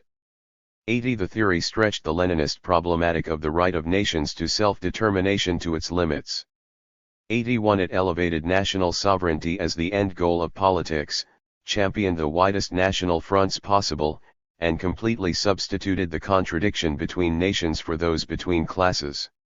Those Maoist radicals who adopted this iteration of anti-imperialism followed China's lead by downplaying all domestic struggles in favor of building national unity to fight the hegemonism of the two superpowers. Across Western Europe they promoted the most extreme nationalism in the hopes of pushing their respective countries into an alliance with the Third World against the superpowers. In France, for example, the Marxist-Leninist Communist Party, successor to the Marxist-Leninist Communist Party of France, allied with Gaullists, monarchists, and even elements of the extreme right to defend French national sovereignty against the United States and the Soviet Union. 82. Internationalism had become national chauvinism. The PRC did more than just urge loyal Maoists to foster national unity at home. Beijing encouraged them to create a kind of coordinated pro-Chinese international that stretched from Argentina to France to East Germany to Cambodia. In contrast to the 1960s, China now took special interest in cultivating ties in North America, and especially Western Europe, the core of the Second World and, it hoped, a key ally in the fight against the superpowers. For their part, devoted parties in the North Atlantic were only too eager to contribute. In 1976, for example, the October League, a Maoist formation that attracted many activists from the dissolved Students for a Democratic Society, SDS, as well as some older communists like Harry Haywood, ran a series of articles introducing American readers to the fraternal parties in Western Europe, the prime battleground in the fight against hegemonism. 83. U.S. Marxist-Leninists have a lot to learn from the communist movement in the countries of the Second World, the League explained. In many cases, they have longer and broader experience in both the class struggle and the struggle against modern revisionism. The workers in all countries have always learned and supported each other, and it is in this proletarian internationalist spirit that the series is written. 84. In December, they published a lengthy interview with Jacques Jourquet, leader of 217 the Anti-Vietnam International, the Marxist-Leninist Communist Party, MLCP. In June 1977, when Maoists reorganized the October League as a formal vanguard party with Beijing's blessing, the French MLCP saluted them on the front page of its paper. The creation of your party, in the very heart of one of the two most aggressive imperialisms of the present epoch, is a harsh blow to the international bourgeoisie. 85. In addition to binding these parties closer together, these rituals harmonized them behind the PRC. What held this international together was unanimity on the correct ideological line broadcast from Beijing. Its organizing principle was the People's Republic of China, its theoretical core the Three Worlds theory. Whatever the issue, the PRC could expect a united chorus to echo its line throughout the world. In this way, the International's tight coordination compensated for its numerical weaknesses. Indeed, with the exception of Norway, which boasted a Maoist party with about 5,000 members, most pro-Chinese parties never claimed more than 1,000 members at their height. But they amplified their power by working in unison, trumpeting the same line at the same time in every major country in the North Atlantic. It was precisely this machine that sprang into action when Vietnam invaded Cambodia in December 1978. Since the Khmer Rouge were China's closest allies in Southeast Asia, these pro-Chinese parties immediately turned against Vietnam. They excoriated the SRV for violating Cambodia's national sovereignty. They compared the SRV's offensive to U.S. intervention in Vietnam. They even blamed Vietnam for the misery in Cambodia, falsely stating that the SRV, not the Khmer Rouge, had perpetrated genocide. In the United States, former SDS leader Carl Davidson called the invasion a war of extermination. 86. In France, the MLCP, whose leader, Jacques Jourquet, had visited Pol Pot in September 1978, claimed that Vietnam had knowingly unleashed a Holocaust in Cambodia. 87 Some French radicals suggested that Vietnam was planning to colonize the occupied territories after eradicating the Cambodian people, just as the Nazis had tried to do in Eastern Europe. The MLCP saw the invasion as blatant settler colonialism. 88 The Revolutionary Communist Party added that Vietnam would not stop with Cambodia but planned to colonize all of Southeast Asia. 89 While one might dismiss these accusations as the ravings of marginal extremists, in countries like France pro-Chinese radicals played a surprising role in shaping the broader discourse surrounding the crisis in Southeast Asia. They did this by downplaying their radical views, in particular their support of Pol Pot, and building as wide a united front as possible. They began by linking with other pro-Chinese radicals, then 218 Crisis. Built solidarity with Cambodians living in France, and finally reached out to unions, universities, and religious institutions. In January 1979, the MLCP gathered signatures for a call to solidarity with the Cambodian people, which they published in Le Monde. We who once supported the struggles of the Vietnamese, Laotian, and Cambodian peoples against American aggression, the statement read, condemn the occupation of this country by the Vietnamese army and denounce it as an infringement of the independence of a state and of a people. 90 In addition to confirming their radical credentials, recalling the Vietnam War in this manner allowed these activists to legitimate their campaign by grounding it in the same principle of national self-determination that had guided the anti-imperialist struggle against the United States. These radicals also looked to the old anti-war struggles for organizational models. The MLCP founded a Kampuchea Committee, modeled on the National Vietnam Committee and the Vietnam Base Committees, in which some of these activists had once participated. 91 As in the Vietnam War, these anti-Vietnam radicals internationalized their campaign. After a preparatory meeting held in Paris over the summer of 1979, they drew on the networks of the pro-Chinese International to unite over 250 delegates from over 30 countries, including Khmer Rouge militants such as Minister of Social Affairs Ieng Thai Rith, at the International Conference of Solidarity with Kampuchea in Stockholm on November 17, 1979. 92 To reach the widest audience possible, organizers encouraged sympathetic journalists, artists, scientists, academics, priests, and politicians to endorse the event. They secured the support of such luminaries as philosopher Alain Badiou, filmmaker Joris Ivans, and writer Albert Memmi. 93 Folk singer Joan Baez sent a message of support and the Swedish writer Jan Myrdal delivered a rousing speech. 94 Our work of solidarity, he said, could mean the life or death of an entire generation in Kampuchea, maybe even for the Khmers as a nation and people as well. 95 These activists formed an international movement, the Cambodian Solidarity Movement, and organized a series of other events, including 2 more international conferences in Tokyo and Paris. 96 Echoing the language of the old anti-war struggles, this new movement's platform condemned Vietnam for violating Cambodian national sovereignty, demanded the withdrawal of Vietnamese troops, and insisted on the Cambodian people's inviolable right to self-determination. In the fight for the liberation and independence of Cambodia, it also called on activists to support all Cambodian struggles without exclusion, which really meant supporting the Khmer Rouge. Significantly, the Cambodian Solidarity Movement tried to bolster its demands by appealing to 219 The Anti-Vietnam International. The principle of non-intervention enshrined in the United Nations Charter. All these efforts helped the pro-Chinese activists become a part of the mainstream discussion. 97 Pro-Chinese parties also found allies in non-governmental organizations such as MSF, the International Committee of the Red Cross, ICRC, and the United Nations Children's Fund, UNICEF, which were also turning their attention to the humanitarian disaster in Southeast Asia. The Vietnamese invasion, which aggravated years of social dislocation under the Khmer Rouge, triggered a demographic catastrophe.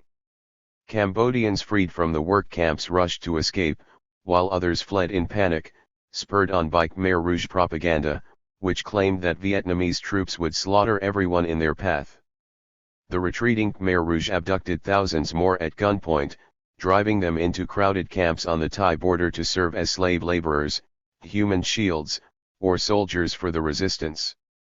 In this context, humanitarian organizations like MSF soon made the Cambodian border a priority.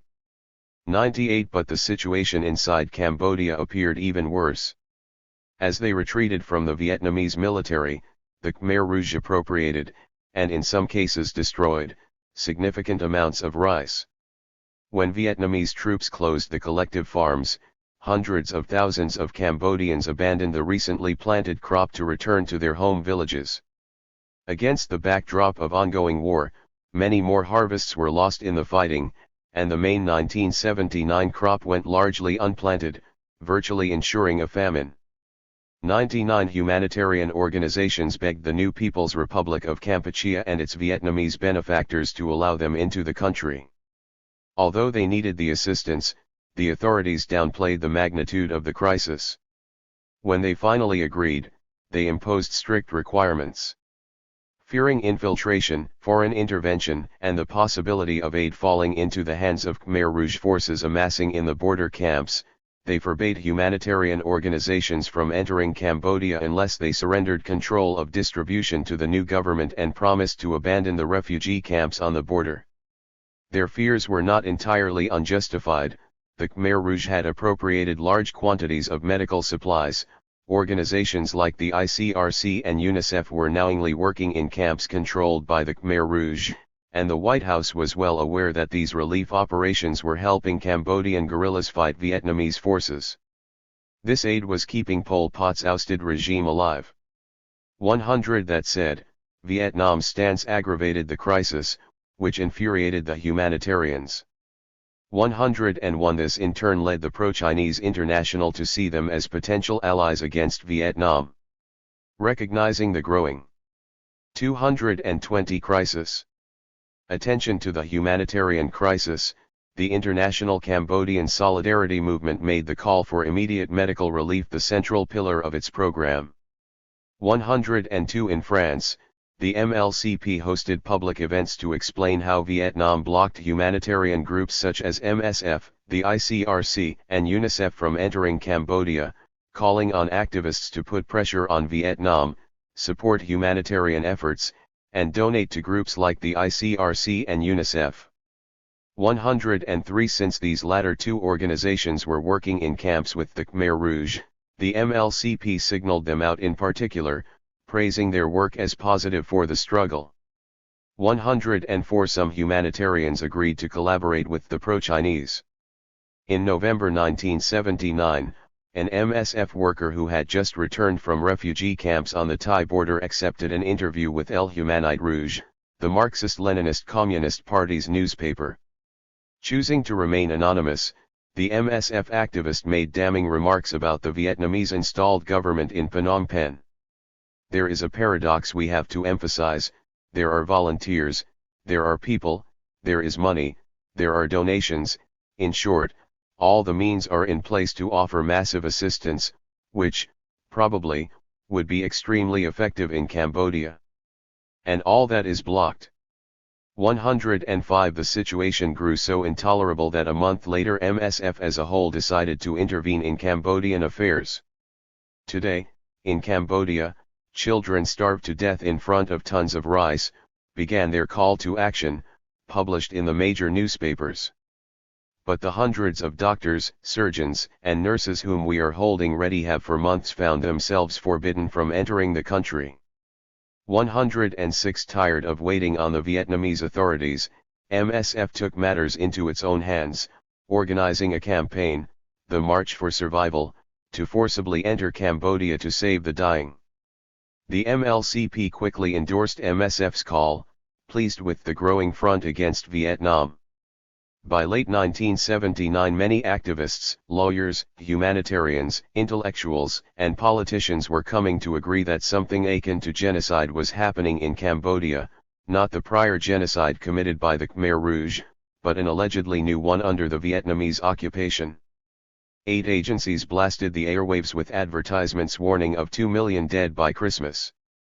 107 François Bugnion of the ICRC compared Cambodia to Buchenwald.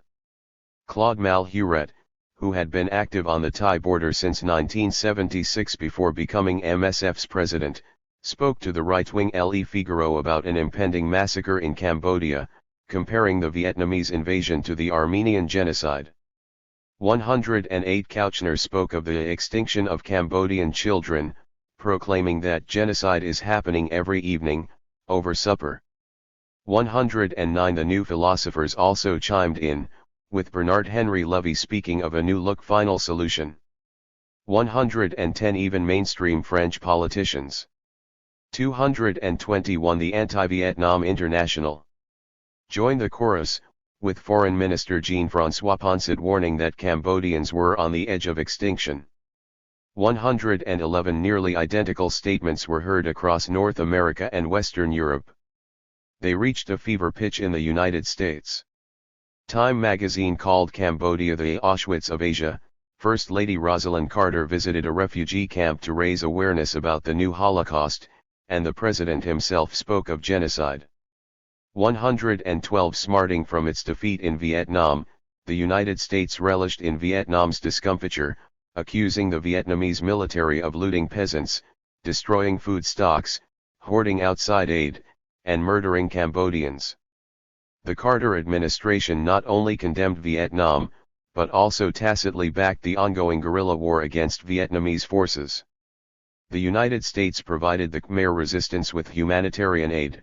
U.S. representatives nixed a proposal from the Association of Southeast Asian Nations to disarm the Cambodian guerrillas, and the White House secretly supported Chinese efforts to arm the Khmer Rouge. 113 For all his talk of a new direction after years of deception and war, the liberal Carter was now effectively on the same side as mass murderers. While the White House kept much of this under wraps, it did express public support for Pol Pot's deposed DK government. In September 1979, the United States voted with the majority at the UN General Assembly to formally recognize Democratic Kampuchea, a regime responsible for the deaths of millions, as the rightful voice of the Cambodian people. More than simply drawing attention to a humanitarian crisis, then, the language of genocide served a clear political function. Genocide does not just happen on its own, someone is responsible. It could not be the Khmer Rouge because they had been ousted nearly a year ago. Nor the new People's Republic of Kampuchea, since this government was widely seen as a mere puppet of the occupying Vietnamese forces. The only possible answer was Vietnam itself. While some politicians left this conclusion implicit, many others tried to draw it into the open. Brzezinski, for instance, pushed state agencies to unambiguously name Vietnam as the perpetrator of genocide, thereby downplaying the actual mass murder perpetrated by the Khmer Rouge. 114 In this way the unlikely alliance between Maoists, humanitarian organizations, the mainstream media, and both liberal and conservative politicians created the widespread impression that Vietnamese were deliberately committing genocide in Cambodia, just as the Nazis had done only a few decades before in Europe. This was how the fanatical ravings of a tiny group of pro-Chinese radicals on the political margins helped shape mainstream discourse. 222 Crisis. Although their concrete influence on the post-war settlement in Southeast Asia was limited, and the campaign did little to reverse their declining fortunes, they could take pride in having played a part in this outcome. Still, the whole affair left them in an awkward position. They were now on the same side as the United States, a country they had once denounced as the #1 enemy of all the peoples of the world.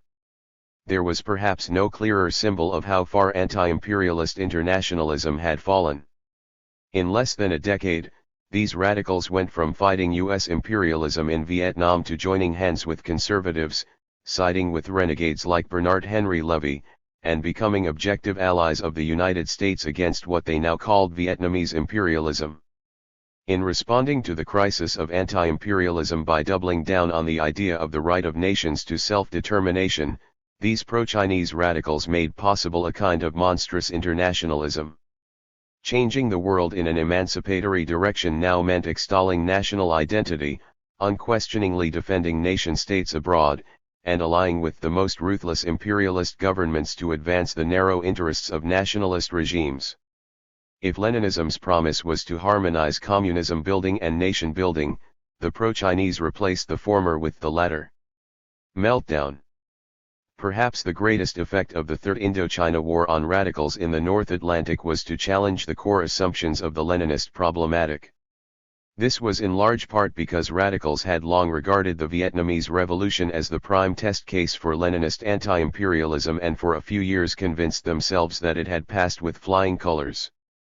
Armed with the problematic as their guide, Vietnamese communists not only destroyed French colonial rule, defeated U.S. intervention, overthrew the Republic of Vietnam, unified their divided country, and began the process of building socialism, but also galvanized countless other struggles, united diverse political forces across borders, shook the entire imperialist system, and popularized a politics of universal emancipation. Vietnam showed that Leninism worked. Yet by the end of the decade the Vietnamese Revolution had clearly run into problems. The economy was in crisis, depoliticization set in, people fled their homes, and the new state waged war against its neighbors.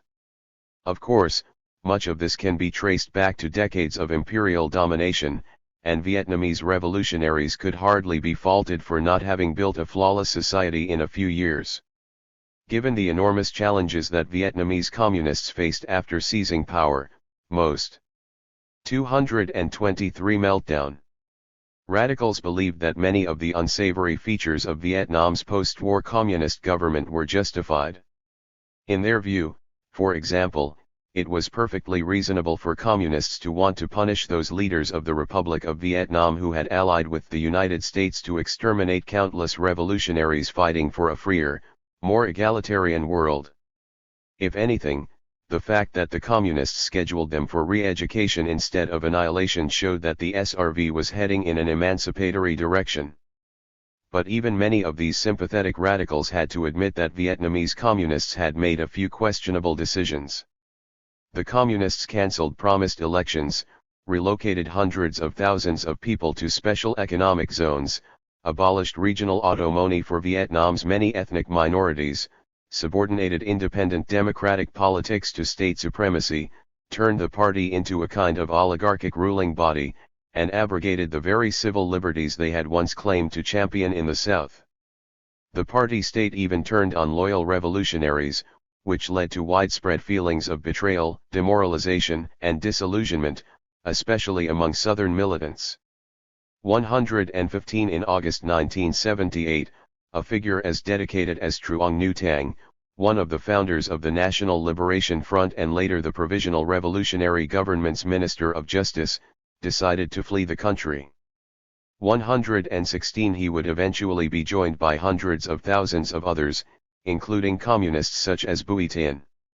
While it is true that these mistakes stemmed in part from unfavorable conditions, improper execution, unexpected challenges, internal divisions, uneven leadership, and institutional inertia, part of the blame rests on the Leninist ideas that were so central for those revolutionaries like Le Duan who called the shots. This is not at all to say that everything that happened in Vietnam was the direct outcome of problems inherent to Leninism. There was, after all, a very high degree of contingency in post-war Vietnam. Nonetheless, the problematic undeniably informed how revolutionaries responded to those contingent challenges. It fixed their assumptions, filtered their options, determined the field of the possible, and foreclosed other routes. The culpability of Leninism becomes even clearer when one considers the fact that other revolutionaries who followed the problematic ended up facing many of the same difficulties. One need look no further than Vietnam's Leninist neighbors. Although the three liberation struggles that found themselves at the heart of the Third Indochina War involved different people with different personalities in different countries facing different situations, they all encountered a similar set of problems linked to Leninism. In all three cases the Leninist problematics promise to eliminate national oppression through nation building led to a kind of primordialist nationalism that 224 crisis sanctioned the oppression of national minorities, encouraged chauvinism at home, and fueled expansionist tendencies abroad. In all three cases the problematics promised to win freedom from the state through the construction of a new kind of state led to the consolidation of hypertrophic party states that repressed civil liberties, demolished autonomous politics, and redefined universal emancipation as statist development. In all three cases, the problematics promised to mobilize national liberation as the basis of an internationalist struggle to build a world beyond capitalist imperialism led to border skirmishes, territorial annexation, geopolitical maneuvering, and war. It was in the Third Indochina War, in other words, that the internal contradictions at the heart of the Leninist problematic exploded most poignantly. 117. As if that were not bad enough, all sides in the Third Indochina War justified their actions with recourse to Leninism. Democratic Kampuchea rationalized its incursions into Vietnam by claiming it was exercising its right to self-determination by reclaiming stolen national territory. The SRV justified its invasion of Cambodia by asserting that the Cambodian people asked for Vietnam's internationalist assistance to help fight for their right to self-determination from the hated Khmer Rouge oppressors.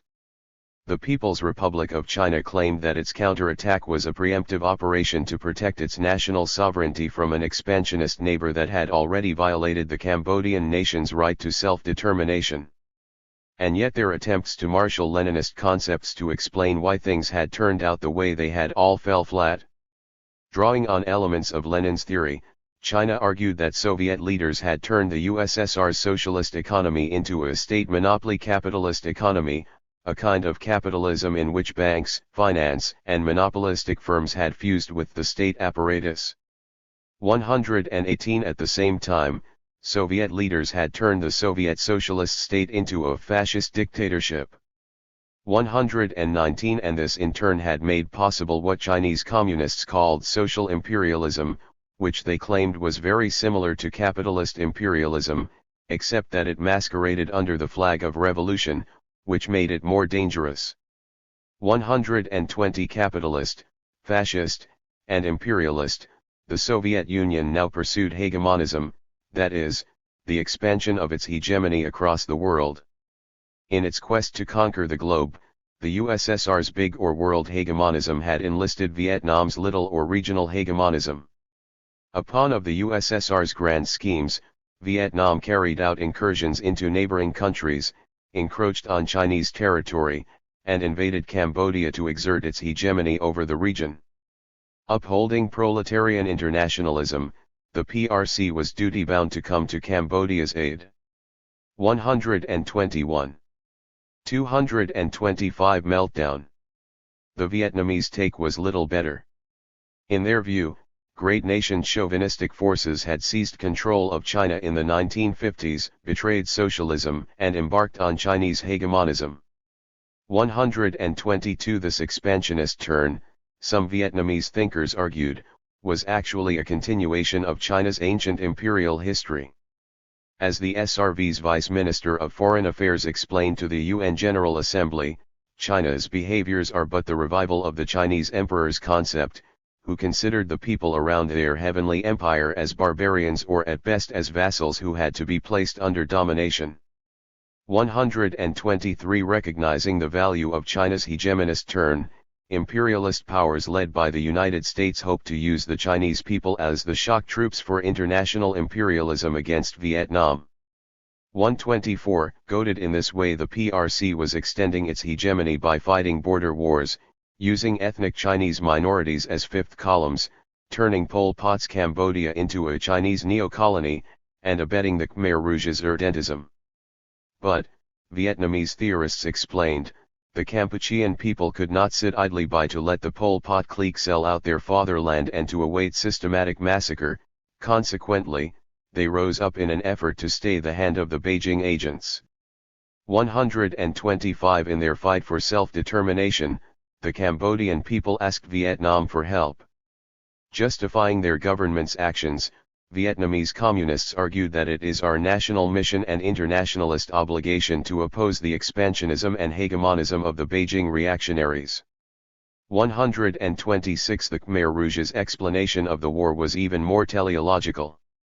In a speech to the United Nations after the Vietnamese invasion, for example, Ieng Sary, co-founder of the Khmer Rouge, and now the public face of the deposed Democratic Kampuchea, argued that the root of the problem lay in the incorrigible expansionism of the Vietnamese people.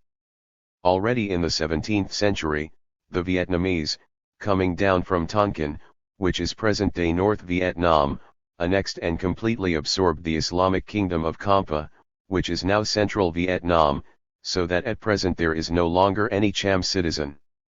Afterwards, the Vietnamese people pushed even farther south and, up to very recently, annexed 65,000 square kilometers of Kampuchean territory, which has now become present-day South Vietnam. Today, under the guise of an Indochina Federation, Vietnam sought nothing less than the total absorption of Kampuchea and Laos, which would in turn serve as a springboard for the expansion of Vietnam throughout Southeast Asia. Vietnam's hegemonist invasion of Cambodia, in other words, was simply the realization of ancient expansionist impulses. 127 Although they claimed their positions were drawn from Leninist principles, not one party could offer a meaningful political assessment of 226 Crisis. The crisis within the terms of the theory developed by Lenin. 128 In the end, their answers were unconvincing, their descriptions did not align with the reality on the ground, and their theories failed to explain anything. How was capitalism restored? Why did nationalist elements seize control? Where does hegemonism come from? Why did national self-determination lead so quickly to expansionism? Why did anti-capitalist revolutions end up establishing regimes that acted in ways that Marxists had long associated with capitalism? What was the relationship between socialist construction and imperialism? Why did these regimes fail to build world communism together? The very theoretical language that could formulate these problems, explain them, and evaluate them was itself now in question. The impasse, to borrow a formulation from Alessandro Russo, remained inexplicable within the horizon of the problematic in which it had taken place. 129 In this way the war only deepened the doubts that so many radicals were starting to express about the concepts that they had held so dear for nearly a century. The repression in Southeast Asia further discredited the idea of the vanguard party. The militant statism of the three countries dealt another blow to the increasingly untenable idea that the state could be a vehicle for emancipation. And the aggressive nationalism of the belligerents further convinced radicals that they had misunderstood the historical role of nations. Explicitly referencing the Third Indochina War in the introduction to what would become the most famous book on nationalism, Benedict Anderson admitted that nationalism has proven an uncomfortable anomaly for Marxist theory and, precisely for that reason, has been largely elided, rather than confronted. 131 Theorists after another turned their attention to the topic. Most of all, the war raised doubts about the concept of imperialism itself. According to the inherited theories, imperialism is an extension of capitalism. But the Third Indochina War saw three countries that had abolished many recognizable features of capitalism locked in a war defined by border disputes, retaliatory incursions, annexationist impulses, military occupation, and economic restructuring, in short, everything one would expect from capitalist imperialism. One way to explain the paradox while saving the theory might be to declare that the Third Indochina War was not imperialist, but that only evades the original question of what it was, how it happened, and why it looked so similar to capitalist imperialism. Another approach could be to claim that the war was ultimately caused by U.S. imperialism, but any cursory study would show that, while the legacy of American intervention played a role, the war's causes are to be found squarely with the belligerents. One might even be tempted to argue that these actions happened because 227 Meltdown. Those involved were all capitalist in some way, but this runs against reality. While one could argue that China was transitioning to capitalism, it would be more difficult to say the same about Vietnam in the 1970s, and it would be a real stretch to designate as capitalist a country like Democratic Kampuchea, which at times lacked currency, markets, and financial institutions of any kind. By revealing the limits of the Leninist problematic in so sharp a way, The Third Indochina War suggested the limits of anti-imperialist struggle as such. If the whole point of the Leninist problematic was to find a way for diverse forces to unite across borders to change the world by destroying imperialism, what did it mean for anti-imperialist politics now that revolutionaries had mobilized the same problematic to build nation-states that acted in ways that were disturbingly similar to the imperialism they had set out to abolish? What did it mean for Leninism now that the internationalism it made possible had become something very close to imperialism itself? 228. 6. Human rights. In 1981, just a few years before his death, Michel Foucault lent his voice to yet another cause. Flanked by photographs of suffering refugees, he spoke of the disaster in Southeast Asia. In the late 1970s, hundreds of thousands of people fled communist governments in Laos, Cambodia, and Vietnam. Over the next quarter century, their numbers would swell to several million. While some left by land, many took to the seas in decrepit, teeming boats. Those fortunate enough to survive the perilous journey to neighboring Southeast Asian countries found themselves thrown into overcrowded camps. Under considerable strain, and unwilling to host any more refugees, some of these countries began to push incoming boats back to sea.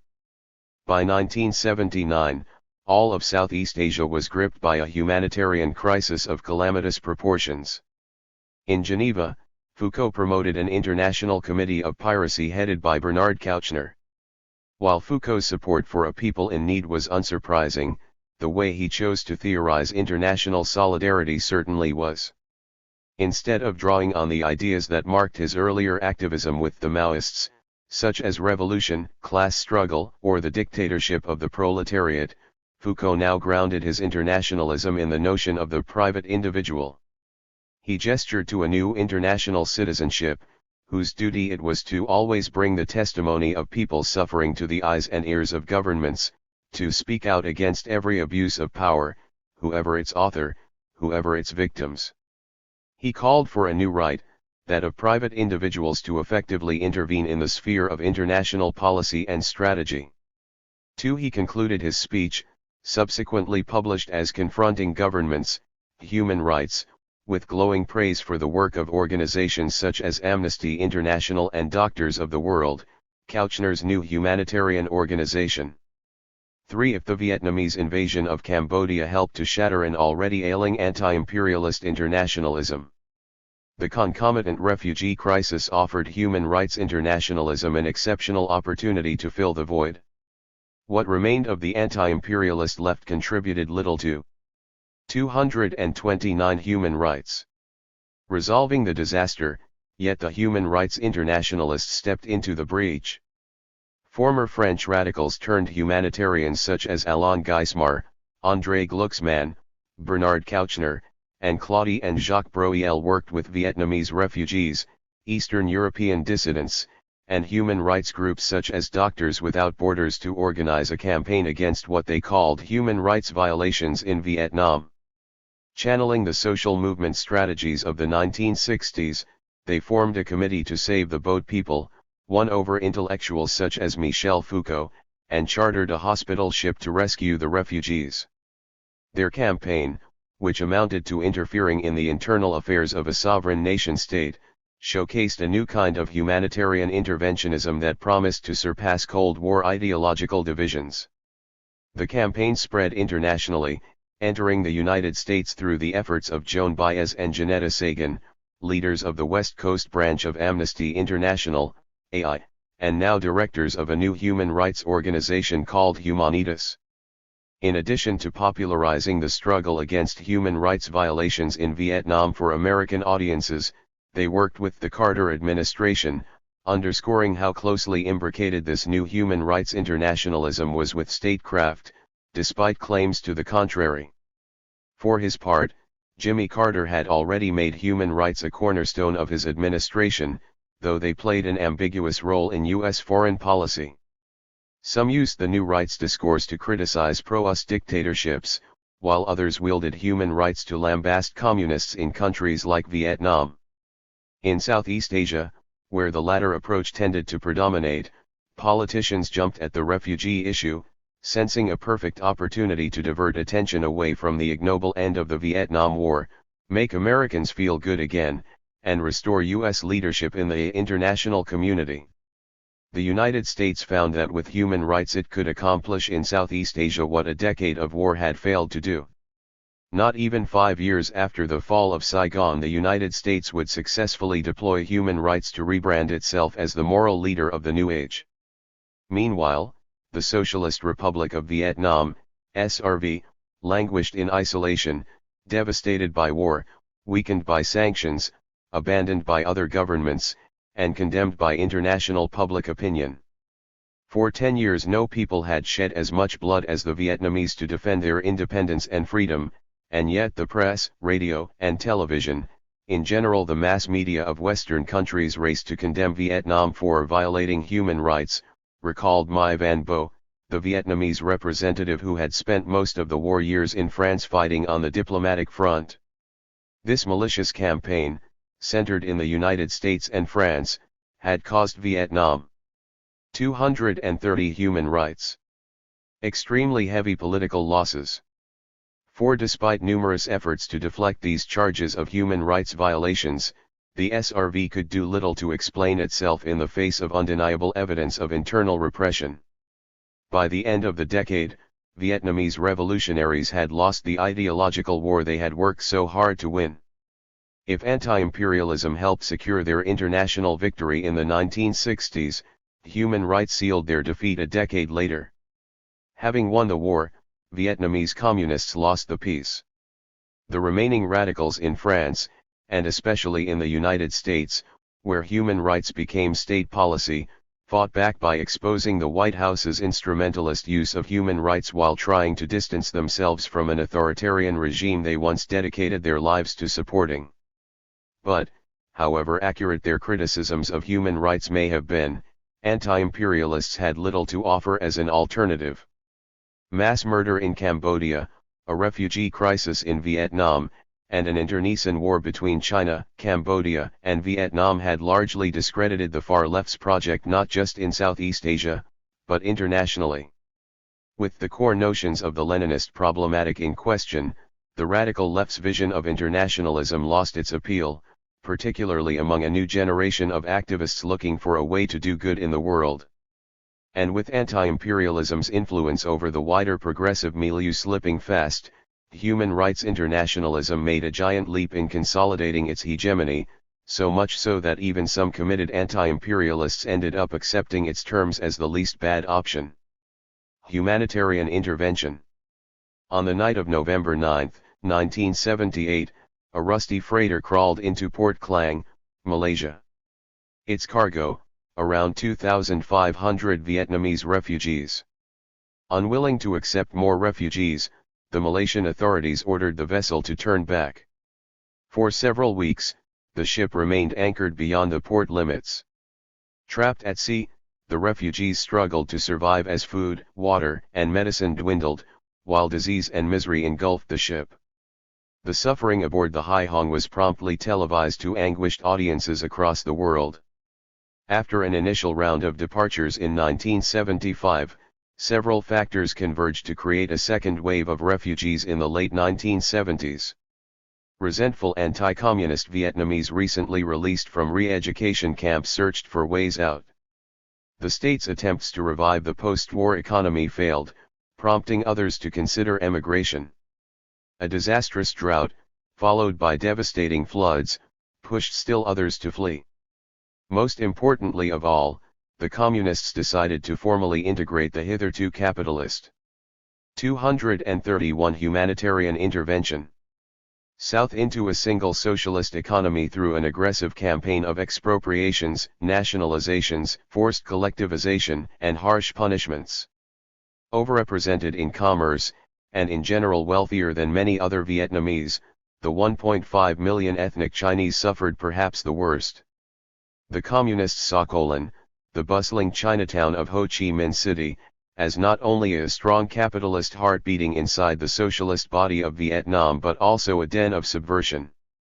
5. Collapsing relations with the People's Republic of China prompted many Vietnamese to view ethnic Chinese throughout Southeast Asia as a dangerous fifth column in the service of Beijing. Party officials ransacked homes, confiscated money, shuttered businesses, and targeted Chinese institutions. 6. Many fled, sometimes by land into China, but also by boat into the South China Sea, accounting for the vast majority of those who would soon be known as the boat people. Escape was no easy matter. In many cases, smugglers, criminal organizations, and corrupt Vietnamese officials forced refugees to pay exorbitant prices for a place on crowded boats. Those who took to the sea risked starvation, drowning, or pirate attacks. The ones who survived were herded into deplorable camps, waiting for neighboring Southeast Asian countries to determine what to do with them. By the end of 1978, these camps housed more than 61,700 refugees, and Southeast Asian governments refused to take any more. 7. Mounting evidence of political repression and mass exodus reached North America and Western Europe in 1978. The issue was taken up especially forcefully in France. This was in part because the country was home to a vibrant Vietnamese community, which had long played a crucial role in circulating information about Vietnam. Although most politically engaged Vietnamese remained loyal to the Socialist Republic of Vietnam, newly arrived anti-communist immigrants relied on a dense network of social groups, political organizations, journals, religious institutions, and conservative politicians like the mayor of Paris Jacques Chirac to organize opposition to the SRV. 8. Vocal figures such as Don Van Toa eagerly shared their first-hand experiences. A former activist imprisoned by both Nguyen Van Thieu and the Communists, he fled Vietnam in 1978, alleging that the Communists had detained some 800,000 political prisoners. Soon after arriving in Paris, he organized a campaign on their behalf. In this, he joined many other Vietnamese refugees in taking inspiration from the human rights campaigns already waged by dissidents from the Soviet bloc. 9. Our goal, he explained, is to launch a campaign like those organized in the West in support of Soviet prisoners. 10. Vo Van Ai, who founded the journal Cami in Paris, recalls that the earliest supporters of the campaign against what were now being 232 human rights called human rights violations in Vietnam were the many Eastern European dissidents taking refuge in Paris. 11. Don Van Toa formed a solidarity committee for political prisoners in Vietnam, gave numerous interviews for publications across North America and Western Europe, wrote a book documenting his experiences, and organized events with French intellectuals and Eastern European dissidents. 12. French journalists added to these revelations by producing a stream of reports condemning developments abroad. These articles were not limited to those right-wing papers like Le Figaro seeking to shame the left but could even be found in the pages of leftist publications such as Jean-Paul Sartre's Les Temps Modernes. On October 5, 1978, Le Monde went so far as to link repression in Vietnam to genocide in Cambodia in an editorial titled Peace Crimes. Between the Cambodian genocide and the Vietnamese repression there is, of course, an enormous difference of degree. But the inspiration, alas, is of the same kind. In both cases it is to level, to eliminate, all differences that exist. 13. The editorial sparked a public discussion over the refugee crisis that involved many activists from the old anti-war campaigns. Some of the journalists reporting on repression in the SRV were former critics of the war who had spent time in Vietnam. Writing for Le Monde, Roland Pierre Perringaz, once a fierce critic of Thieu's regime in the South, now turned his pen against the new communist regime. In a detailed article about human rights violations in Vietnam he asked, do the circumstances justify how the communist regime of Hanoi today, just like the anti-communist regime of Saigon yesterday, systematically resorts to repression and preventative detention on the basis of mere suspicion or denunciation, which it has elevated to a civic duty, and leaves to rot in camps all those who do not conform to the new model, thereby aggravating their hatred and desperation. Recalling the explosive issue of political imprisonment in the early 1970s, he lamented how those involved in the massive international campaign to defend political prisoners in South Vietnam had gone silent. 14 In fact, some former anti-war radicals in France were about to act. They were just waiting for a dramatic symbol. When news of the Hai Hong broke, they found their opportunity to get the campaign underway. 15 That very night, Claude and Jacques Breuil called Bernard Kouchner to organize a strategy session. Meeting in the offices of Continent, a publication by Soviet dissidents in Paris, Viovanai, the Breuils, Kouchner, Alain Geismar, André Glucksmann, Bernard Henry Levy and others discussed ideas. A former member of the March 22 movement, and later a leader of the proletarian left, Geismar insisted that they had a special responsibility to act since they had 233 humanitarian intervention. Once supported the very revolutionaries who were now causing so much suffering in Vietnam. 16 Channeling the anti-war tactics of the 1960s, Levy suggested they attack the Vietnamese embassy. 17 The group rejected the proposal, but agreed with its spirit by taking another page from the 1960s radical playbook, sending a boat to Vietnam. 18 In 1967, over 30 French anti-war organizations, including various Christian groups, the Unified Socialist Party, French Communist Party, the National Vietnam Committee, and the Franco-Vietnamese Medical Association, of which Kouchner had been a member, organized a campaign to help the Vietnamese people by sending a boat filled with medical equipment, bicycles, motors, and other supplies. 19 Just over a decade later, these erstwhile radicals decided to reprise the action. But instead of delivering supplies to Vietnamese guerrillas fighting U.S. imperialism, they would rescue Vietnamese refugees fleeing from those very guerrillas. They created a new committee, a boat for Vietnam, with Claude Breuil as president, Olivier Todd, the former anti-war journalist, in charge of public relations, and François Gautier, a former Amnesty International activist with ties to Vietnamese living in France, as treasurer. 20 Kouchner was tasked with gaining the support of MSF. Indeed, the radical humanitarians of MSF had by then grown very close to the rights activists spearheading the campaign. As MSF President Claude Malhuret reflected, in Paris, we were all acquainted, Bernard Henry Levy, Glucksmann and many others. We used to meet, we held frequent discussions and we evolved in the same way. Our friends backed up their reflections, and unveiled books that they prepared from the facts, the analyses which we brought back from Vietnam and Cambodia.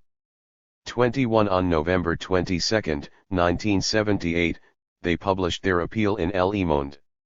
Let us do more, let us go find these fugitives. A boat in the China Sea must permanently be able to seek and recover the Vietnamese who have taken the risk of leaving their country. 22 Leaning on their experiences in the anti-war movement, the committee raised funds, circulated petitions, held public meetings, published articles in newspapers, appeared on television, and connected with famous intellectuals. Their efforts proved remarkably successful, and they convinced over 150 figures to sign their names to their call to action, including politicians like Michel Rocard, former anti-imperialist militants like Jean-Pierre Le Dantec and Christian Jamet, intellectuals like Simone de Beauvoir, Michel Foucault, Jean-Paul Sartre, and Raymond Aron, and, for good measure, the movie star Brigitte Bardot. 23 The committee also garnered international assistance, enlisting Irving Brown, head of the European office of the AFL-CIO. The radical humanitarians scored another coup when they 234 human rights. Acquired a ship, the Isle de Lumière, or Isle of Light, a name that perfectly captured their ambitions. 24 But they risked running aground on difficult questions.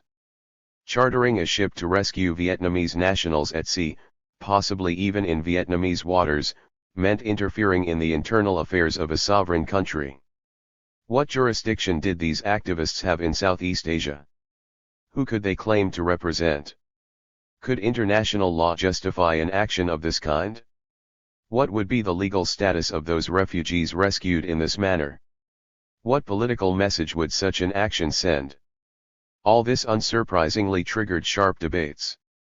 25 Internally, the committee deliberated such issues as the political framing of the action, with some hoping to stay politically neutral, while others like Jacques Breuil, a former member of the Union of Communist Youth, Marxist-Leninist, who now believed that we would have been better off on the side of the Americans in the Vietnam War than on the side of the North, wanting to give the project a more unequivocally anti-communist direction.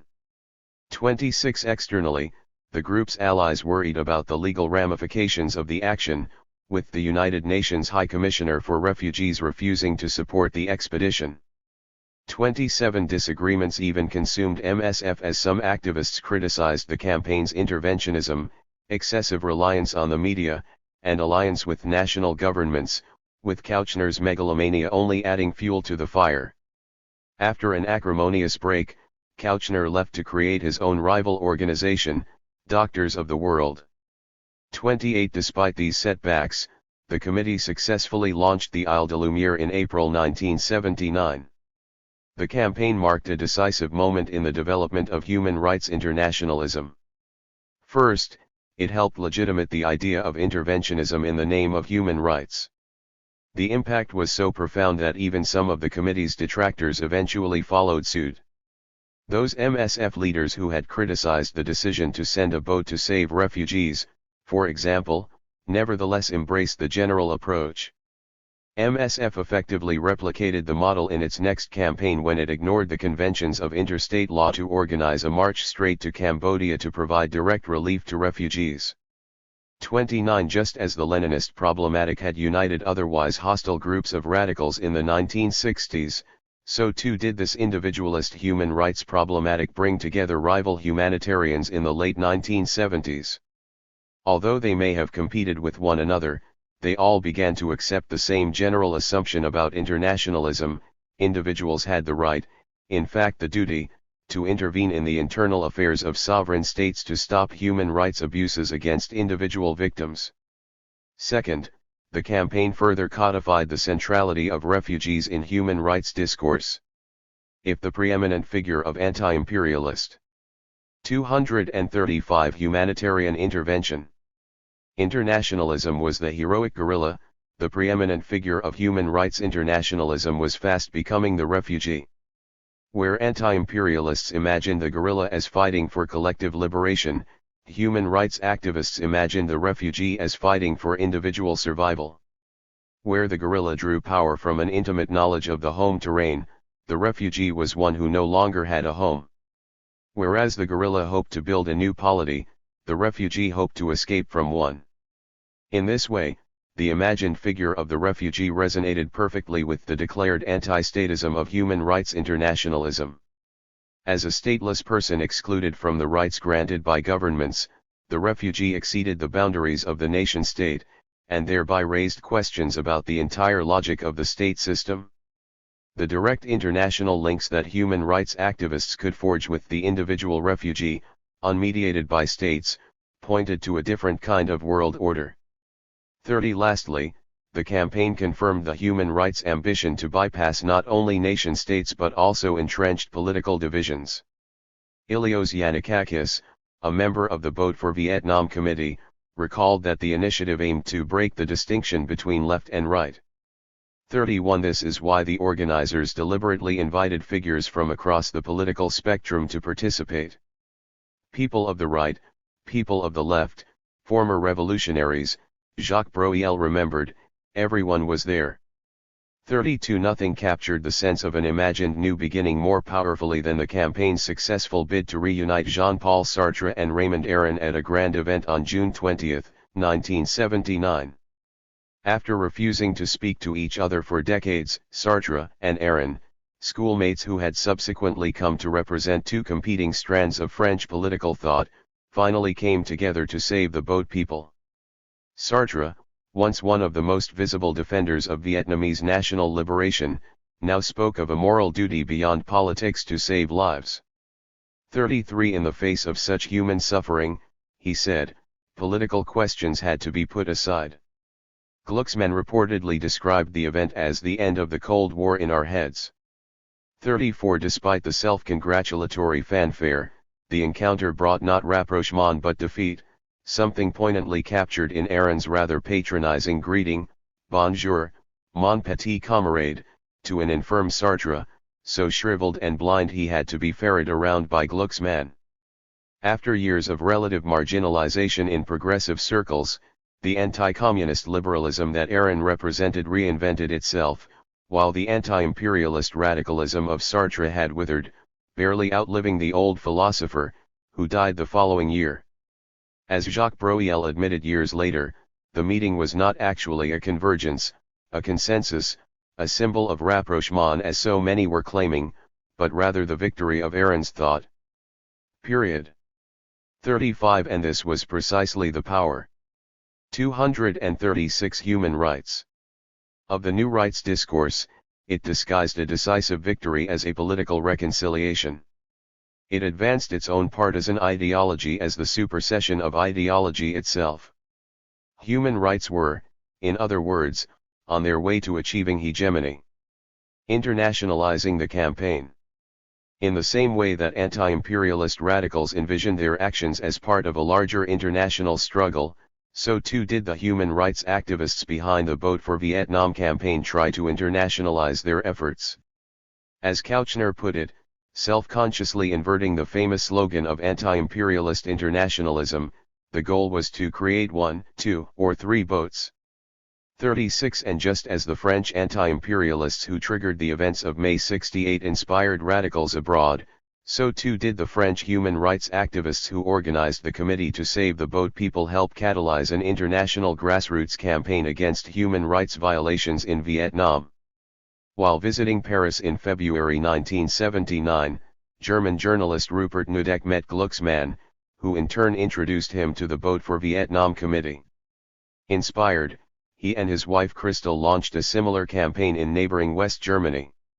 Emulating the French strategy, they established a committee, courted intellectuals, won over former radicals such as Rudy Dutschke, and secured their own ship, Cap Anamur, to save thousands of Vietnamese refugees in the South China Sea. Neudeck remained in contact with the French throughout this time and attempted to introduce some of their ideas about humanitarian interventionism into Germany.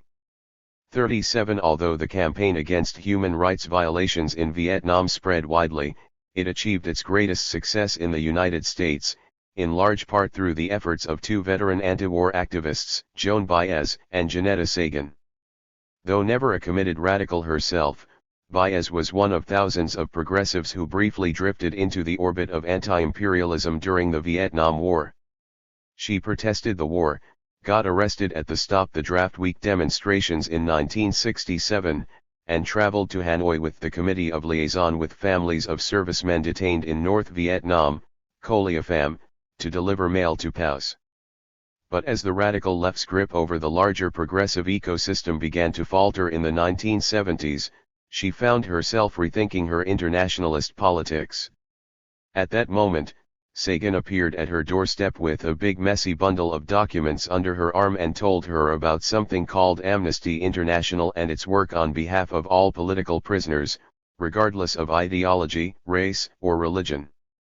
38. 237 Internationalizing the campaign. A political prisoner tortured under Italian fascism, Sagan immigrated to the United States, where she joined Amnesty International.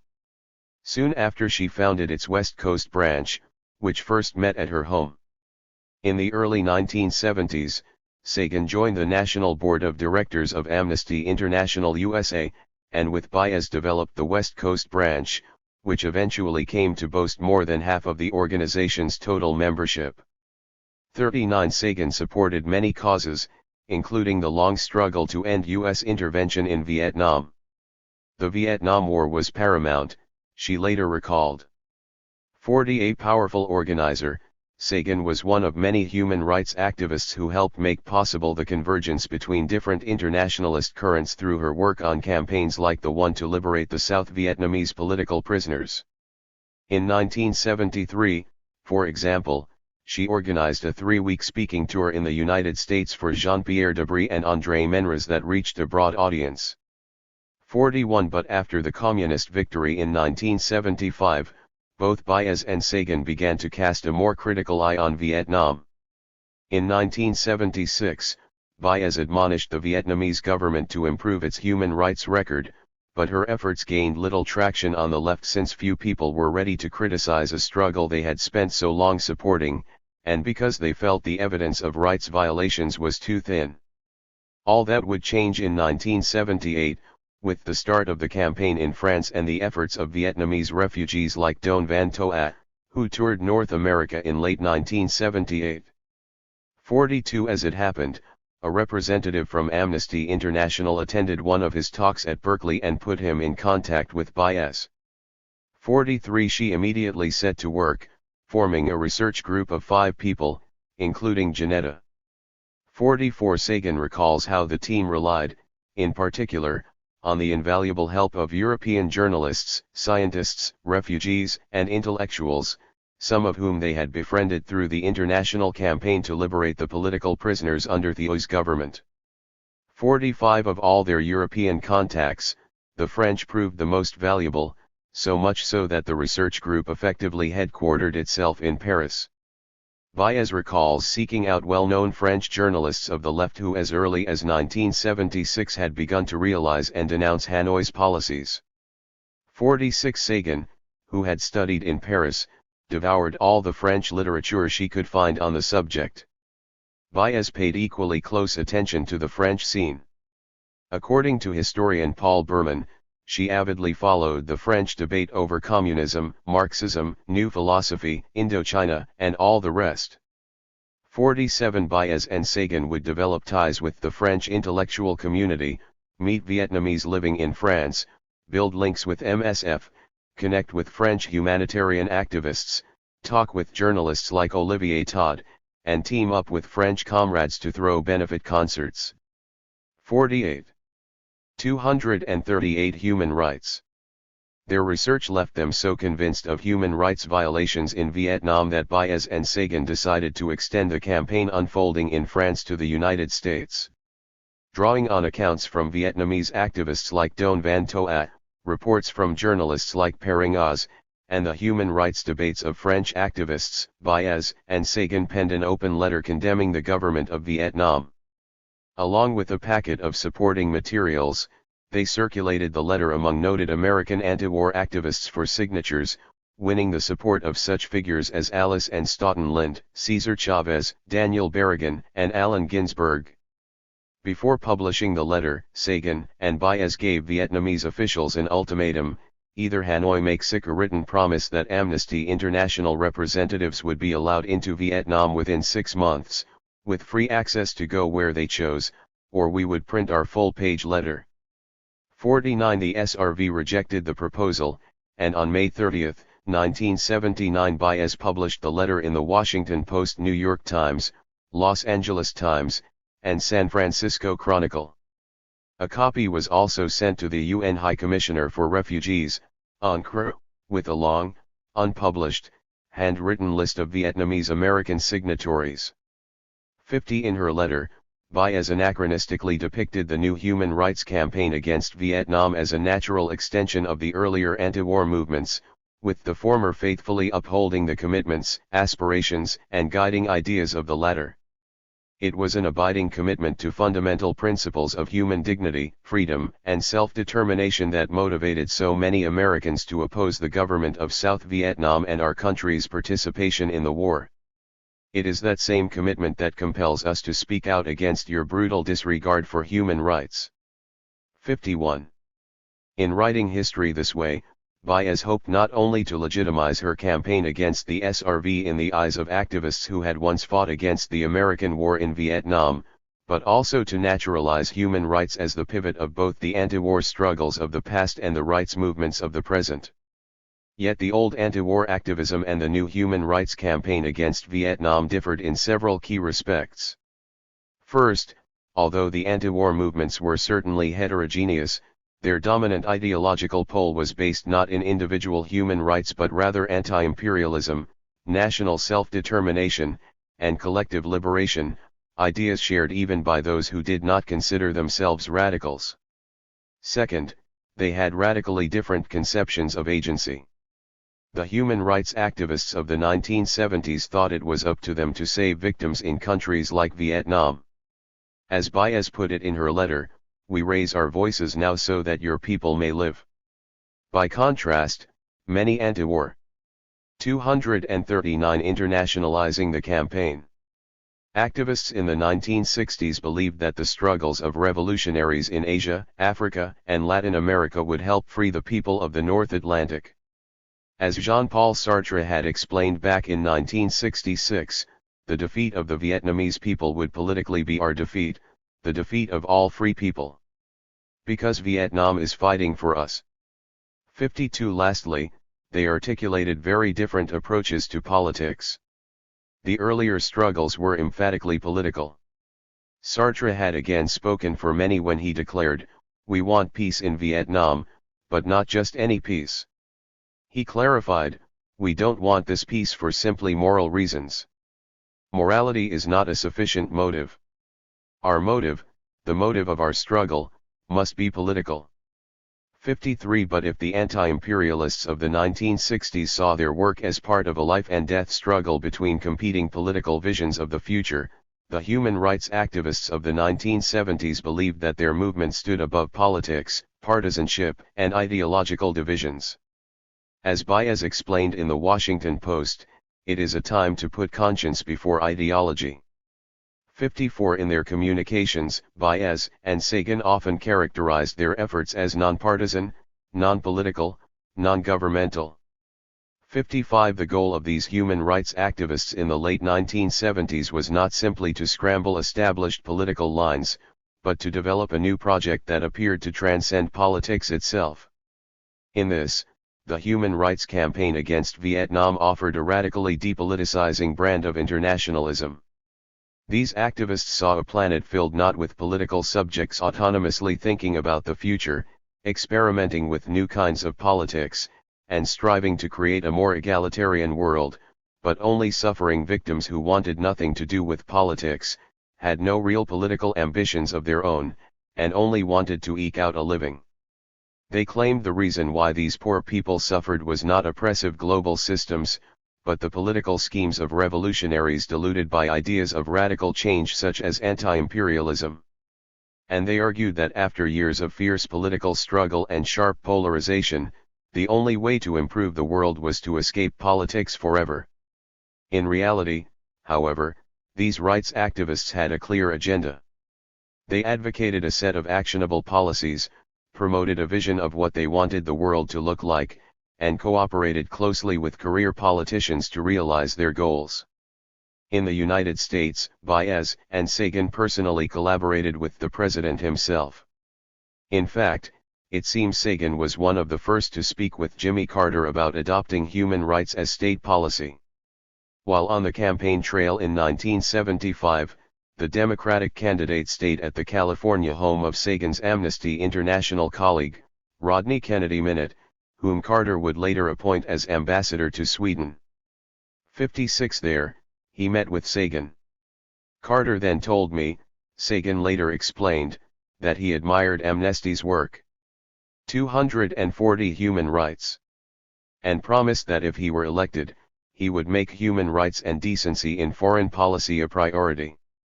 57. Soon after his visit, Carter wrote to Sagan, affirming their partnership, "I enjoyed being with you, and really admire the work you are doing. During the campaign ahead your advice and active support will be very valuable to me." 58. Despite its claim to operate independently of national governments, Amnesty, along with other human rights organizations, substantially benefited from ties to the Carter administration. As Sagan put it, Carter's initiatives mean a great deal, especially in terms of AI access to governments. 59. Their campaign against human rights violations in Vietnam further deepened this alliance between human rights internationalism and the U.S. government. Baez and Sagan's new human rights organization, Humanitas, directly appealed to the president to help further their cause. On July 19, 1979, for example, Baez hosted a concert at the Lincoln Memorial with 10,000 supporters, then led a march to the White House carrying lit candles. Baez wrote to the president before the event, assuring him that the march was not in any way a protest, but rather a show of support from the American people who would back him in any humanitarian effort he made on behalf of the boat people. In particular, she suggested sending the Navy into the South China Sea on a rescue mission. Although Carter declined the invitation to attend the concert, later in the evening, as marchers chanted "Save the Boat People" outside the White House, he surprised everyone by walking across the White House lawn and announcing that he had decided to send the Seventh Fleet to rescue Vietnamese refugees. The next morning Carter personally called Baez and they exchanged mutual congratulations. 60 What began as an activist campaign organized by Vietnamese exiles, French journalists, and former radicals had become a massive international movement composed of not merely other humanitarian organizations but even national governments, many of which took an active role in rescuing, transporting, and adopting refugees. The surprising collaboration with these nation-states exposed an ambiguity at the very heart of human rights internationalism. Although its proponents dreamed of a kind of solidarity that superseded not only regimes established by revolutionary movements in the Third World, but also the powerful governments of the North Atlantic, human rights activists soon discovered that they still had to operate in a world of nation-states. Some of them went a step further by seeking out alliances with those states, entranced by their resources, legitimacy, logistical capacities, and sheer might. For their part, a few governments saw the alliance as a unique opportunity to remake themselves during a time of crisis. One of the most eager was the U.S. government. Desperate to rethink U.S. foreign policy after 241 winning the peace. Vietnam, the Carter administration became the loudest advocate of the boat people, leading the charge against violations of human rights in Vietnam. The very state those one-time anti-imperialist radicals had protested against so vehemently only a decade earlier would now become their most important ally in the fight for human rights. Winning the peace. In the mid-1970s, millions of Americans were gripped by a sense of malaise, pessimism, and distrust. Carter hoped to change all that. Campaigning on a politics of morality, he aimed not only to restore faith in government but also to heal the guilt, shame, despair, and division that many Americans felt after the trauma of the Vietnam War. He began his inaugural speech with a call for unity. "For myself and for our nation," he began, "I want to thank my predecessor for all he has done to heal our land." 61 In contradistinction to the corruption, deception, and outright immorality of past administrations, he spoke of compassion, transparency, leading by example. A core idea of his presidency would be human rights, which he took to mean not just a new foreign policy program but a new age for humanity. The world itself is now dominated by a new spirit. Peoples more numerous and more politically aware are craving, and now demanding, their place in the sun, he continued, not just for the benefit of their own physical condition, but for basic human rights. 62 The Carter administration had somewhat unexpectedly discovered that human rights could serve as a cure for the malaise that characterized American politics in the 1970s. As historian Barbara Keyes argues, human rights could restore American virtue, manage the legacy of Vietnam by redirecting everyone's attention away from the horrors of the war, and redefine the U.S. government's role in the world in the wake of Richard Nixon's Realpolitik. Yet the diverse currents that coalesced to make Carter's presidency possible voiced competing ideas about how championing human rights could achieve those ends. On the one side were those who thought human rights could offer the United States a way to recover the country's honor after a period of Cold War immorality that included not only the Vietnam War but also continued U.S. support of dictatorships. On the other were people like Democratic Senator Henry Jackson, a Cold War zealot who thought human rights could help re-establish the legitimacy of the U.S. government's war on international communism, providing the perfect way to circumvent a politics of isolationism, guilt, and compromise after the debacle of Vietnam. 63 Because of these competing impulses, human rights came to play a highly ambiguous role in the Carter administration's foreign policy. 242 Human rights. Figures like Patricia Darien, head of the State Department's Bureau of Human Rights, rebuked pro-US dictatorships for human rights violations. But others, like Richard Holbrooke, Assistant Secretary of State for East Asian and Pacific Affairs, resisted openly criticizing allies. The tension produced contradictory policies, as when Darien pushed to ban the sale of tear gas to the Shah of Iran, while Holbrooke personally deleted criticism of the Shah from one of Carter's speeches. 64 These conflicts played out over different areas of foreign policy, with partisans of each approach winning the upper hand in different parts of the world. In some regions, especially Latin America, officials like Darien scored important victories. In Argentina, for example, the Carter administration reduced aid and military assistance and generated public pressure against the dictatorship. But in Vietnam, those who saw in human rights a weapon against communism successfully turned the country into a prime testing ground for their anti-communist strategy. 65 When Carter assumed office, Vietnam was synonymous with American dishonor, cruelty, and failure. By the late 1970s, the vast majority of Americans believed that sending troops to fight in Vietnam had been a mistake. In the eyes of millions across the globe, the United States had committed egregious crimes. A stain on America's virtue, the Vietnam War had severely weakened the U.S. government's image as the benevolent leader of the free world. Since Vietnam lay at the heart of the United States predicament, Carter's ambition to restore the country's reputation depended on changing the way the world thought about the United States in that highly symbolic part of the globe. With this priority in mind, Carter broached the question of normalizing relations with the SRV just weeks after his inauguration. 66 The SRV was eager to cooperate and talks began in May 1977. Discussions, which involved several congressional visits to Vietnam, culminated in September 1978 when Holbrooke secretly met with Deputy Foreign Minister Nguyen Co Thach. Both men agreed to normalize relations without preconditions. 67 But not everyone close to Carter assented. Henry Jackson, for example, voiced his opposition. 68 National Security Advisor Zbigniew Brzezinski, a hardline anti-communist and one-time member of Amnesty International's board of directors, was even more blunt. The goal was to counter the Soviet Union, which meant prioritizing relations with the USSR's enemy, China, and not its ally, Vietnam. 69 With people like Jackson and Brzezinski in mind, Carter turned against normalization 2 weeks after Holbrooke's meeting. Feeling betrayed, isolated, and anxious about China's designs on the region, the SRV turned completely to the Soviet Union in November. 70.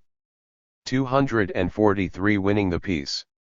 Despite all the talk of morality, new directions, and human rights, the Carter administration's lofty visions ultimately came second to geopolitical concerns. Nowhere was this clearer than in Southeast Asia, one of the historic hotspots of the Cold War, and a region of continuing importance. In the Philippines, Carter went easy on Ferdinand Marcos's corrupt and repressive regime. 71 In China, the Carter administration's commitment to securing such a prized ally against the USSR muted its rhetoric of human rights violations. In Cambodia, Carter went from decrying democratic Kampuchea as the worst violator of human rights in the world today to resuscitating Pol Pot's murderous regime. 72 In Vietnam, the United States denounced the one country that had done the most to free the Cambodian people from the Khmer Rouge as an enemy of human rights on par with the Nazis. This hypocritical approach was not lost on the public, which criticized the administration's machinations. But the boat people offered the United States the perfect opportunity to reconcile human rights with those overriding strategic interests. Here was a way to erase the memory of the war, make Americans feel good about themselves, restore the government's global credibility, take attention away from its other unsavory policies in the region, and win the support of an increasingly vocal Vietnamese diasporic community, itself rallying behind the language of human rights, without compromising the White House's imperialist ambitions. The campaign to save the Vietnamese migrants was one of the few cases in Asia, Africa, and Latin America where singing the praises of human rights could be the best way to further U.S. geopolitical interests. 73 Even still, some protested throwing the state's weight behind the issue. The Pentagon felt the matter was out of its jurisdiction, some in the National Security Council worried about finances, and others in the State Department argued that taking action would be tantamount to interfering in the affairs of a sovereign state.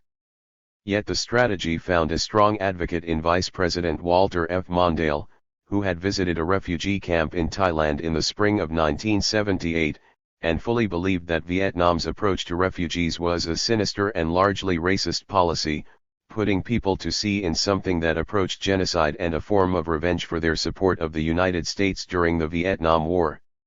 74 Mondale argued that the crisis offered the United States a kind of win-win because it allowed the administration to appear completely genuine in its commitment to human rights while simultaneously advancing U.S. political objectives. Quite apart from the humanitarian case, I saw an important foreign policy argument, Mondale explained. 75 That proved enough to convince the skeptics. 244 Human rights. Beginning in early 1979, the United States took a series of well-publicized steps to alleviate the refugee crisis. In February, Carter created the position of Coordinator for Refugee Affairs. In March, a team led by Senator Ted Kennedy introduced the Refugee Act to Congress. In June, Carter pledged to double the number of Southeast Asian refugees admitted to the United States from 7,000 to 14,000 a month. We can and will work together, he promised, to find homes and jobs for the Indo-Chinese. 76 By the end of September, the United States boasted that it had admitted a total of 248,436 refugees since the end of the Vietnam War. 77 People everywhere took notice. The United States had found a way to restore its name in the very part of the world where it had so recently been associated with dishonor. This stunning transformation was best captured at the UN's International Meeting on Refugees and Displaced Persons in Southeast Asia in July 1979. 78 To prove its commitment, the United States sent a high-level delegation to the conference, which included Mondale, the Attorney General, the Coordinator for Refugee Affairs, congressional representatives, and Elie Wiesel, the Holocaust survivor, author, and humanitarian. Mondale's speech in Geneva was a coup. With rhetorical subtlety, he reminded his audience that 41 years ago this very week, another international conference on Lake Geneva concluded its deliberations. 79 He spoke of the Evian Conference, where delegates from 32 countries gathered to find a solution to the plight of Jews fleeing the Third Reich.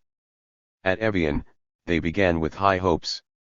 But they failed the test of civilization. 80 He then transitioned to the refugee crisis in Southeast Asia. Let us not reenact their error. Let us not be the heirs to their shame. 81 After implying that Vietnam had behaved like the Third Reich, and that the exodus of the boat people was similar to the Holocaust, Mondale went on the attack, slamming Vietnam for failing to ensure the human rights of its people. 82 He then cast the Americans as the heroes of the story. The United States is committed to doing its share, just as we have done for generations. Mother of Exiles, it says on the pedestal of the Statue of Liberty at the Port of New York. The American people have already welcomed over 200,000 Indo-Chinese. 83 By not only welcoming the refugees but also dispatching our Navy to help the drowning and the desperate, the United States was leading by example, retaking its rightful place as the leader of the free world. 84 Instead of the unilateral actions of his government during the Vietnam War, Mondale now called for a united multilateral effort. He ended his sermon to the sound of loud applause.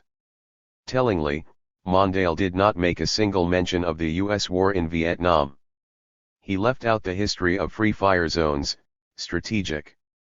245 Winning the peace. Hamlets, deforestation, pacification, and forced relocation. He erased the fact that the United States had dropped around 7 million tons of ordnance, sprayed millions of gallons of herbicides, and littered the country with tens of thousands of unexploded bombs. He ignored how the war had orphaned 800,000 children, killed over 1 million Vietnamese, directly exposed around 4 million people to toxic chemicals, scarred the landscape with bomb craters, obliterated countless villages, and scorched acres of jungle. He said not one word about how the US government leveled the majority of the North's industrial capacity while dislocating the economy in the South, which collapsed once the United States withdrew, leaving behind perhaps 300,000 vulnerable sex workers and an estimated 8 million unemployed people in the urban regions. He skipped over how the United States not only refused to pay promised reparations but also slammed Vietnam with a trade embargo, forcing the country into dependence on the USSR. Most of all, he refused to admit that this sordid history had in any way contributed to the refugee crisis. 85 The United States successfully recast the refugee as a purely post-war phenomenon. Rewriting history in this way obscured the complex factors that led to the crisis at hand, allowing the Carter administration to define all refugees as anti-communist defectors fleeing from inevitable totalitarian rule.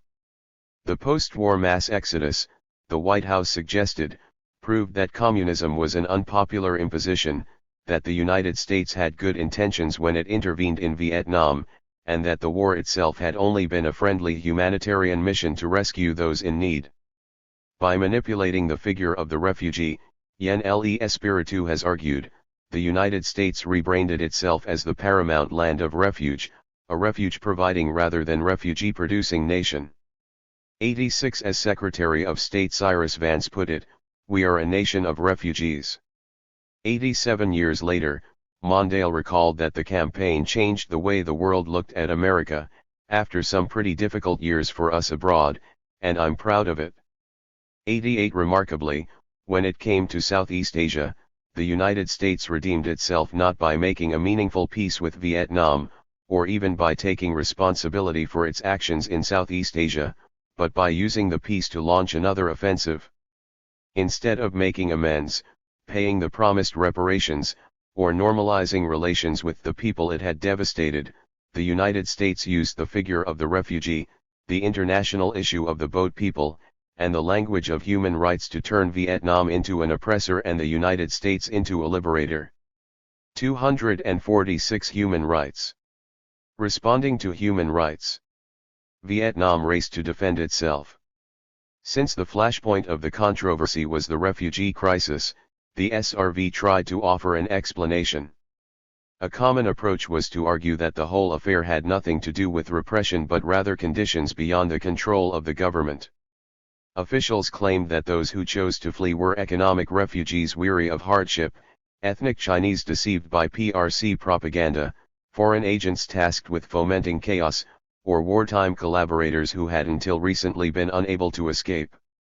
Vietnam's foreign language publications, from the Vietnam Courier to Vietnamese Studies, echoed these explanations, sometimes supplementing them with greater historical background, colorful anecdotes, or interviews with ethnic Chinese who claimed they had been treated well. 89 Another strategy was to shift the blame by historicizing the crisis. Far from some isolated post-war development, Vietnamese writers argued, the refugee crisis had to be situated in the context of multiple problems left by several decades of war and more than a century of colonialism. 90 Between 1954 and 1973, the combined effects of colonial rule, civil strife, imperialist wars, and forced relocation had displaced about 10 million people in South Vietnam alone. According to one estimate, by the time the Communists seized Saigon in April 1975, approximately half the population of South Vietnam had been displaced at least once in the last 2 decades. 91 The unprecedented dislocation destroyed life in countless villages, threw agricultural production into disarray, and turned the cities into overcrowded slums. When the Communists won the war, they inherited a colossal demographic crisis. In this way, the SRV charged, the refugee crisis had really begun with the United States. But the most convincing response was to take concrete steps to alleviate the crisis itself.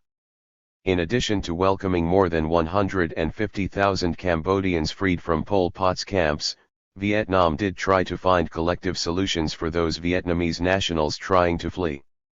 Hanoi welcomed a delegation commissioned by Senator Ted Kennedy, agreed to collaborate with the United Nations, and promised to begin granting exit visas to those who wished to leave.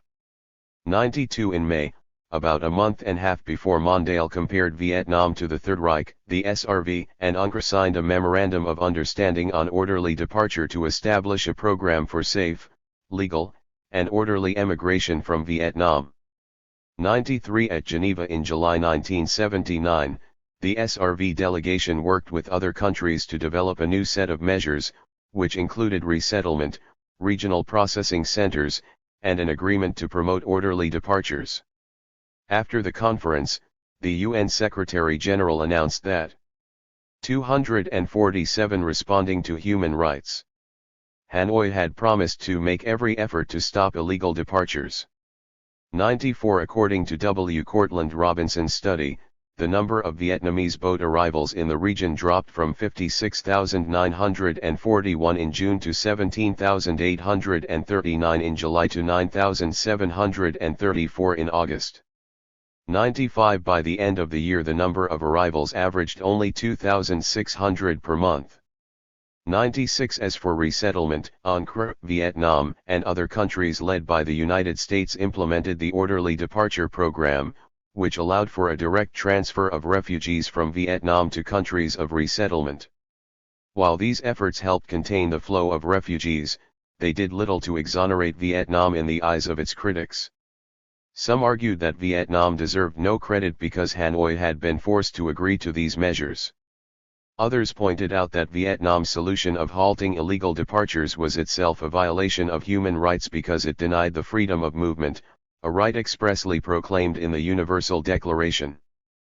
But most argued that while Vietnam may have attenuated the crisis, the fact remained that the SRV had created it in the first place through massive state repression, which had not been resolved at all. The root of the problem, in other words, had not changed. Vietnam was still violating human rights. In this context, the SRV came to believe that the problem was not the refugee crisis as such but the general framework of human rights, which could make a moral weapon out of any issue. Today, it was the refugees, tomorrow it would be something else. To win the ideological war, Vietnam had to do much more than address the crisis, it had to respond to the notion of human rights itself. 97 Vietnamese representatives mobilized a series of related, though at times contradictory, arguments about human rights. One was to unmask them as a cover for aggression. Drawing on her extensive legal training and international reputation as a famous political prisoner committed to fighting repression, the tenacious Ngo Ba Ton came to the SRV's defense. She argued that the combined effects of domestic strife, economic recession, Watergate, and the American War had created a profound crisis in the United States that called into question U.S. leadership of the modern world. 98 Fearing a loss of hegemony, the United States decided to take defense of human rights as the starting point for regaining this leadership.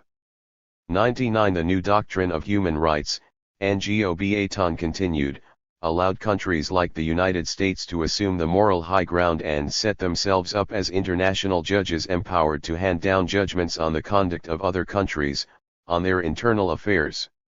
100 A Vietnam Courier booklet on the Vietnamese refugees was even more blunt, this campaign is no novelty. It has indeed started in Washington where the American leaders, unable to use Vietnam's tribulations to erase from people's minds the immense responsibilities of their government and stubbornly refusing. 248 Human rights. To honor their aid pledge, seek to give a good conscience to the American people. Jimmy Carter has found the method, human rights. Vietnam, the victim of American barbarity, will thus find itself in the dock while the USA will smartly join the ranks of the defenders of law and justice. There have been former friends of Vietnam who have lent a hand to this legerdemain trick, some in good faith and without being aware that they are being manipulated, others knowingly. 101. Human rights, then, were a sophisticated weapon used by countries like the United States to renew their imperialist ambitions.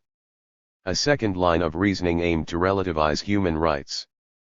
Human rights did not have a single, universal definition, Vietnamese revolutionaries argued, but meant different things in different contexts. Just as anti-imperialist revolution had to unfold differently in North America or Western Europe than in Vietnam, so too did human rights. For a society freeing itself from the ravages of colonialism, occupation, and imperialist war, human rights meant building a functional society.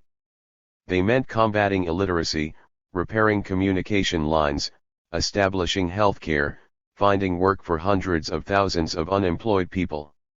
It was therefore absurd to hold war-torn Vietnam to the standards of a developed country like the United States. When viewed in this properly historical lens, the SRV claimed, Vietnam was not a violator of human rights, but their greatest upholder.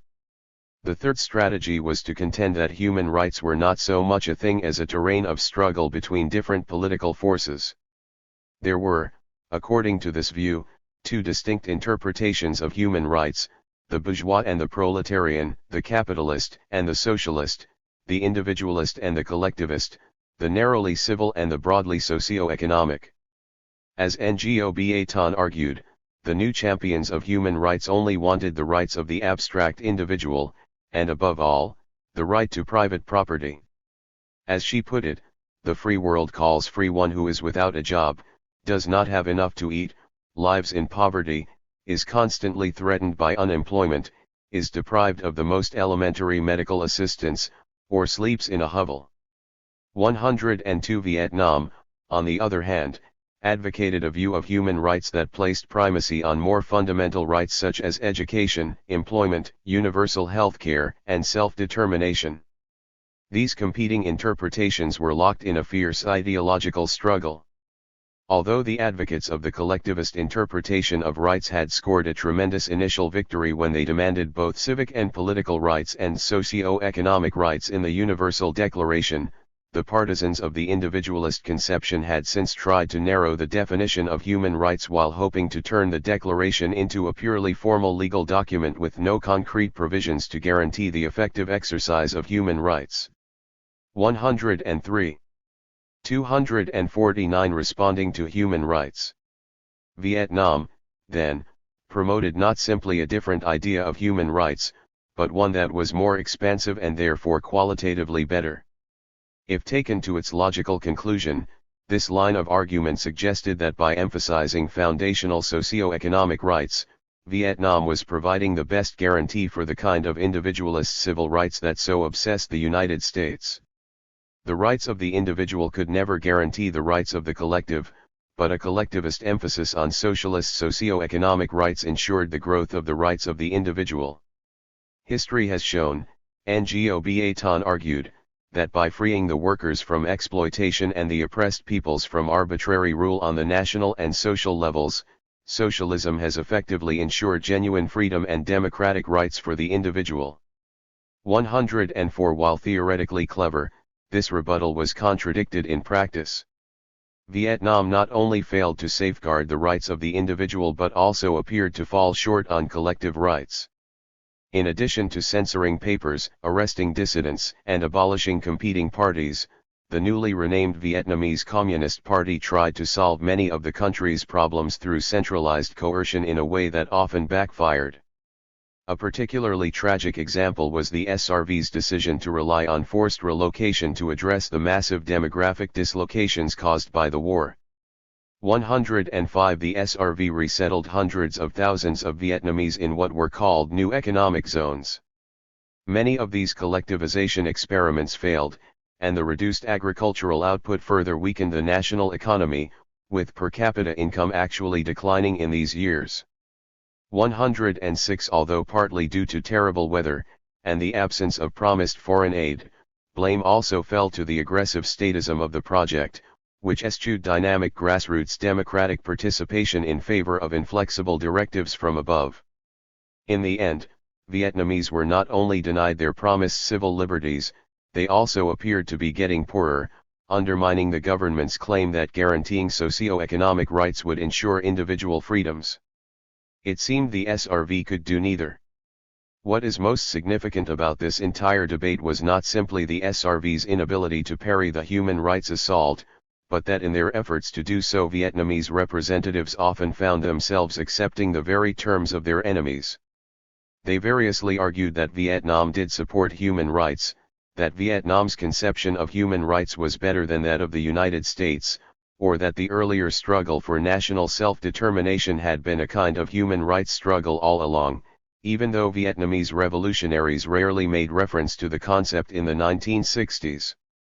The idea of human rights had become so commonsensical, upheld so universally as an unqualified good, that everyone felt compelled to present their arguments within its framework. 250 Human rights. This was a dramatic reversal. For most of the Vietnam War, the United States had to compete on a relatively disadvantageous ideological terrain shaped by such ideas as anti-imperialism, self-determination, and collective liberation.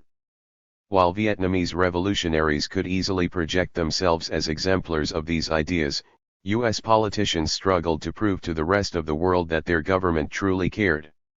It was very hard to believe, for instance, that the United States murdered hundreds of thousands of Vietnamese people in order to defend their right to national self-determination.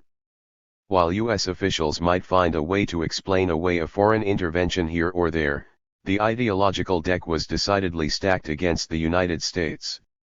This in turn presented a major obstacle to the successful realization of U.S. foreign policy objectives. Policymakers were well aware of this difficulty, but they had no choice but to continue playing the game.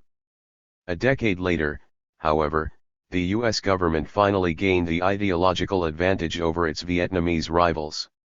It did this not by demonstrating that the United States was a better proponent of national self-determination than the Socialist Republic of Vietnam, but by taking advantage of the ascendant human rights discourse to displace the struggle onto a far more favorable ideological terrain. Shifting the battlefield from self-determination to human rights allowed the United States to win the initiative. Instead of having to constantly justify its brutal interventions in Asia, Africa, and Latin America, the United States could now focus attention on human rights violations in unfriendly regimes like the SRV, hitting Hanoi precisely where it was most vulnerable, while forcing Vietnamese revolutionaries to defend themselves in an unfavorable language. Activist impasse. Anti-imperialists across the North Atlantic also struggled to counter the human rights offensive against Vietnam. Some maintained that the campaign was based on shaky evidence. 107 others contended that the human rights framing conveniently erased U.S. complicity in creating the refugee problem in the first place. 108 still others suggested that many of those leading the human rights campaign against Vietnam were really just acting out their disillusionment with the national liberation struggle they had once worshipped.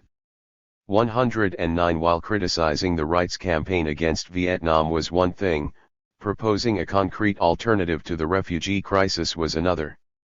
Internationalism was not just about condemning the enemy but taking positive action. And here, the anti-imperialists often missed the mark. For instance, the Revolutionary Communist League, the largest Trotskyist organization. 251 Activist impasse. In France, did not run an article on the refugees until the end of June 1979, in fact was effectively pressured to do so by irritated readers, and predictably laid all the blame on the United States. Content to simply denounce the campaign to save refugees as nothing but a large-scale anti-communist political operation, the article's author, Michel Thomas, said little about the situation in Vietnam, and even less about what actions radicals could take, besides a vague call for Carter to organize an airlift. 110 This left many anti-imperialists dissatisfied. One radical argued that it had become very difficult, not to say impossible, to think politics in 1979 without confronting the plight of the refugees, in the same way that it was impossible to have thought politics in the 1960s without confronting the Vietnam War. 111 For this reason, it was inexcusable that the Revolutionary Communist League had not simply ignored such an important issue, but that when it finally addressed the suffering of the Vietnamese refugees, it did so with platitudes. The leadership's answer, it seemed, just boiled down to exclaiming that it was all imperialism's fault. 112 But what was imperialism today? How should radicals respond?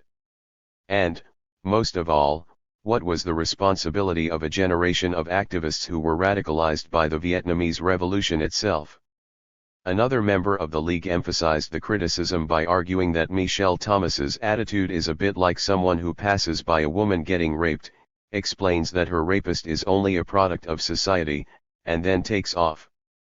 113 In the face of a crisis, one that demanded some kind of concrete internationalist response, all that anti-imperialists had to offer were rote criticisms of imperialism, calls for capitalist countries to pay reparations to Vietnam, and nebulous statements about the degeneration of the Vietnamese Revolution.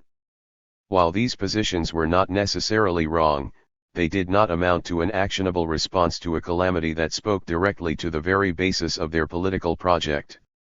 After all, the whole point of anti-imperialist internationalism in the 1960s had been to invent new solutions to major international issues precisely at a time when the ossified old left seemed out of touch. Radicals, in other words, promised not only to revive the Leninist project that their forebears had abandoned but also to update it for changed conditions so that it could act as a living guide to concrete action. But in the late 1970s these same radicals appeared to have grown just as sclerotic as the old left they had once criticized. The Revolutionary Communist League's response to the refugee crisis, some radicals observed with a note of self-criticism, was basically identical to that of the French Communist Party and, by extension, the Soviet Union. 114 Criticizing human rights without offering any alternative action made the radical left appear petty, impotent, and exhausted. 252 Human rights. To be sure, some radicals did try to act on the issue from an explicitly anti-imperialist point of view. One of the most important figures in this respect was Laurent Schwartz, a leader of the Old National Vietnam Committee in the 1960s, the founder of the Indochina Solidarity Front in the 1970s, and now one of Vietnam's most visible public advocates in France. As someone who supported the Vietnamese Revolution but opposed the SRV's repressive policies, he considered the refugee crisis particularly vexing. He found himself in the unenviable position of simultaneously challenging those unapologetic radicals who refused to believe the SRV had done any wrong while confronting those renegades who now hated the same Vietnam which they had adored and idealized before. 115 Fighting on two fronts, Schwartz tried to find a way to defend the SRV while at the same time taking positive action to curb state repression. He helped refugees in Paris, advocated for prisoners in the SRV, and exhorted his old contacts in Hanoi to withdraw from Cambodia, release political prisoners, and find a permanent solution to the refugee crisis. But even as he criticized the campaign against rights violations in Vietnam as an anti-communist assault, Schwartz and figures like him could not help but accept its terms. Schwartz signed his name to the Boat for Vietnam operation. He also championed Amnesty International as an apolitical and neutral organization that could help set the SRV on the right track. 116 Effectively echoing Baez's proposal, he traveled to Vietnam to convince his personal friend, SRV Prime Minister Pham Van Dong, to allow an AI delegation into the country in December 1979. 117 He even tried to somehow combine anti-imperialism with human rights by arguing that radicals had to demonstrate their solidarity with the Socialist Republic of Vietnam while simultaneously also defending victims of human rights violations. 118 Of course Schwartz could have criticized Vietnam's repression without supporting the humanitarians, relying on groups like AI, or turning to the language of human rights, but it is significant that he did. Although they had worked together for over a decade organizing anti-imperialist solidarity with Vietnam, the divergent responses of the Trotskyist leaders of the Revolutionary Communist League on the one hand and Schwartz on the other spoke volumes, denounce human rights but take no real action on a serious issue that cut to the heart of anti-imperialist internationalism's future or try to take concrete action but reluctantly accept the discourse of human rights. The fact that the anti-imperialists could not find a third way, organizing robust, meaningful, emancipatory, international solidarity within the terms of their own anti-imperialist framework, revealed the gravity of their project's impasse at the start of the new decade. 253 The ends of anti-imperialism. The ends of anti-imperialism. Despite these challenges, anti-imperialists did not suddenly vanish from the North Atlantic in the 1980s. They organized solidarity campaigns in support of movements in Poland, South Africa, and especially Guatemala, El Salvador, and Nicaragua. They tried to expand the meaning of anti-imperialism to include new movements such as gay liberation. 119 They continued to challenge rival internationalisms such as human rights, especially in places like the United States, where rights discourse had become a part of the government's imperialist repertoire. In the United States, anti-imperialism continued to capture some attention in mainstream politics, especially when many radicals entered the Jesse Jackson campaign in the Democratic primaries of 1984. While the favorite Walter Mondale continued to defend the White House's aggressive foreign policies, such as the U.S. military presence in Honduras, Jackson united anti-imperialists, activists of color, the peace movement, and the Christian left into a new rainbow coalition that articulated a foreign policy emphasizing disarmament, non-intervention, and support for liberation movements. Jackson himself participated in leftist demonstrations against Ronald Reagan's invasion of Grenada, spoke against U.S. involvement in Central America, and even met with Fidel Castro. Far from passively accepting defeat, anti-imperialists continued to organize deep into the 1980s and 1990s. 120 But it was clear the heyday of anti-imperialist organizing was over. Conditions in North America and Western Europe were much less hospitable to radical politics. There were far fewer committed anti-imperialists left, and they had lost their hegemony over the wider progressive scene, which now rallied to all sorts of other politics. What is more, with conservatives gaining power everywhere, organized labor on the defensive, leftist institutions collapsing, and radical ideas falling out of fashion, the general pool of potentially sympathetic activists had itself shrunk. In this context, it is little surprise that the anti-imperialist solidarity movements that did continue fighting in the 1980s looked very different from those that defined the 1960s and early 1970s. In most cases, these newer solidarity movements were much smaller. The U.S. campaigns in support of Central American movements, for instance, likely counted fewer than 20,000 individuals at any one time. 121 They were also generally more politically fragmented. The old anti-war struggles were certainly heterogeneous, but the campaigns in support of solidarity in Poland, for example, took this to a new level by including not just anti-imperialists but many zealous anti-communists as well. 254 Human rights. Most importantly, their aims could not help but be less revolutionary. A prominent U.S. activist in the Central American solidarity movements could admit, for example, that this was never a movement with any deep concern for whether or not it would or could change the United States. 122 This was a striking departure from the high point of anti-imperialist internationalism in the 1960s and 1970s, when activists in the North Atlantic understood solidarity as not just calling for non-intervention, or even aiding struggles on the ground in other parts of the world, but seeing those struggles abroad as intimately connected to radically transforming politics at home in one massive internationalist revolution. It is telling that in many of those cases where anti-imperialist activists did aim to make radical political change at home, as with Jackson's campaign, they now often did so by trying to work within the system, so to speak. In spite of all this, the true believers did not lose hope. Politics, they insisted, comes in ebbs and flows. As bad as the situation seemed, things would eventually turn around. After all, this was not the first time the radical left had experienced crisis. Since the early 20th century, several generations of radicals had seen friends imprisoned, movements end in defeat, comrades disavow emancipatory politics, vanguard parties transform into authoritarian organizations, revolutions culminate in repressive states, and ostensibly internationalist regimes invade neighbors. And some of these remaining anti-imperialists had already successfully modified anti-imperialist internationalism in response to challenges at home and abroad in the 1960s and early 1970s. But this new crisis was of a different order. As Daniel Ben-Said recalled, something cracked and broke.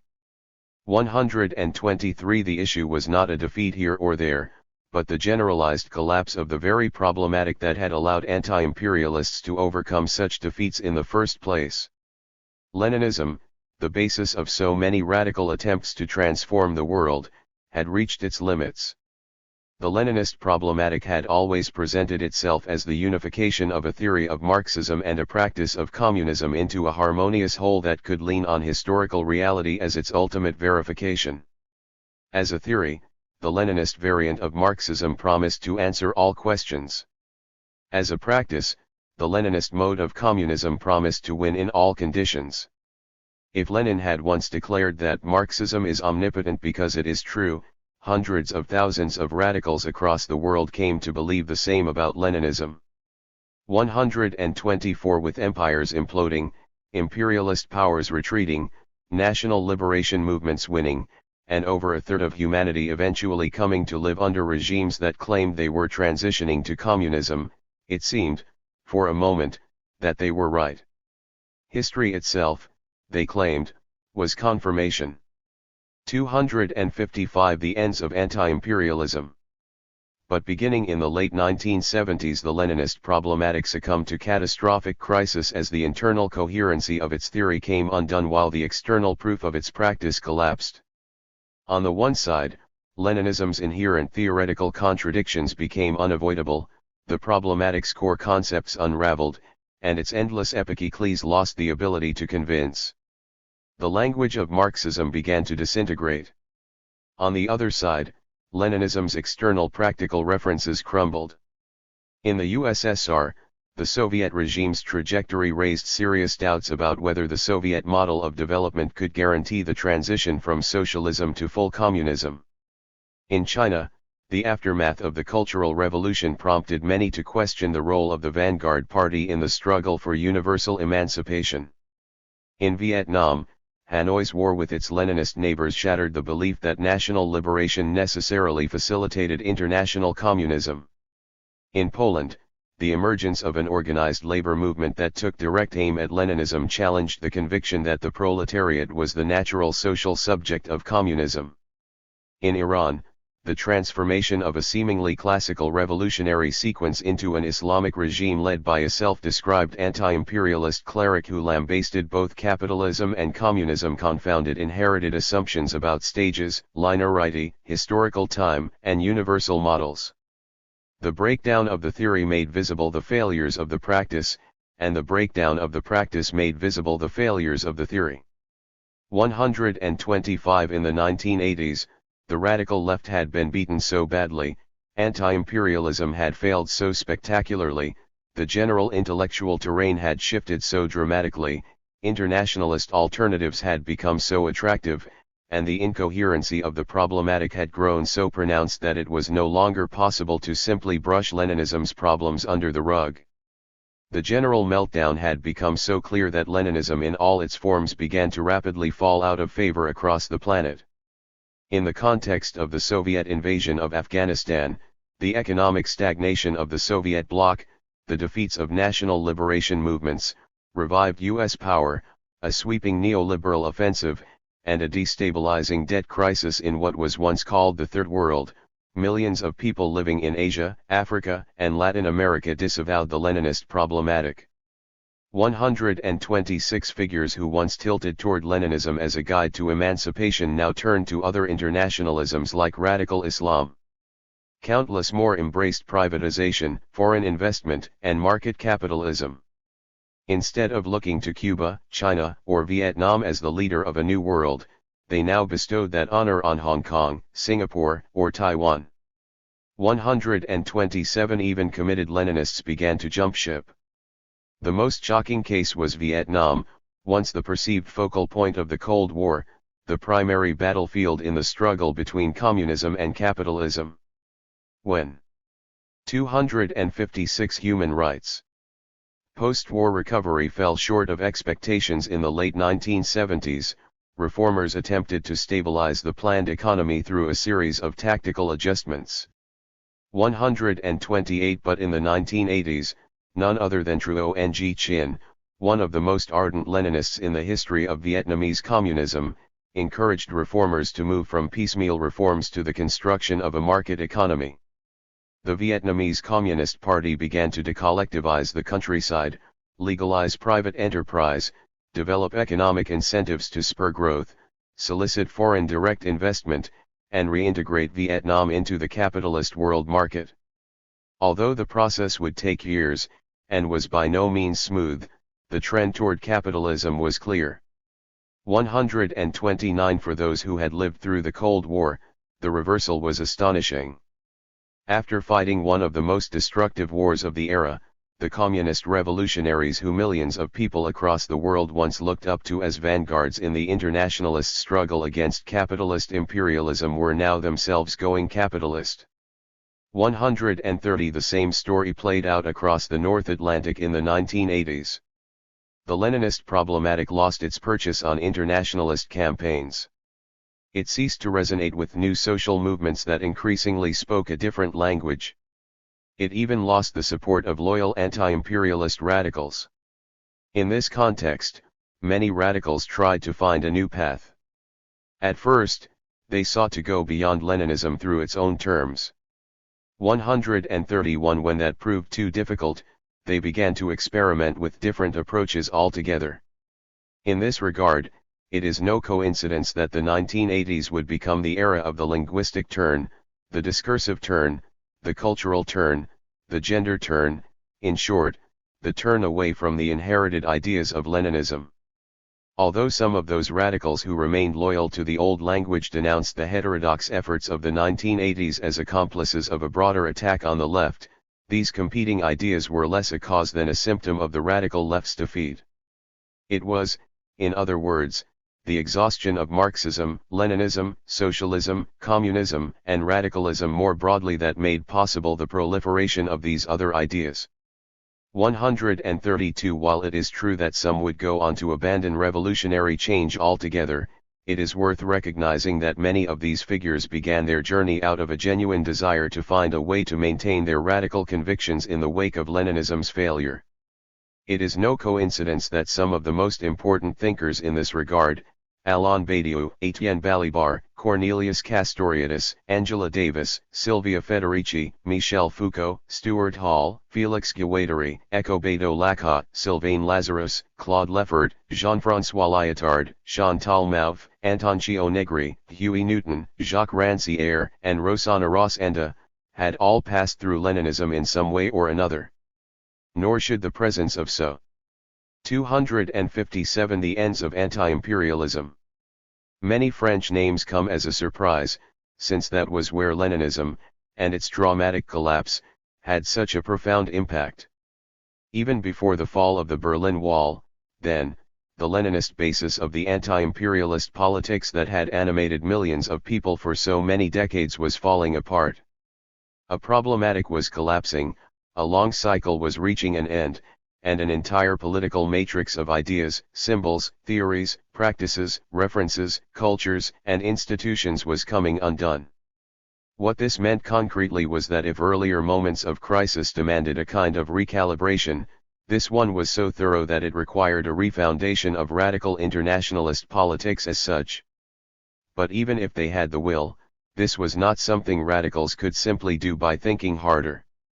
It required the coming together of revolutionary movements across the globe in a long process of political invention. But with the right on the march everywhere, an imperialist reaction in full force, revolutionary movements in serious trouble, anti-imperialists weakened, their inherited theoretical system deteriorating, and rivals taking advantage of the impasse, this was a Herculean task. What millions of people once considered the best way to change the world fell into ruin. 258. Coda. Return of the repressed. Although facing many obstacles in the years following the 1970s, individualist human rights eventually achieved supremacy. By the 1990s, Jan Eckel argues, human rights reached their peak proclamatory value and institutional consolidation. One rights groups ballooned in influence. Governments expanded human rights posts. International tribunals tried autocrats for rights violations. The United Nations made human rights the centerpiece of international standards. Human rights became so synonymous with internationalist efforts to improve the world that to criticize them was tantamount to advocating suffering.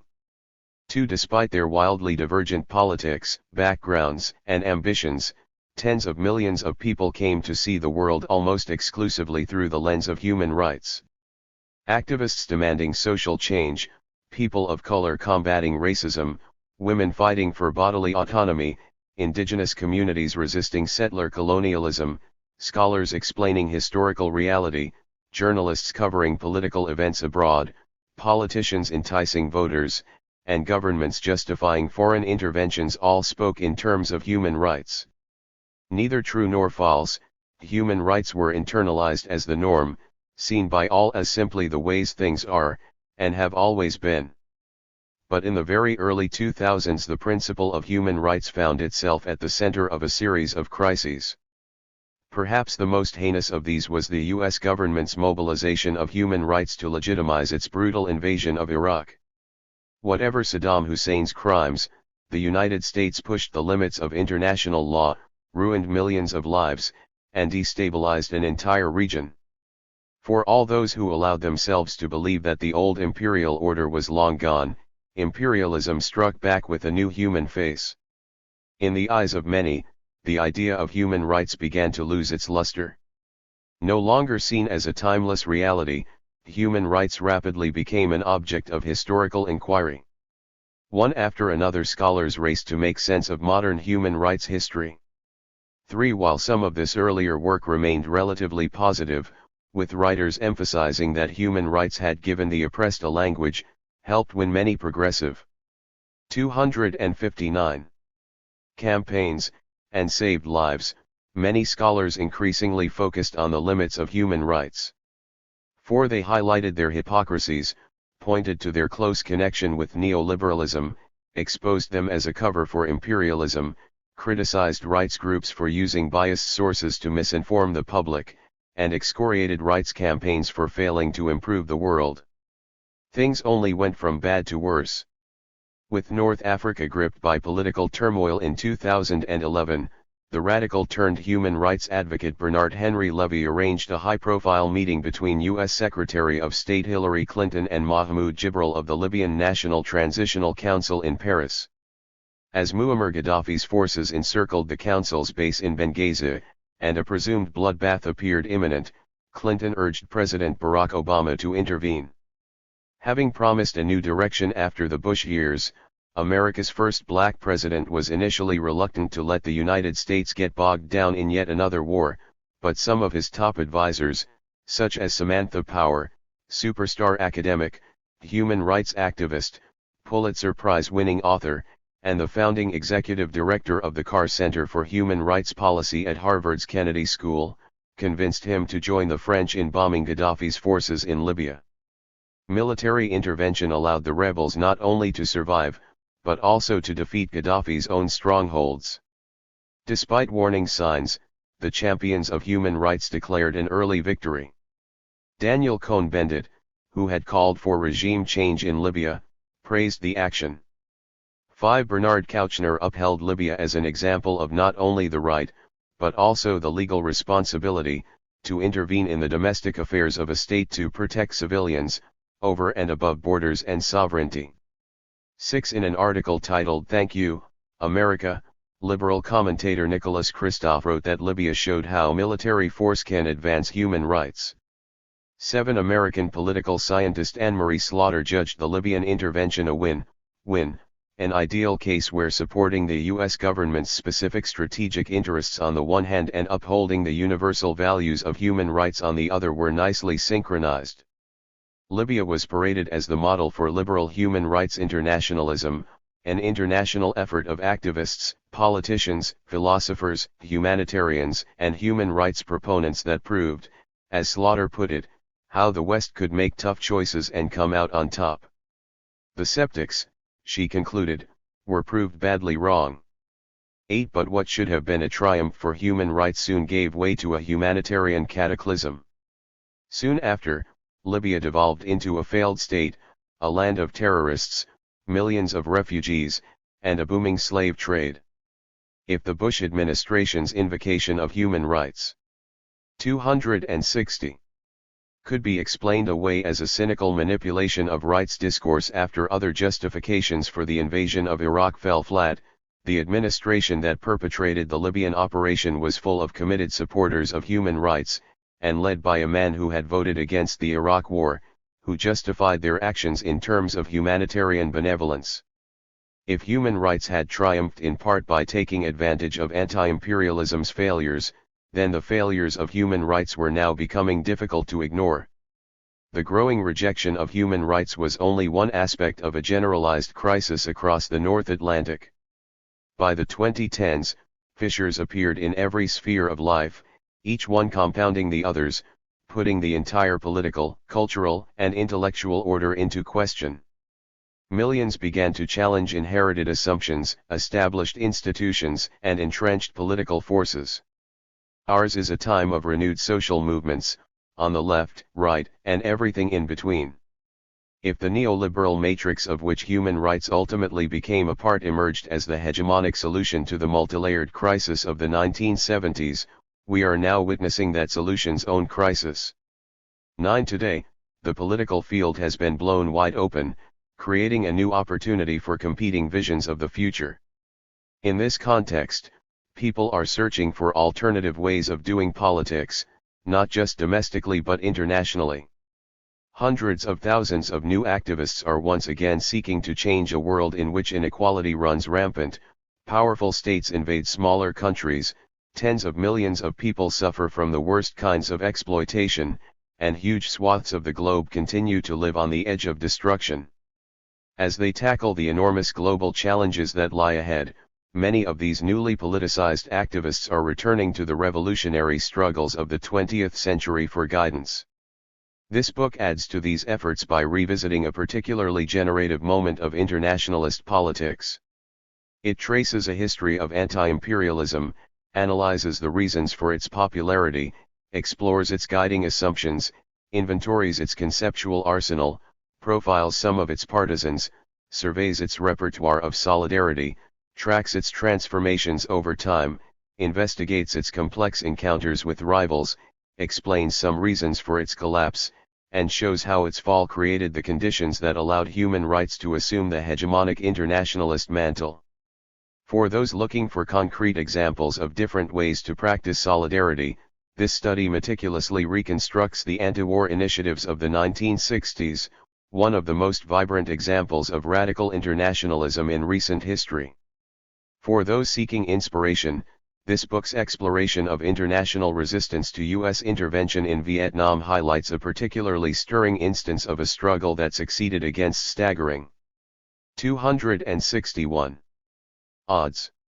For those in search of conceptual tools, its analysis of a transformative decade showcases a set of concepts that may also help make sense of our own age of crisis. For those hoping to better understand how we got here, it explores a crucial moment of change in the 1970s that created the conditions of possibility for our own conjuncture. And for those wishing to anatomize what was until very recently the dominant way that progressive activists thought about improving the world, it dissects one of the more consequential episodes in the consolidation of individualist human rights as a hegemonic force. But this book hopes to offer more than just lessons.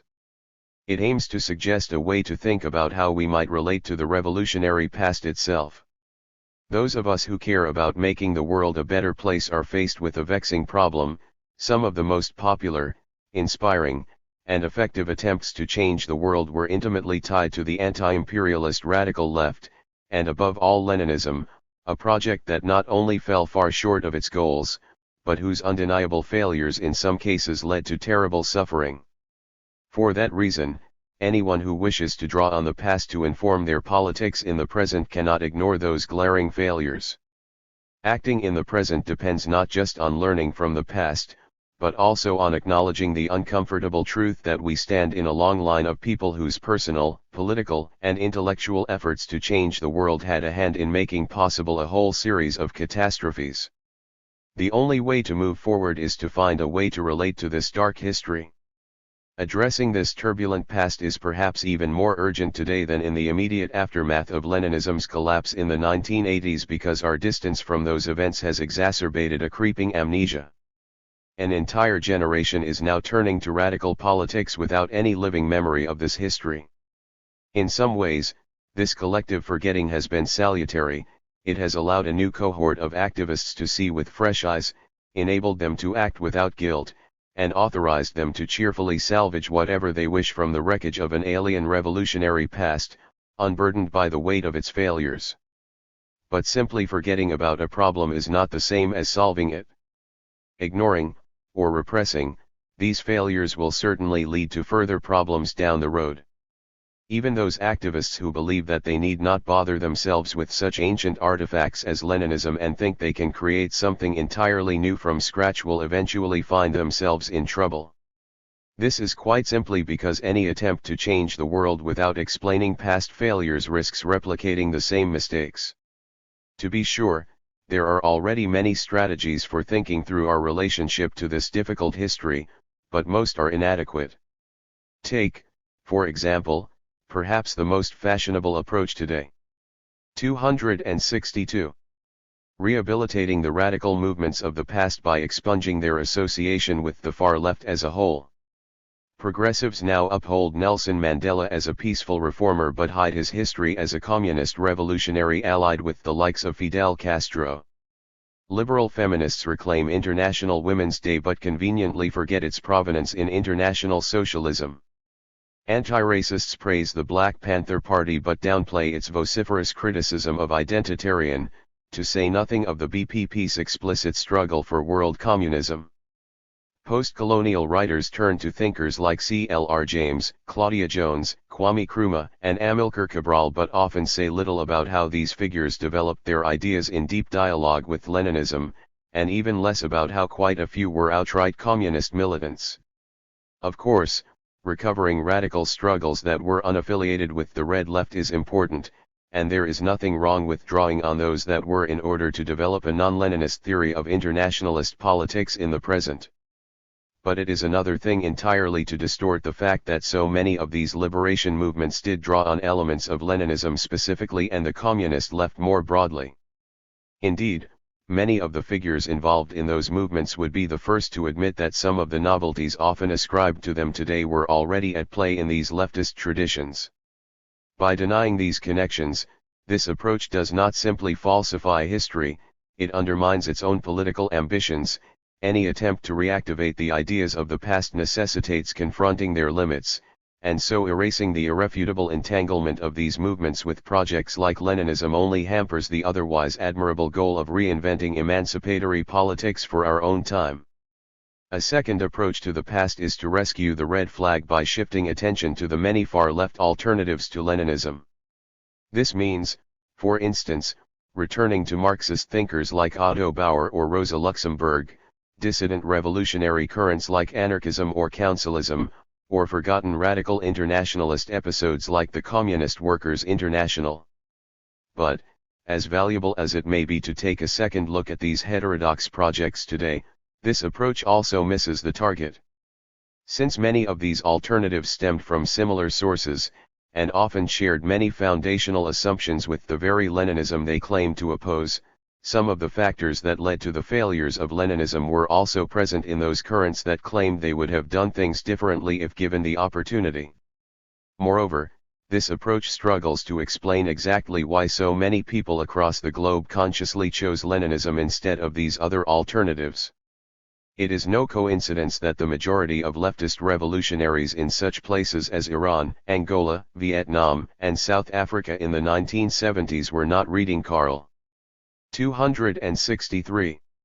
Renner, Anton Pannekoek, or Guy Debord, but V.I. Lenin. Leninism was not merely more popular than these other currents, it was also in many ways the most effective political strategy for combating colonialism, imperialism, and capitalism in a coordinated internationalist manner. With some partial exceptions, none of these alternative far-left currents could match the successes of Leninism. From Cuba to Albania, Yugoslavia to China, Vietnam to Russia, the only movements with the capacity to challenge imperialism, overthrow the old order, and begin the transition to an egalitarian future were in some way tied to Leninism. Refocusing attention on marginal episodes without confronting this reality only amounts to avoiding the problem. A third option is to recognize the historical centrality of Leninism, but to downplay its failures. In its most extreme form, this means pretending that the horrors of the past never happened. In more moderate versions, this means maintaining that a great omelette cannot be made without many broken eggs. More commonly, it means arguing that while Leninism, and communism more generally, was not without its casualties, the death toll from all the invasions, genocides, mass murders, and world wars orchestrated by the colonial, imperialist, and capitalist powers of the modern world has been greater. Leninism may not have been entirely successful, in other words, but it is hard to believe that capitalism has done much better. If ideologues constantly point to the past to convince us that any attempt to change the world will only lead to disaster, the argument goes, then it is necessary to point out that it is the status quo itself which is already a disaster. There is certainly some truth to this line of reasoning. It is difficult for any honest person to believe that this capitalist world of war, disease, corrupt governments, spiraling inequality, resurgent fascism, and ecological apocalypse is somehow a success. But as politically exigent as it may be to reframe the question of failure, this approach does nothing to help us explain, make sense of, and come to terms with the fact that millions of people who once hoped to change a similar state of affairs ended up doing the opposite.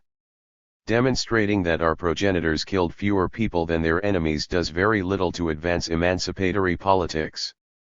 It does not simply brush the problem under the rug but ends up excusing otherwise inexcusable crimes. A fourth approach is to accept that Leninism failed, and even that individual Leninists perpetrated atrocities, but to show that none of this was Leninism's fault. According to this view, those radicals who espoused Leninism faced such enormous opposition that in many cases they succeeded in coming to power only through devastating crises such as world wars. Although these crises created indispensable opportunities, they also severely limited what revolutionaries could accomplish. 264. Instead of realizing their grandiose plans to improve the world, they first had to confront the chaotic conditions that allowed them to come to power in the first place: devastation, starvation, displacement, and instability. They had to redirect energy to countering domestic subversion and foreign intervention. They had to make compromises, bend their ideals, and embrace stopgap measures. This arduous revolutionary process left many Leninists impatient and militaristic, and their politics grew rigid and authoritarian. In other words, if Leninism failed, the reasons have nothing to do with the project itself, which means it is ripe for revival today. Like the other approaches, this one also has its merits. With so many myths obscuring the complex history of the 20th century, it is important to correct the historical record by showing that Leninism, and in fact the far left in all its forms, had emancipatory goals and attempted to realize them, but was never given a fair chance. Yet one cannot blame everything on bad luck, merciless enemies, or uncontrollable circumstances. Revolutionaries also had a hand in their own defeat. Refusing to confront the internal failings of Leninism does not merely constrain our ability to understand the history of how and why the broader radical left collapsed so dramatically, it also does a disservice to all those who care about egalitarian politics today. As uncomfortable as it may be, anyone who wants to change the world today must take a cold, sober look at how, when, and where radicals themselves went wrong in the past. This in turn means having the courage to ruthlessly criticize Leninism even while sympathizing with its aims. 10. Yet another approach is to acknowledge that these Leninist projects failed, and to even accept that revolutionaries were themselves partly responsible for those failures, but to contend that they nevertheless achieved a great deal. They may not have reached their ultimate goals, but these movements successfully expelled imperialists, constructed independent states, held heterogeneous polities together, developed productive forces, raised the quality of life for many people, and gave millions a sense of pride after centuries of humiliation. Although it is important to draw attention to these accomplishments, and imperative to insist that Leninism was not an absolute historical failure, attempting to redeem Leninism in this fashion ends up minimizing its ambitions in a way that misrepresents what was so powerful, and historically attractive, about it in the first place. Leninism was not just about winning national independence, but uniting national liberation struggles across the globe into a vast international movement that could build world communism, that is, a world free of all states, nations, classes, borders, oppressions, inequalities, dominations, and hierarchies. Leninism's great 265 appeal lay precisely in its assurance that nation building was the means to realizing this universalist project of communism building. For that reason, we cannot assess Leninism by artificially dividing it into a nation-building side that is said to have succeeded in spite of the failure of its communist-building side. Quite the contrary, it was the successes of the former that helped make possible the failures of the latter. The very achievements of nation-state modernization that many cite as examples of Leninism's lasting successes, in other words, were often won at the expense of the overarching goal of universal emancipation. Essentializing the nation may have furthered the goal of building a modern nation-state, but it ended up undermining the communist goal of abolishing the nation. Constructing expansive states may have ensured independence, but it ended up undermining the communist goal of abolishing the state. Making people work harder to rapidly develop productive forces may have helped create a powerful country, but it ended up undermining the communist goal of abolishing work. Glorifying the proletariat through affirmative action programs may have integrated more people into a modernizing polity, but it ended up undermining the communist goal of abolishing classes. Since the promise of Leninism was to combine nation building with communism building in a harmonious whole, to argue that the nation building side succeeded but the communism building side failed is actually to admit that the project of Leninism itself failed. There was, in other words, not a successful Leninism that can be saved and an unsuccessful Leninism to be discarded, but rather a single contradictory process of failure. If these different ways of engaging with Leninism's complex history amount to erasure, avoidance, denial, exoneration, or misrepresentation, the approach taken in this book is that of reconciliation. We cannot stand outside this problem but must subjectively place ourselves inside it.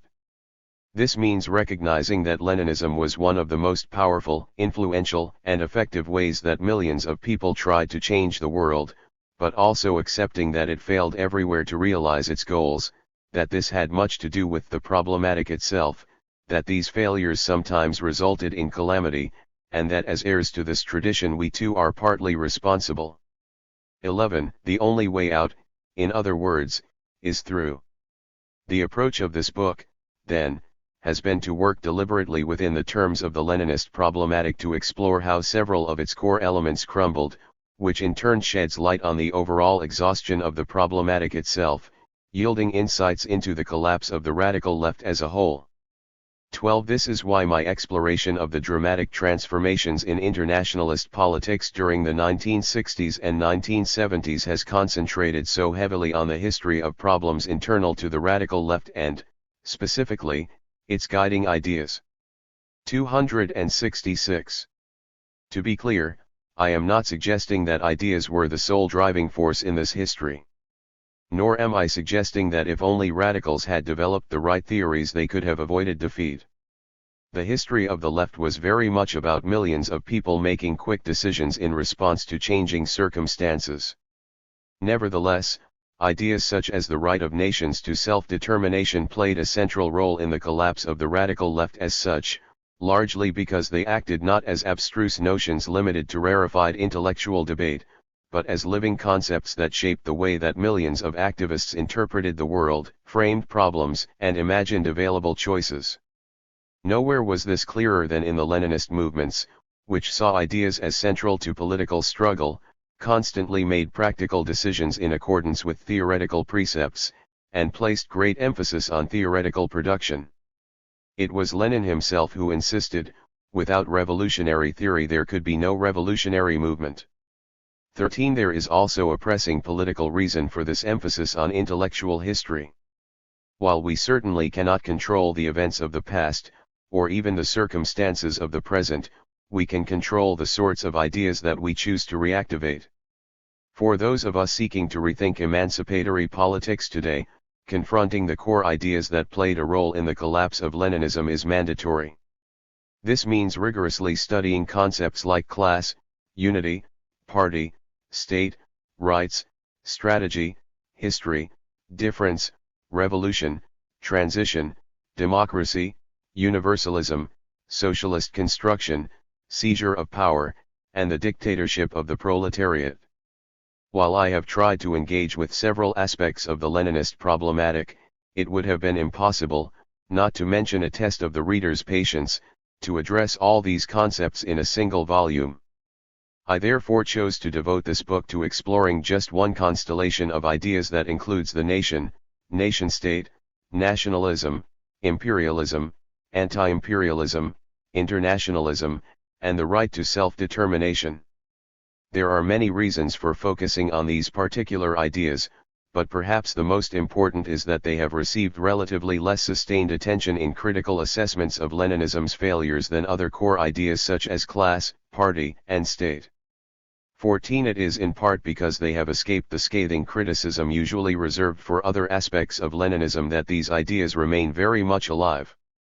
While progressives today automatically reject the vanguard party, the dictatorship of the proletariat, and the absolute objective centrality of class, many have effectively, and in quite a few cases unknowingly, rehabilitated other classically Leninist ideas like the right of nations to self-determination.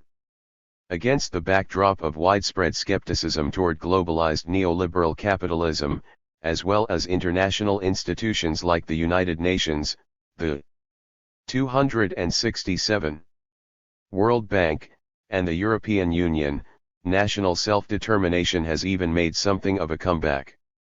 It is now invoked by those who support the Palestinian people, indigenous sovereignty in North America, the Venezuelan government, or Southern European efforts to fight the European Troika, to name only a few examples. The renewed appeal of these ideas demands that they be confronted with an urgency that other elements of the Leninist problematic do not. 15. The point, however, is neither to condemn these old, abandoned ideas nor to expose the ones that have managed to survive. It is instead to understand why those who once fought to create a new world free from all oppression, domination, and exploitation invented them in the first place. It is to reconstruct the political problems that they were intended to solve. It is to determine whether they succeeded in adequately addressing these problems, solved them in a way that created new problems, or simply failed altogether. It is to explain why the political matrix that gave them meaning is now saturated. And it is to discover what all this means for us. In this way, this book has sought to contribute to the collective reassessment of our shared revolutionary history, without which we cannot rethink emancipatory politics today. Taking stock of previous attempts to change the world allows us to draw new lessons, avoid repeating old mistakes, and find healthy ways of reconciling ourselves to the disasters of the past. But more than that, coming to terms with these failed attempts can help us to begin again. Leninism's blueprint for winning an egalitarian future is exhausted, but its tragic failures have illuminated many crucial political problems that are still very much in need of resolution. It is only by working through these failures, instead of ignoring them, explaining them away, or pretending they never happened, that we can invent a new emancipatory political matrix for our time. The real work has only just begun. 16. 268.